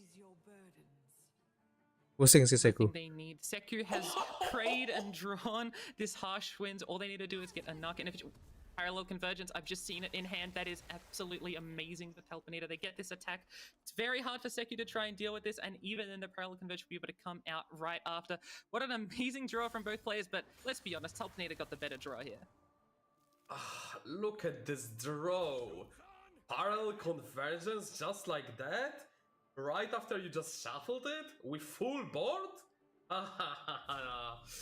After freeze already being deployed, we can override some units and we can go for lethal here. Holy smokes, gila what sih. Draws from Talpinator. Gila sih drawnya Talpi. At his hand and he's thinking, what am I trying to cook here? There is nothing to really do. I can just try to sculpture in this not so great hand.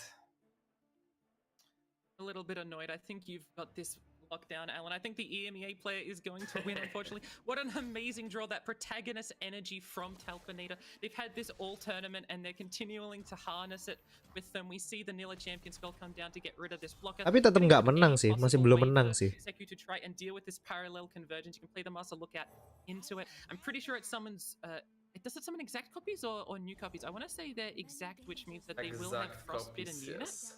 Yes, so it may not necessarily be the turn, but it should still be an amazing play. Yes, unless you want to override your champions, it's not too amazing just yet. Again, Talpinator has to be aware of like very nice, but again, there should be much follow-up given that Seku has only 9 mana and he's staring at 7, 9, 10 damage potential with the Poke Stick, which is not too amazing. And he decides to go for it. Wow. He decides to go for override. Perhaps we're gonna see another override coming with Clockling, going over Nyla, but that Nyla is doing still damage just by her pure attack. Seku. And Seku sees the parallel convergence. He can't believe it that Talpinator already drew it. I mean, who could believe it, right? Seku has been blown out so much in this game. Talpinator has drawn everything they need in both of these matchups. Seku is able to block this a little bit. Isn't necessarily dead, but Seku has got to hope and pray for an out, and it's an out that I don't even know where you would find it, right? Warden isn't even enough at this point because there's no way of dealing with tinggal draw Mystic Shot atau apa aja bisa menang udah. Anytime soon. This has not been Seku's day at all. This one match the last 2 matches have all had bad RNG for Seku's perspective. I mean, okay, let's be fair and honest to Seku. He was facing the EMA player now, like it was that udah GG. From the future. Go back. Like it was there was just no shot he could have done anything. Like, that's not on him. Like, it's doomed to be happened because we are taking a fair trophy for a trophy home and you just can't deny it. Look at this gameplay. Worst thing that can happen in life is when Alan is proven right. I'm so sad to see this, but Talpinator played well, right? Talpinator did what he needed to do, and Seku, while trying to play for his outs, it just wasn't there. In the last chapter, in the last moments, he didn't manage to get his draw. Aduh. Alan, I can't believe it, but we're gonna send this over to the analyst desk. Itu kayaknya harus di-ban memang. Maybe with less bias. Memang ininya sih. Apa namanya? Janah Nila sih. I hear all the bias in the world. I hear it all. I'm so sorry, Spids, that you had to put up with that. Alan, though, is gonna be able to see it to the future.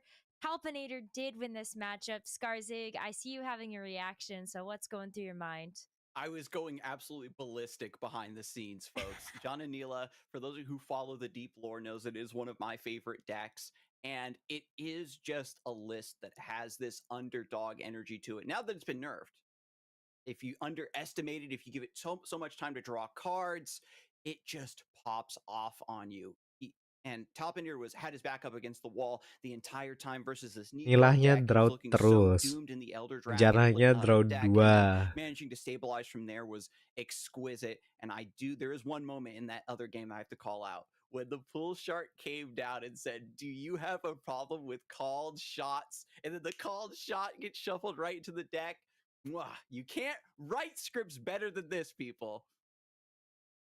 The game just giving it to us. Yeah, Alpinator I suruh feel like we menang just ini. had so much entertainment from this last match. But it all started by trying to figure out how the bands were going to work, how these decks were going to line up. Because Padahal Boulevard, aku pengen lihat no matter how rematch. you sliced it, these Biar matchups finalnya were cepat. always going to be a little funny. Yeah, Seku took game one we've kind of just established a baseline of like, did Poros open with Poros next? If yes, win rate skyrockets to like 80%. Seku did that in game number one, so that one was a little bit of a wash. Game two looked really rough for Talpander to kick things off, had a very expensive hand, and we just saw Yoshino lose in a similar fashion of 2 Broadmane and too many of the Plaza Guardian Burblefish type cards as well as sign in. But the Nico Warden list is just a little bit too light on the actual power that it's putting down in the early game. A 6 wide attack is very threatening on paper, but then when you actually look down and notice like, oh, this cat has 1 attack, this bird has 1 attack, I'm only taking like 7 damage off of a 6 wide swing. And it just gave enough time over to Talpander. And then that game number 3 actually cracked my brain in half. I feel so sorry for Spids. Alan has dragged her through Karma set mirrors on multiple occasions, and now she had to be there for the Jana Neela pop-off for EMEA. But we mentioned earlier in the day that Tide Dancer, that Neela, this is the script, this is the lore of Fate's Voyage Beyond, and Talpanator's just playing the role. Yeah.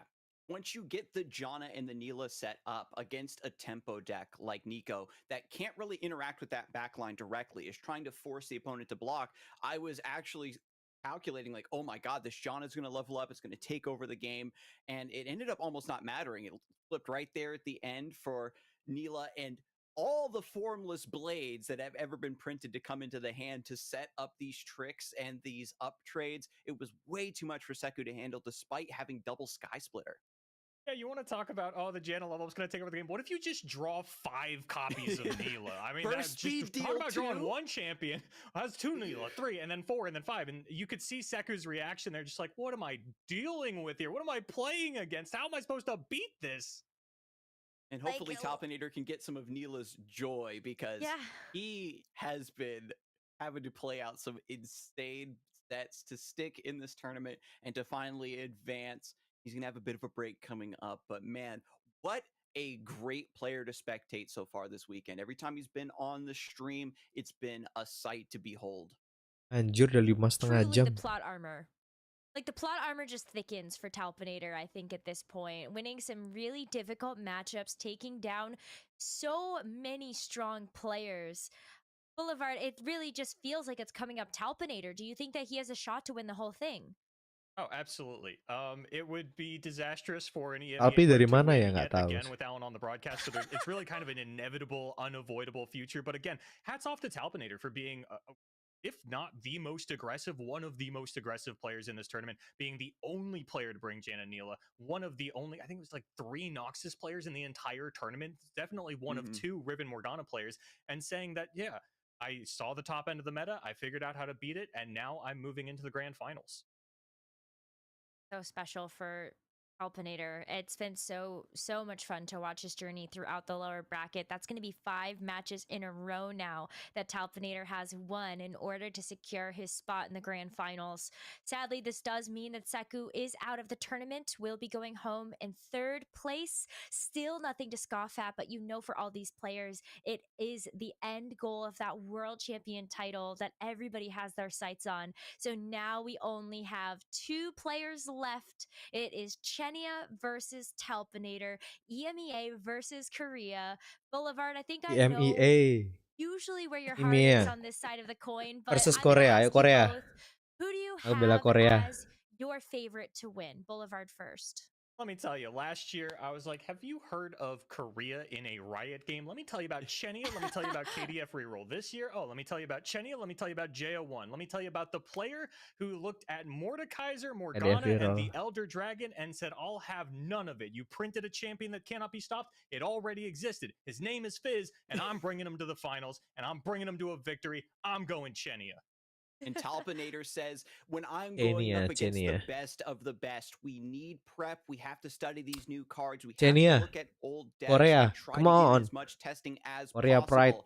And you have to channel the final factor you need to be a world champion, and that is protagonist energy, plot armor. Talpinator is every single set has been mind-blowing. How hard he's had to struggle these uphill battles. It's the perfect hero's journey to this point, Boulevard. And I think Talpinator is really going to take it all. We'll have to see.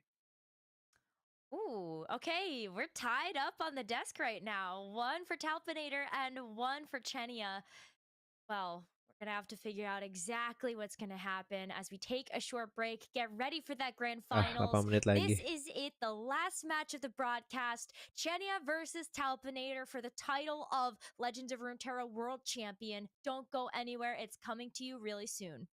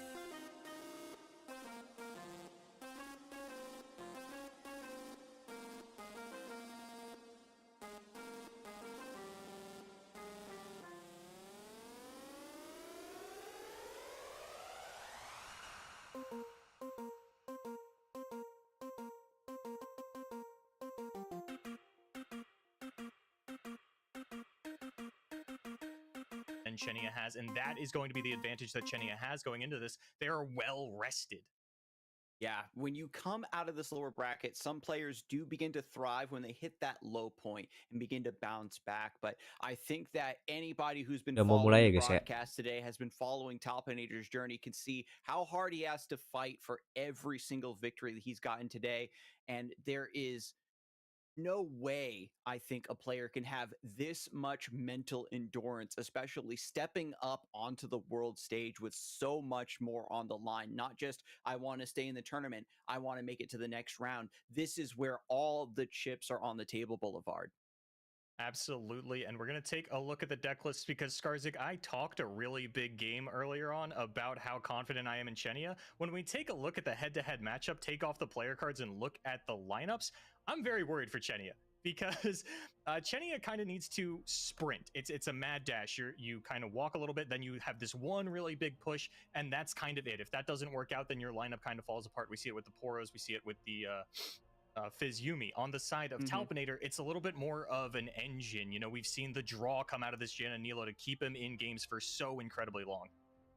And with Respect Your Elders, this is always a deck that players are either trying to just ban outright because they don't want to deal with it, or they're trying to target it down. And this is a deck that even when you have a good matchup, if your deck doesn't put on as much pressure as it's supposed to, and you let a player like Talpinator get to turn 6, turn 7, start getting these insane protagonist top decks, suddenly a winning game becomes a losing one quickly. Not even having to rely on early bird, one of my top picks, just going on pure, broad main Burblefish engines. And speaking of which, Riven Morgana. Every player that has left this up thinking, well, it's just a simple aggro deck. I've got stuns, I've got removal, I should be fine, finds themselves between a rock and a hard place. Riven and Morgana being able to generate extra spell shields seems to be too much. And that's a big concern when we look at Chenia's lineup specifically. You look at the Poro King, you look at the Fizz Yumi, very, very light on interaction, even going with the Seraphine Karma set, which is going to be lighter on the stuns and the recalls than a more traditional Karma set, paying that deck building tax that Seraphine requires. Taking a look here at the Fizz Yumi from Chenia, it's really just that Three Sisters getting access to Flash Freeze, that one of Wallop that Chenia would probably prefer to use aggressively. That is going to be their only way to try and stop this Morgana deck from running them over, and a similar story with the Janna Nila. Yeah, we think that we can count out Fizz Yumi, however, but it's always a deck that can hit the board early and start to hit hard. Meanwhile, with Poro King, is Chenia strong enough to get one Poro Snacks in the opening hand to completely change the dynamic of any given matchup? Yeah, the Poro King in the grand finals is a real treat, and there is one deck in the lineup for Talpinator that this list can try to pick on, and that is the Nora Elder Dragon. But Talpinator has been in this position before. The last 5 matches or so that they've been in has been players trying to pick on his Respect Your Elders, and he's having none of it. Then we finally get to take one last look at the Seraphine Karma set. You can see that this is a little bit different than traditional Karma sets. So many more one-ofs. A lot of one-ups equals a lot of utility. 9 lives has been a card that has really jumped out and surprised me this entire tournament, Boulevard, and the threat of Pursuit of Perfection, having that one final obstacle to throw in your opponent's way to take sudah mau mulai. gives you that extra, that extra oomph to get you over the finish line. Talpinator still, after his very short rest, trying to get back in the zone to figure out what the ban could be here. Chenia, well rested, has been sitting in the winner's side, just coming into this matchup and thinking, okay, especially after seeing Talpinator's performance so far for the tournament, maybe his evaluation of which deck is the biggest threat has changed. And I really hope that Chenia is looking at this logically. If he's been watching the World Championship up until this point, watching Talpinator's run, thinking, okay, here's what I need to do, instead of looking at Talpinator's games and going, how am I supposed to beat this guy? Look at what's going on here. We keep talking about the protagonist energy, the very clean and tight play that Talpinator is pushing out there. I don't think Chenia can really watch Talpinator's games and get a good read on the player. When you have a deck that is so volatile, ban, sama persis kayak ini tadi, kayak apa namanya, finalnya lower bracket. Ooh, okay, we've got Poro Snacks in the opener for Chenia here in game number 1 of the grand finals, but Talpinator on that signature Nila Janna, the only player in this tournament to bring it. We've got a heck of a game 1 ahead of us here in the grand finals of the World Championship. Ooh, kicks a couple cards and gets another Poro Snacks. We've got some great scaling on the table for Chenia. This means that dealing with Brash will not be that difficult. Acorn the Hex Technician, one of the only cards that Talpinator hasn't really been able to stick or take advantage of for this game. Could maybe get a little bit of love with a mana discount. Affectionate Poro coming down to threaten. I was so worried about Chenia's opening hand. You can have hands with the Poro deck for sure, where you get all of the snacks, but then you fail to convert that into actual Poros. But Chenia gets the Poro stories. That's going to be 3 1-1s coming out of this, and a Sunburst. Again, this is more of what I was worried about, right? We haven't seen a single unit drawn from Chenia yet, but because one of them generates units, they are still in this game. You get to beautifully just go for Poro stories here, take next turn off to develop those Poros into snacks. You can already see the game plan writing itself. Meanwhile, Talpinator is going to be much more on the fly. What is this Pull Shark going to grab? When are my slipstreams going to come through? Becomes much more difficult to evaluate and understand which units you have to prioritize. Chenia drawing a second Affectionate Poro might not help for the king, but honestly, having 2/2/2 challengers, I know that was a lot of 2s, here on turn 3 could help Chenia start to take over the board and really stop the snowball from Talpinator, who has an uncharacteristically weak hand, Skarsgård. We haven't seen any of the champions just yet. Chenia has the potential to just play Poro Snacks, weave it in while there's not a lot of pressure going unit to tempt him. Beautiful. Just get these out of the way now, deny these mana discounts, and then the Poro stories come through on the off turn. You get a much more interesting offering of keywords that you can begin to prioritize. No mana for the Black Shield means that this Affectionate Poro will go down as well. The second one trading on over, but this is going to be a really cheap Howling Gale for Talpinator, who, I just want to shout out Talpinator's player cam. No reaction on anything a player ever does. Doesn't react to the Poro snacks at all. Just says, yeah, that was expected. I knew this wasn't going to be easy. Is completely in the zone with his eyes locked on victory, understands that my best chance at victory is to answer the Poro King on site. As this Howling Gale discounted, it's going to be incredibly easy to stack when the time comes. Ayo, bisa menang nggak ini Chenia, yo? King, because at the moment, even a level 1 Poro King is a 5/5, and unfortunately not going to be pulled out by the Poro Herder. I feel like Poro Herder actually has a higher chance to pull the Poro King than any other Poro. The amount of times that he has come in clutch for me in situations like this has been great, but Chenia not going to have such an easy route. Does pull the Pouty Poro, though, and with that second snacks, it's going to hit that Empower 3, get those tough regeneration and overwhelm keywords. I love the idea here for Talpinator as well, to potentially set up the double Pool Shark, but no, actually shuffles away the Pool Shark and goes for Janna. Says, okay, next turn, you've got access to Poro King, or you're going to have to Sunburst this Janna. If players don't interact with this champion, she can snowball and level incredibly quickly. What an audacious choice again from Talpinator. Second Poro stories from Chenia means that they've got all the 1/1s they could hope for. Not going to use this turn to take out the Janna. Going to set up as many Poros as possible. Try to get a really big push in and set Talpinator onto a 2 or 3 turn clock. But when we look at Talpinator's hand, we see the Neela, we see the Cloudwinder, and the Slipstream. A board of 3/3s doesn't mean much if Neela level 2 gets to knock them all down to 1 HP and sneak through Bisa gak ini Chenia? Ayo, ayo. Ayo Chenia. Augmented Clockling wants to look through the deck for one more instance. Doesn't want to chain with Exalted Cloudwinder. I think this tells us is fishing for a cheaper block, wants to play Neela this turn and go for the counter attack on the next token. It's going to be a few more Poros thrown down from Chenia. Gila ya, handnya si Talpinator. Diskon semua. Save it for the Poro King, but it's already a little bit of an uphill battle, right? Skarzik, 1 Poro stories has resolved. The King is currently a 5/5 on level 1, will be a 6/6 and outside the range of that spell once he hits level 2. Since Poro King did not hit the board on curve, Talpinator being faced with a very interesting conundrum. I can Howling Gale now for tempo, play Neela. I've got Slipstream now. Try to set up for this best attack token. If Talpinator can put Gila sih on the back Talpinator. foot, it becomes a lot harder to weave in the snacks as they come. Chenia might no longer have the tempo to play this expensive Sunburst to answer Janna, and with this attack is offering up the capability for Talpinator to trade down 1 blocker. There's 2 cost reductions on a spell in Talpinator's hand. Commit kayaknya, nggak dipakai dulu Poro snacknya. Nah, kalau ada yang ngeblok-ngeblok gini baru dipakai. Ya, kalau ada yang ngeblok-ngeblok gini baru dipakai. See a block from the Mariner, a block from the Janna. What else is Talpinator going to line up, or do they just want to take the 4, potentially 5 damage after the snacks? I think this is definitely a great decision. The Janna is always going to be looming large over the opponent's game plan. Are you going to put the extra resources down to answer this? If not, her ability to level, especially in response to removal, is unprecedented. Chenia has 3 mana now for snacks, but do you go for it now just to weave it in? Do you float this mana to make it easier to use Sunburst? What about Black Shield? So many decisions now for Chenia. Poro King seems straight up at first, but when you're playing a similar board-based kayaknya sih di Poro Snack ya. Can get very intricate.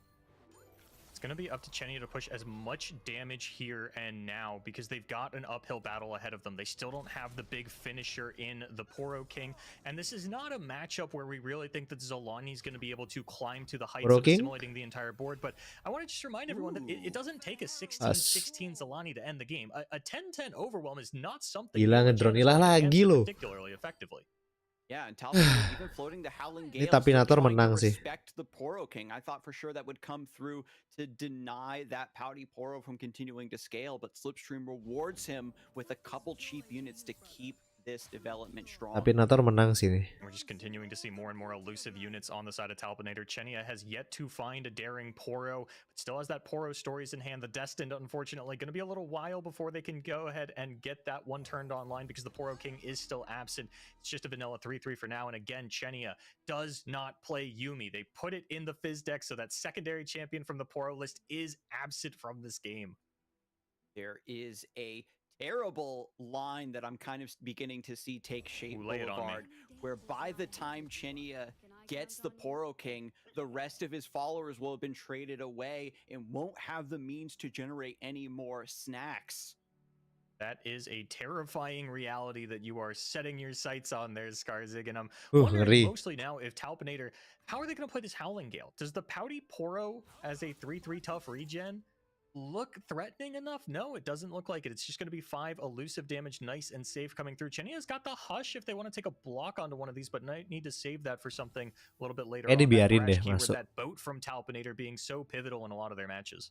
I also love that Talpinator is just going for some chip damage, right? You can just go full send with the Exalted Cloudwinder, try to attack, force some trade down, force some chip damage, but getting that additional tick, a 0-mana Howling Gale is obscene tempo for the next time Talpinator wants to attack through all of this. Chenia is now really starting to establish that Poro board, but they've got to find something just a little bit harder. These elusives are really getting underneath of them, and with no daring Poro coming out of the Poro stories, Chenia doesn't even necessarily want to draw a daring Poro here. It would almost certainly get eliminated by something in Talpinator's hand. Whatever Chenia draws, draw terus. And Talpinator actually having so much riches has to overwrite a unit in play to get that Cloudwinder down, to keep this chain of card draw up and running. Chenia's got a beautiful board right now with a bunch of 3-3s, but needs something that actually lets him convert. Talpinator has plenty of chumps and more resources coming. I was going to say, I don't really mind the overwrite on the side of Talpinator.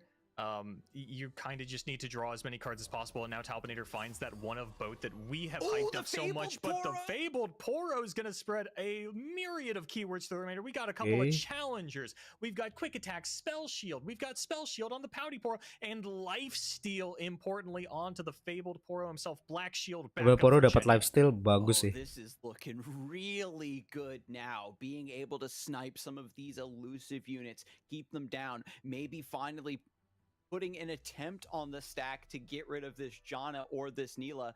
Iya, Janna Nilanya ini bisa dibunuh. Dia dapat kapal sih, tapi kapalnya bisa langsung di remove.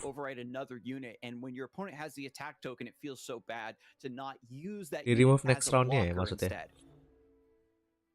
Talpinator has the means to fight through the Black Shield as well. Chenia still waiting on Talpinator to make a move before they can go into combat and start to challenge out those champions. The keywords off of this Poro have been so good for Chenia, but it's just not quite enough. Talpinator still has so much refuel in hand, right? We've got the boat, they've got the Cloudwinder, both at a reduced cost thanks to Janna, so they'll be playable this round. So even if Talpinator does lose control of the board here and the life advantages, Chenia climbs back up to potentially 17. Talpinator still got a really good shot at finding that next full cycle of cards that'll get them back into this.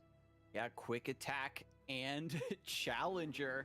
Beautifully done on the Nimble Poro here to fight for this board and maintain attackers. This is the key turn. If you force your opponent to block down, wipe their board, maintain your pressure and your presence, it might be difficult for Talpinator to come back. And I know that sounds like it's not that big a deal for John and Nila. Ya, kenapa ya kok nggak yang 3-2-nya ditarik sama yang 3-3 ya? Yang ada regen jadi mati tuh. When we look at the list from Chenia, I just want to call out this Hush in their hand because they are on 2 copies of the Hush and 1 of the Targonian Telstone. And I'm sure that this Hush has come up really big for Chenia on the mana efficiency throughout this event, but right now I bet they really were wishing that this was a Targon Telstone and they had that additional out of either the Behold the Infinite or maybe a Blessing of Targon to push something through. Wow. Actually extends with the Formless Blade in the Divine Whirlwind, trying to rescue Janna, but Black Shield comes through to deny. Janna will go down and denies the level up. Chenia now pulling ahead and trying to win this resource tug of war. And that's so good for Chenia Skarsgård. That Jana, I believe, was it 7 out of 8 when she actually went down, and that those 2 draws a turn, Kapalnya turun cost on pasti. everything that you draw, absolutely would have been able to bury Chenia from here on out, but not out of the woods yet as the Tide Dancer comes through. Not a lot of follow-up for now, but Talpaneer going to get that Cloudwinder down, draw a few more cards, and honestly, the one thing I haven't been able to keep track of is how many slipstreams are on top of the deck, because for Talpaneer, there always seems to be at least one in the top 2. I think there might be one yet, and Howling Gale to remove one Poro. If the king hasn't come through now, by the time he hits the board, the scaling ini bakal di sunburst dulu sih harusnya. Fabled Poro, and now Neela levels up at the start of the turn. I can't wait to see what Talpaneer's top decks are. There's the Slipstream, there's the Windborn Mariner, and closing it out with a Divine Whirlwind. 3 spell shield units on the opposing side. Neela's ability does go through that, but it's going to be difficult to set up any additional procs because of that clutch keyword development.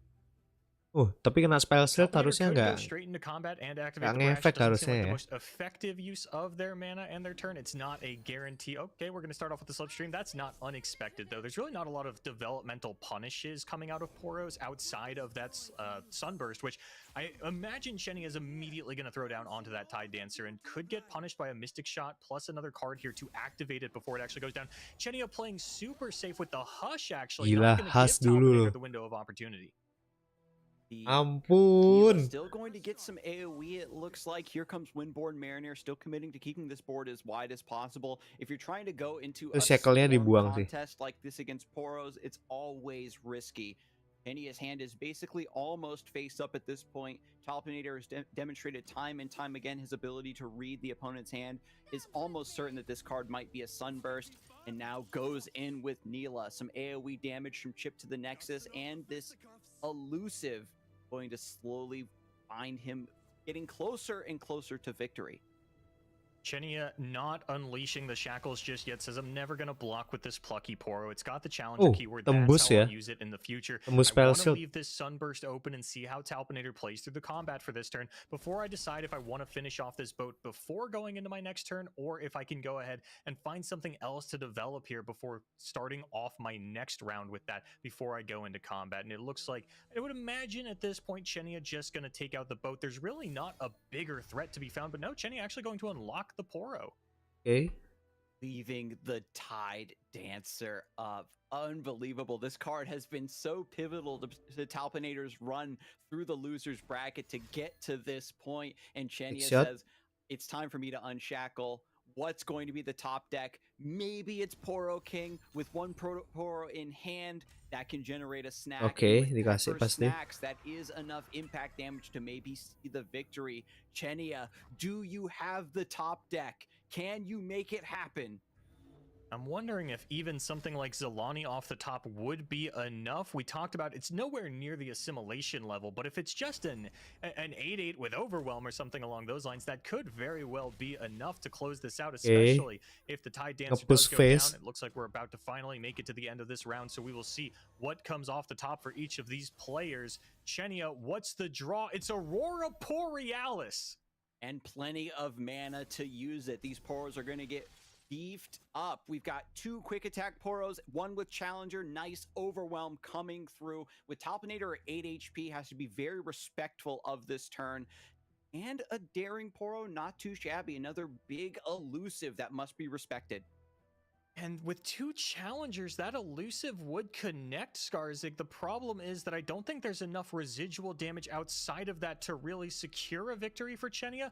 They're going to need to buy one more turn, but Talpaneer is the player with that Neela in play, has the second Neela in hand, so really nothing Chenia can do to permanently deal with this champion, other than maybe going for a challenge onto the first Neela and then a Sunburst onto the second. But there's not enough mana for that. With enough trades being forced down, if Talpaneer feels the need to develop further for the next turn, maybe it does open up a window for that other Sunburst. I know that Neela, when she attacks, is 2 damage guaranteed. Kalau kayak gini pasti dipakai dua-duanya poros snack-nya.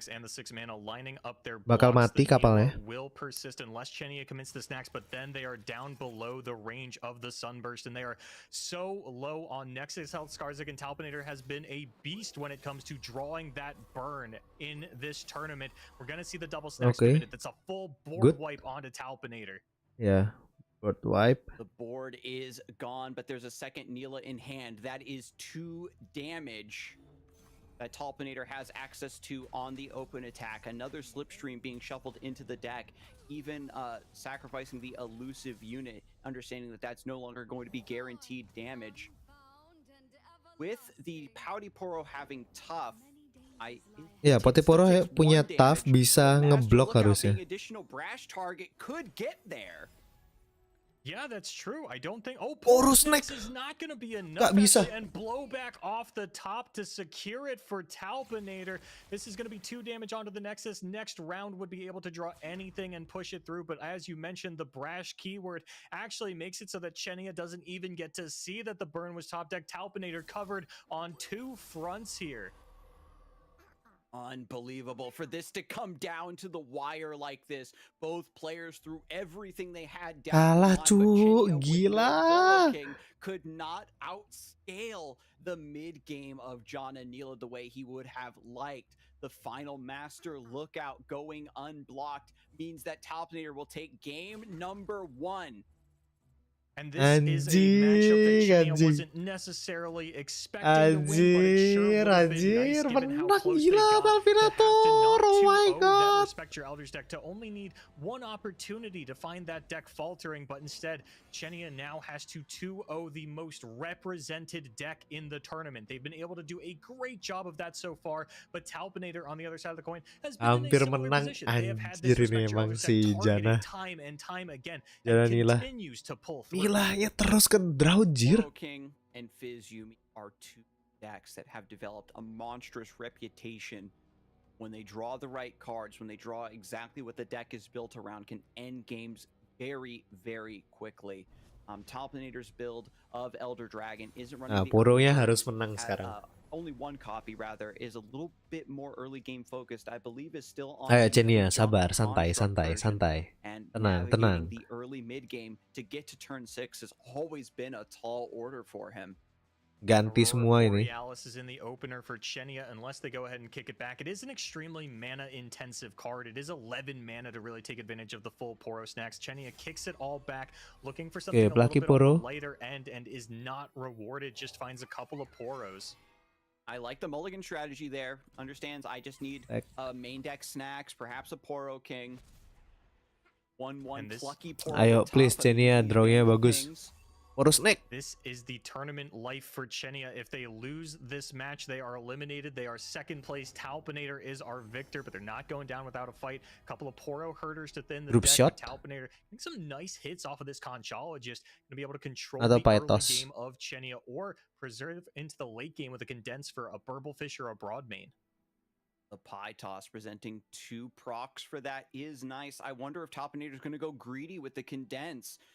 It's so hard to have a read this early on in the game as to what Chenia's draw quality really was, but we know tenang Chenia. probably going to be babysat, just waiting in the wings to answer Poro King as soon as he sees the light of day. Poro Hoarder pasti. It's really just about taking out that champion, right? This isn't the kind of deck from Talpinator where the Broadmane gets a big sweep onto the board, right? You're not doubling up a Caustic Riff and taking out everything. It's got to be a slow Poro Hoarder lah, mau ngapain lagi? And I wouldn't be surprised to see Talpinator just going after the Poros while they've still only got 1 HP, but actually Chenia not drawing any Poros that can die to these pings, finds the Fabled Poro, has the Plucky Poro, has this 2/3, the Poro Sled, a Pale Cascade.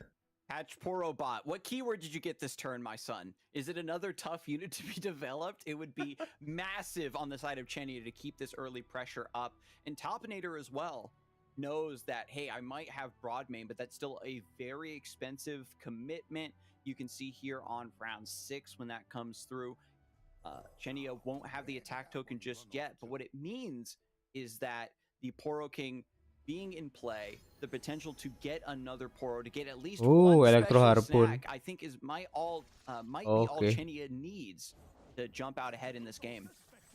So far they haven't been able to draw. Gila sih, Talpinator dapat early unit ya lawan Poro ya. And now the lonely Poro has okay, generating a daring Poro. It's not the worst thing in the world, but unfortunately, without the snacks, it's just a 1/1 elusive. This is something that was relegated to coming out of Poro cannon. No place in the main deck.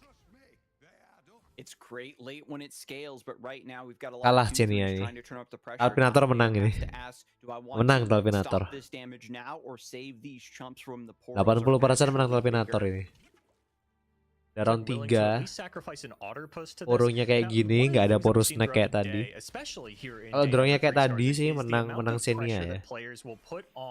The Respect Your Elders deck on turn number 5, right before their clunky hands start to come online. The broad mains come down, the sign-ins draw some additional cards and things like that. But Chenia doesn't have a lot going on. Sunburstnya atau Pel Cascade kayaknya. Keyword over to one other card. Now getting a prank down onto this Sunburst. And the Poro sled is probably something that you want to come down before the Fabled Poro. That's something that's going to take advantage of the keyword a lot better. And we get some medium hits off the Conchologist from Talpinator, but Drop the Bomb is good enough to keep things under control. Deathless, the result finally for the patched Poro bot.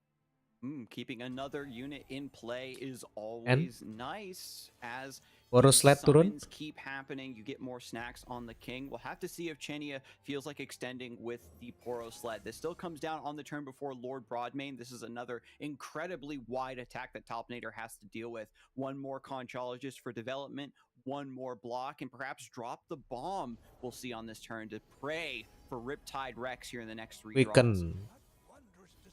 Skarzik, we've talked so much about the lack of junk construct in the list from Talpinator, but when you just draw all 3 Conchologists, it doesn't really matter. You're not getting punished. More impact pulled out of the sled, and luckily for Chenia, these 2/1s are not going to be blocking effectively. They are going to get traded down. This is still a pretty healthy life total for Talpinator out of a list that doesn't have any burn, and is going to just be fully unit focused in terms of the damage it can output. Now, Talpinator does have eyes on this Pale Cascade in the hand. Sayang ya. Benar-benar nggak draw Poro snack. Deal 1 damage to the plucky Poro, but then once the round passes over, I believe it still counts as being undamaged. Probably just wants to pressure that now. Makes it harder to weave in snacks later.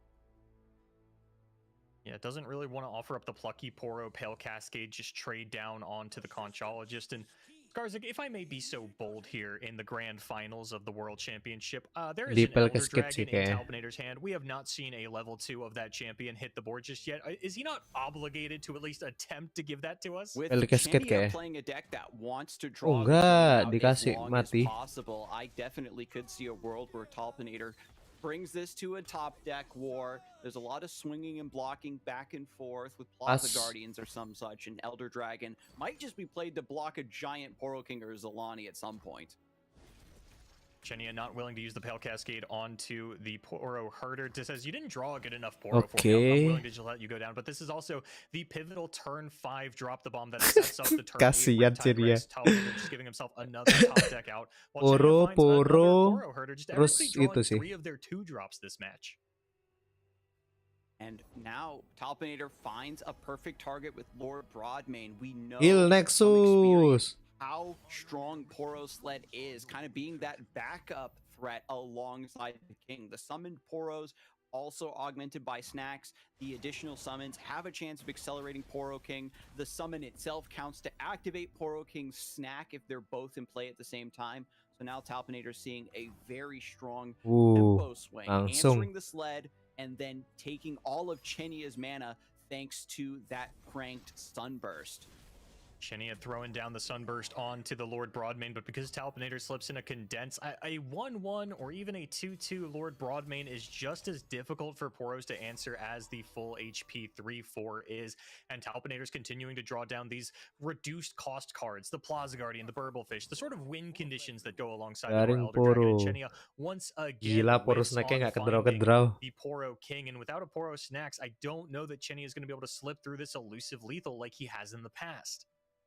Chenia developing wide, has the Fabled Poro in hand, isn't out of this yet, has a great pressure turn with this attack token. Talpinator on a very awkward idea because you want to save these pings to activate with Lord Broadmane, but everything that's in play right now isn't really that outstanding. Talpinator decides to commit to Challenger a cost Plaza Guardian just to get another boon and another big blocker.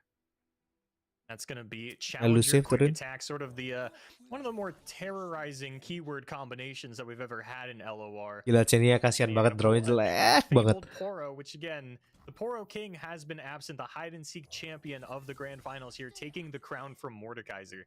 In a different board state, one might try to fish with the Pale Cascade, have enough mana there to play the Poro King down, but because Talpinator has a one-cost Lord Broadmane in hand, the threat of having another one mana ping to get rid of the Poro King means that Chenia has to continue with this line, not even going for Fabled Poro. Now that Talpinator's committed to a 5/5, can just go incredibly wide. 11 HP, still pretty dangerous from this position. Keluarin Poro lagi harusnya. 6-wide attack here if that's the angle that they want to go for. Talpinator could even take out one of these units. Chenia could replay yet another one from their hand. They've got the mana for it as well as the Pale Cascade, and just try to chip maybe 4-5 damage into the Nexus of Talpinator. Try to set up for that miracle lethal on a following turn, because as it stands, Talpinator's going nowhere fast. Unless the top deck is Riptide Rex, Talpinator's more than a couple of turns off of finding lethal on Chenia. There is a desperation play of just using Lord Broadmane to snipe one of these Poros right now with his on-summon ability. And then you have just his passive in play to use your other pings in order to deal with bigger threats. And Talpinator's feeling Deathless. Deathless on Broadmane's not too shabby. No, neither is +1/+1 and tough. Having a 2/2 tough, I mean, Chenia at the very least has shown us what a 2/2 tough can do throughout this tournament with those plucky Poros, but gonna be, yeah, it looks like that is going to be the Deathless coming down onto this Broadmane, so even actually just more willing to use it as a blocker now and get one with some additional stats. This is similar to what happened in game number 1. I have answers for the Poro King, but as long as he doesn't come down on curve, if you do catch me without that answer in my hand, I still think that it's not going to be a punish. I don't think Poros can scale up enough. We'll see if Talpinator wants to try to get a cheeky additional block with this first half of Lord Broadmane now.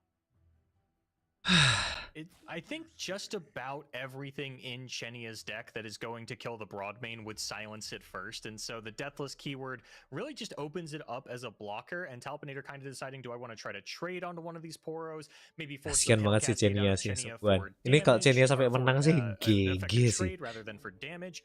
And Chenia just really going, 7 jadi sisa 4 doang health-nya. Finding the king, I need to just send as much in as possible and hope that if the king does come down, maybe I can get a spicy snacks before it's eliminated so that I can have an impact. Dikasih masuk. Di sofa. Blocking. No group shot committed. Talpinator daring Chenia to use that Pale Cascade.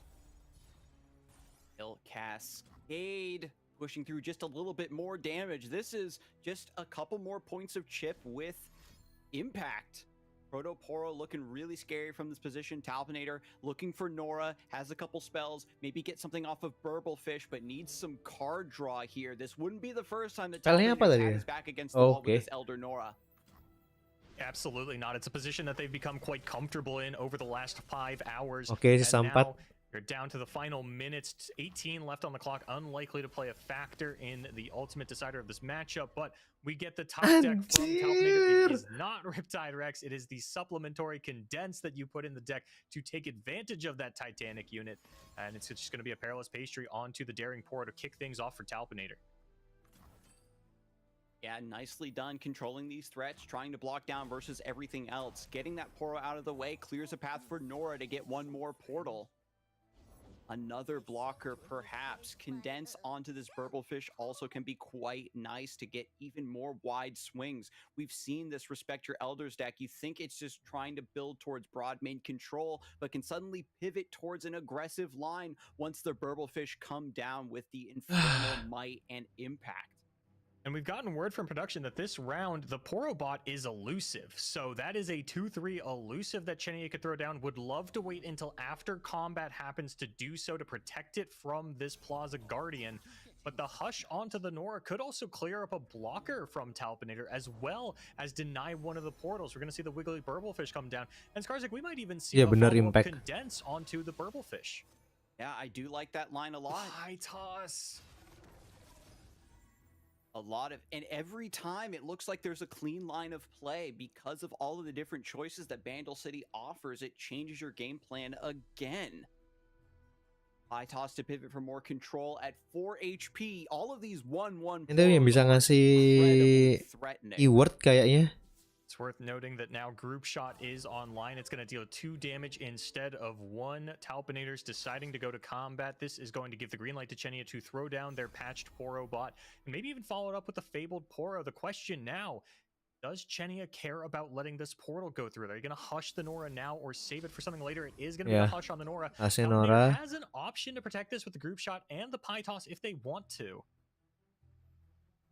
Dealing 1 damage to the Poro Herder.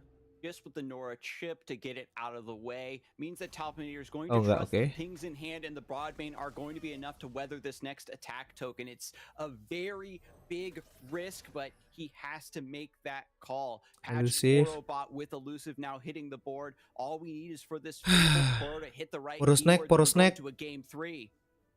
Talpinator down to just 4 Nexus health, a couple of removal spells, and a Condense in hand. That would be the last spell to reduce the cost of the Wiggly Burblefish, develop another blocker. Ayo dong, Chenia yang menang dong. Boon out of it as well. Astaga. Challenger, Impact, and Deathless have all left the pool so far. On Chenia to see if they want to end the round. It's either Poro Stories and pass back, or just end round Poro Stories to kick things off on your turn. The more developments you make, the more actions you give Talpinator, the more dire the situation can become. Chenia might take the risk of just 1 Fabled Poro trying to high roll it right here, right now. Zolani the Bloodweaver. Solani tapi gak ada ininya, segoblok. Kasian banget sumpah. I don't know if anything has actually even died with increased power. We're gonna get a couple more 1-cost Poros out of Chenia, but none of the elusive keywords that they were searching for. And now it might just be that Fabled Poro coming through to see if some impact can be down. Yeah, the very turn 9 rather, +0/+0 Zolani. No snacks. Zolani's going hungry this game. Kasian lo, kasian Chenia banget. Gak dapat Poro snacknya anjir. That will be given. Talpinator develops Elder Dragon. This is also going to automatically pull the healing boon. Talpinator back up to 6 with a big body in play, and 1 elusive blocker says, I think that this is good enough, and we'll see if Fabled Poro has anything to say about it. Fabled Poro, all you have to do is get over to 5 Poros, yourself and 4 others, and then maybe impact onto the one that's already elusive impact. Chenia taking their hand off the mouse and keyboard going, this is quite a pickle I found myself in. How on earth do we get out of this? Because even if things do make it back over to elusive there is no fearsome blocker for that Elder Dragon, and it looks like there were no elusives rolled onto the Poros. No, actually the Jubilant Poro does pull elusive, and 1 impact given over to the Fabled himself. So close. With no main deck snacks, it becomes so easy for the Pie Tosses, and all ini beneran gak dikasih menang jir si Chenia. Once again with his back against the wall at the 11th hour, has the blocks and is capable of surviving this turn. Elder Dragon now with Deathless, Challenger, Impact can begin to take over this board and threaten anything big that Chenia wants to develop from this point onward. And Chenia had faith in their deck. They kicked back the Aurora Borealis, said this is too slow. I'll find some main deck snacks. I'll find a Poro King. I'll find something to become a world champion, to claw my way back into this and tie the series up to a game number 3. And it just wasn't available. Instead, mocked by the top deck of the Zolani the Bloodweaver after not finding snacks for 9 consecutive rounds. A deck with this specific anti-meta energy shares the same weakness as those very same meta decks. You need the cards that matter to turn these matchups so far in your favor. Gila sih, kasihan si Chenia sumpah. 3 HP now left for Talpinator. Chenia has to make the read that I can buy 1 more attack token for myself. Lifesteal on the Patch Porobot helping just a smidge. And Chenia has to draw Poro Snacks or Pale Cascade or Targonian Telestone, something to develop a fearsome blocker, or the Elder Dragon. While we never got to see its level 2 Skarzig, as a 13/13 impact to fearsome would be enough to destroy the 14 remaining Nexus health that Chenia has. It looks like we're about to make it into the round. Draw Poro Snack, harus. And the group shot might want to take a couple more pot shots before they go over to the draw, but no, it is the round passed over. Chenia, can you draw it? No, it's Daring Poro! And Talpinator develops Wiggly Burblefish, just taking that insurance of what if that's a snack? My opponent has a fearsome blocker. As you said earlier, Boulevard, Talpinator is obligated for the folks at home who have witnessed his entire journey to bring it home with the Elder Dragon. And it might not be the level 2 animation that we were hoping for, Skarzik, but it gets it done regardless. The Zolani coming down as well. Chenya showing their hand, saying this is what I've been dealing with this game. This is what my deck has done to me. And Talpinator continuing to play it slow, unsure of what tricks are in Chenya's sleeve, not wanting to run in there and get hit with a hush onto the Elder Dragon to take away the fearsome and give Chenya another turn to try and finish off that 3 Nexus HP. Sedih, Cuk. Sumpah sedih. Sedih, Chenya. Still showing his opponent due respect. This is the grand finals of the World Championships, and Talpinator is on the cusp of being crowned. One living library is just another elusive unit to be developed, gives you another emergency blocker, and dealing 14 attack this turn. Damage to the Nexus, going to be a tall order. Group shot is boosted enough to take down Zolani. Group shot taking out Zolani, the Bloodweaver at round 10 is a disaster here for Talpinator bingung banget. One more blocker. The elusives can't even stop the Burblefish, the fearsome onto this tyrannical unit from the history of Legends of Runeterra. Condense onto Broadmain. Talpinator dragging this one out, going even further into the pool of control.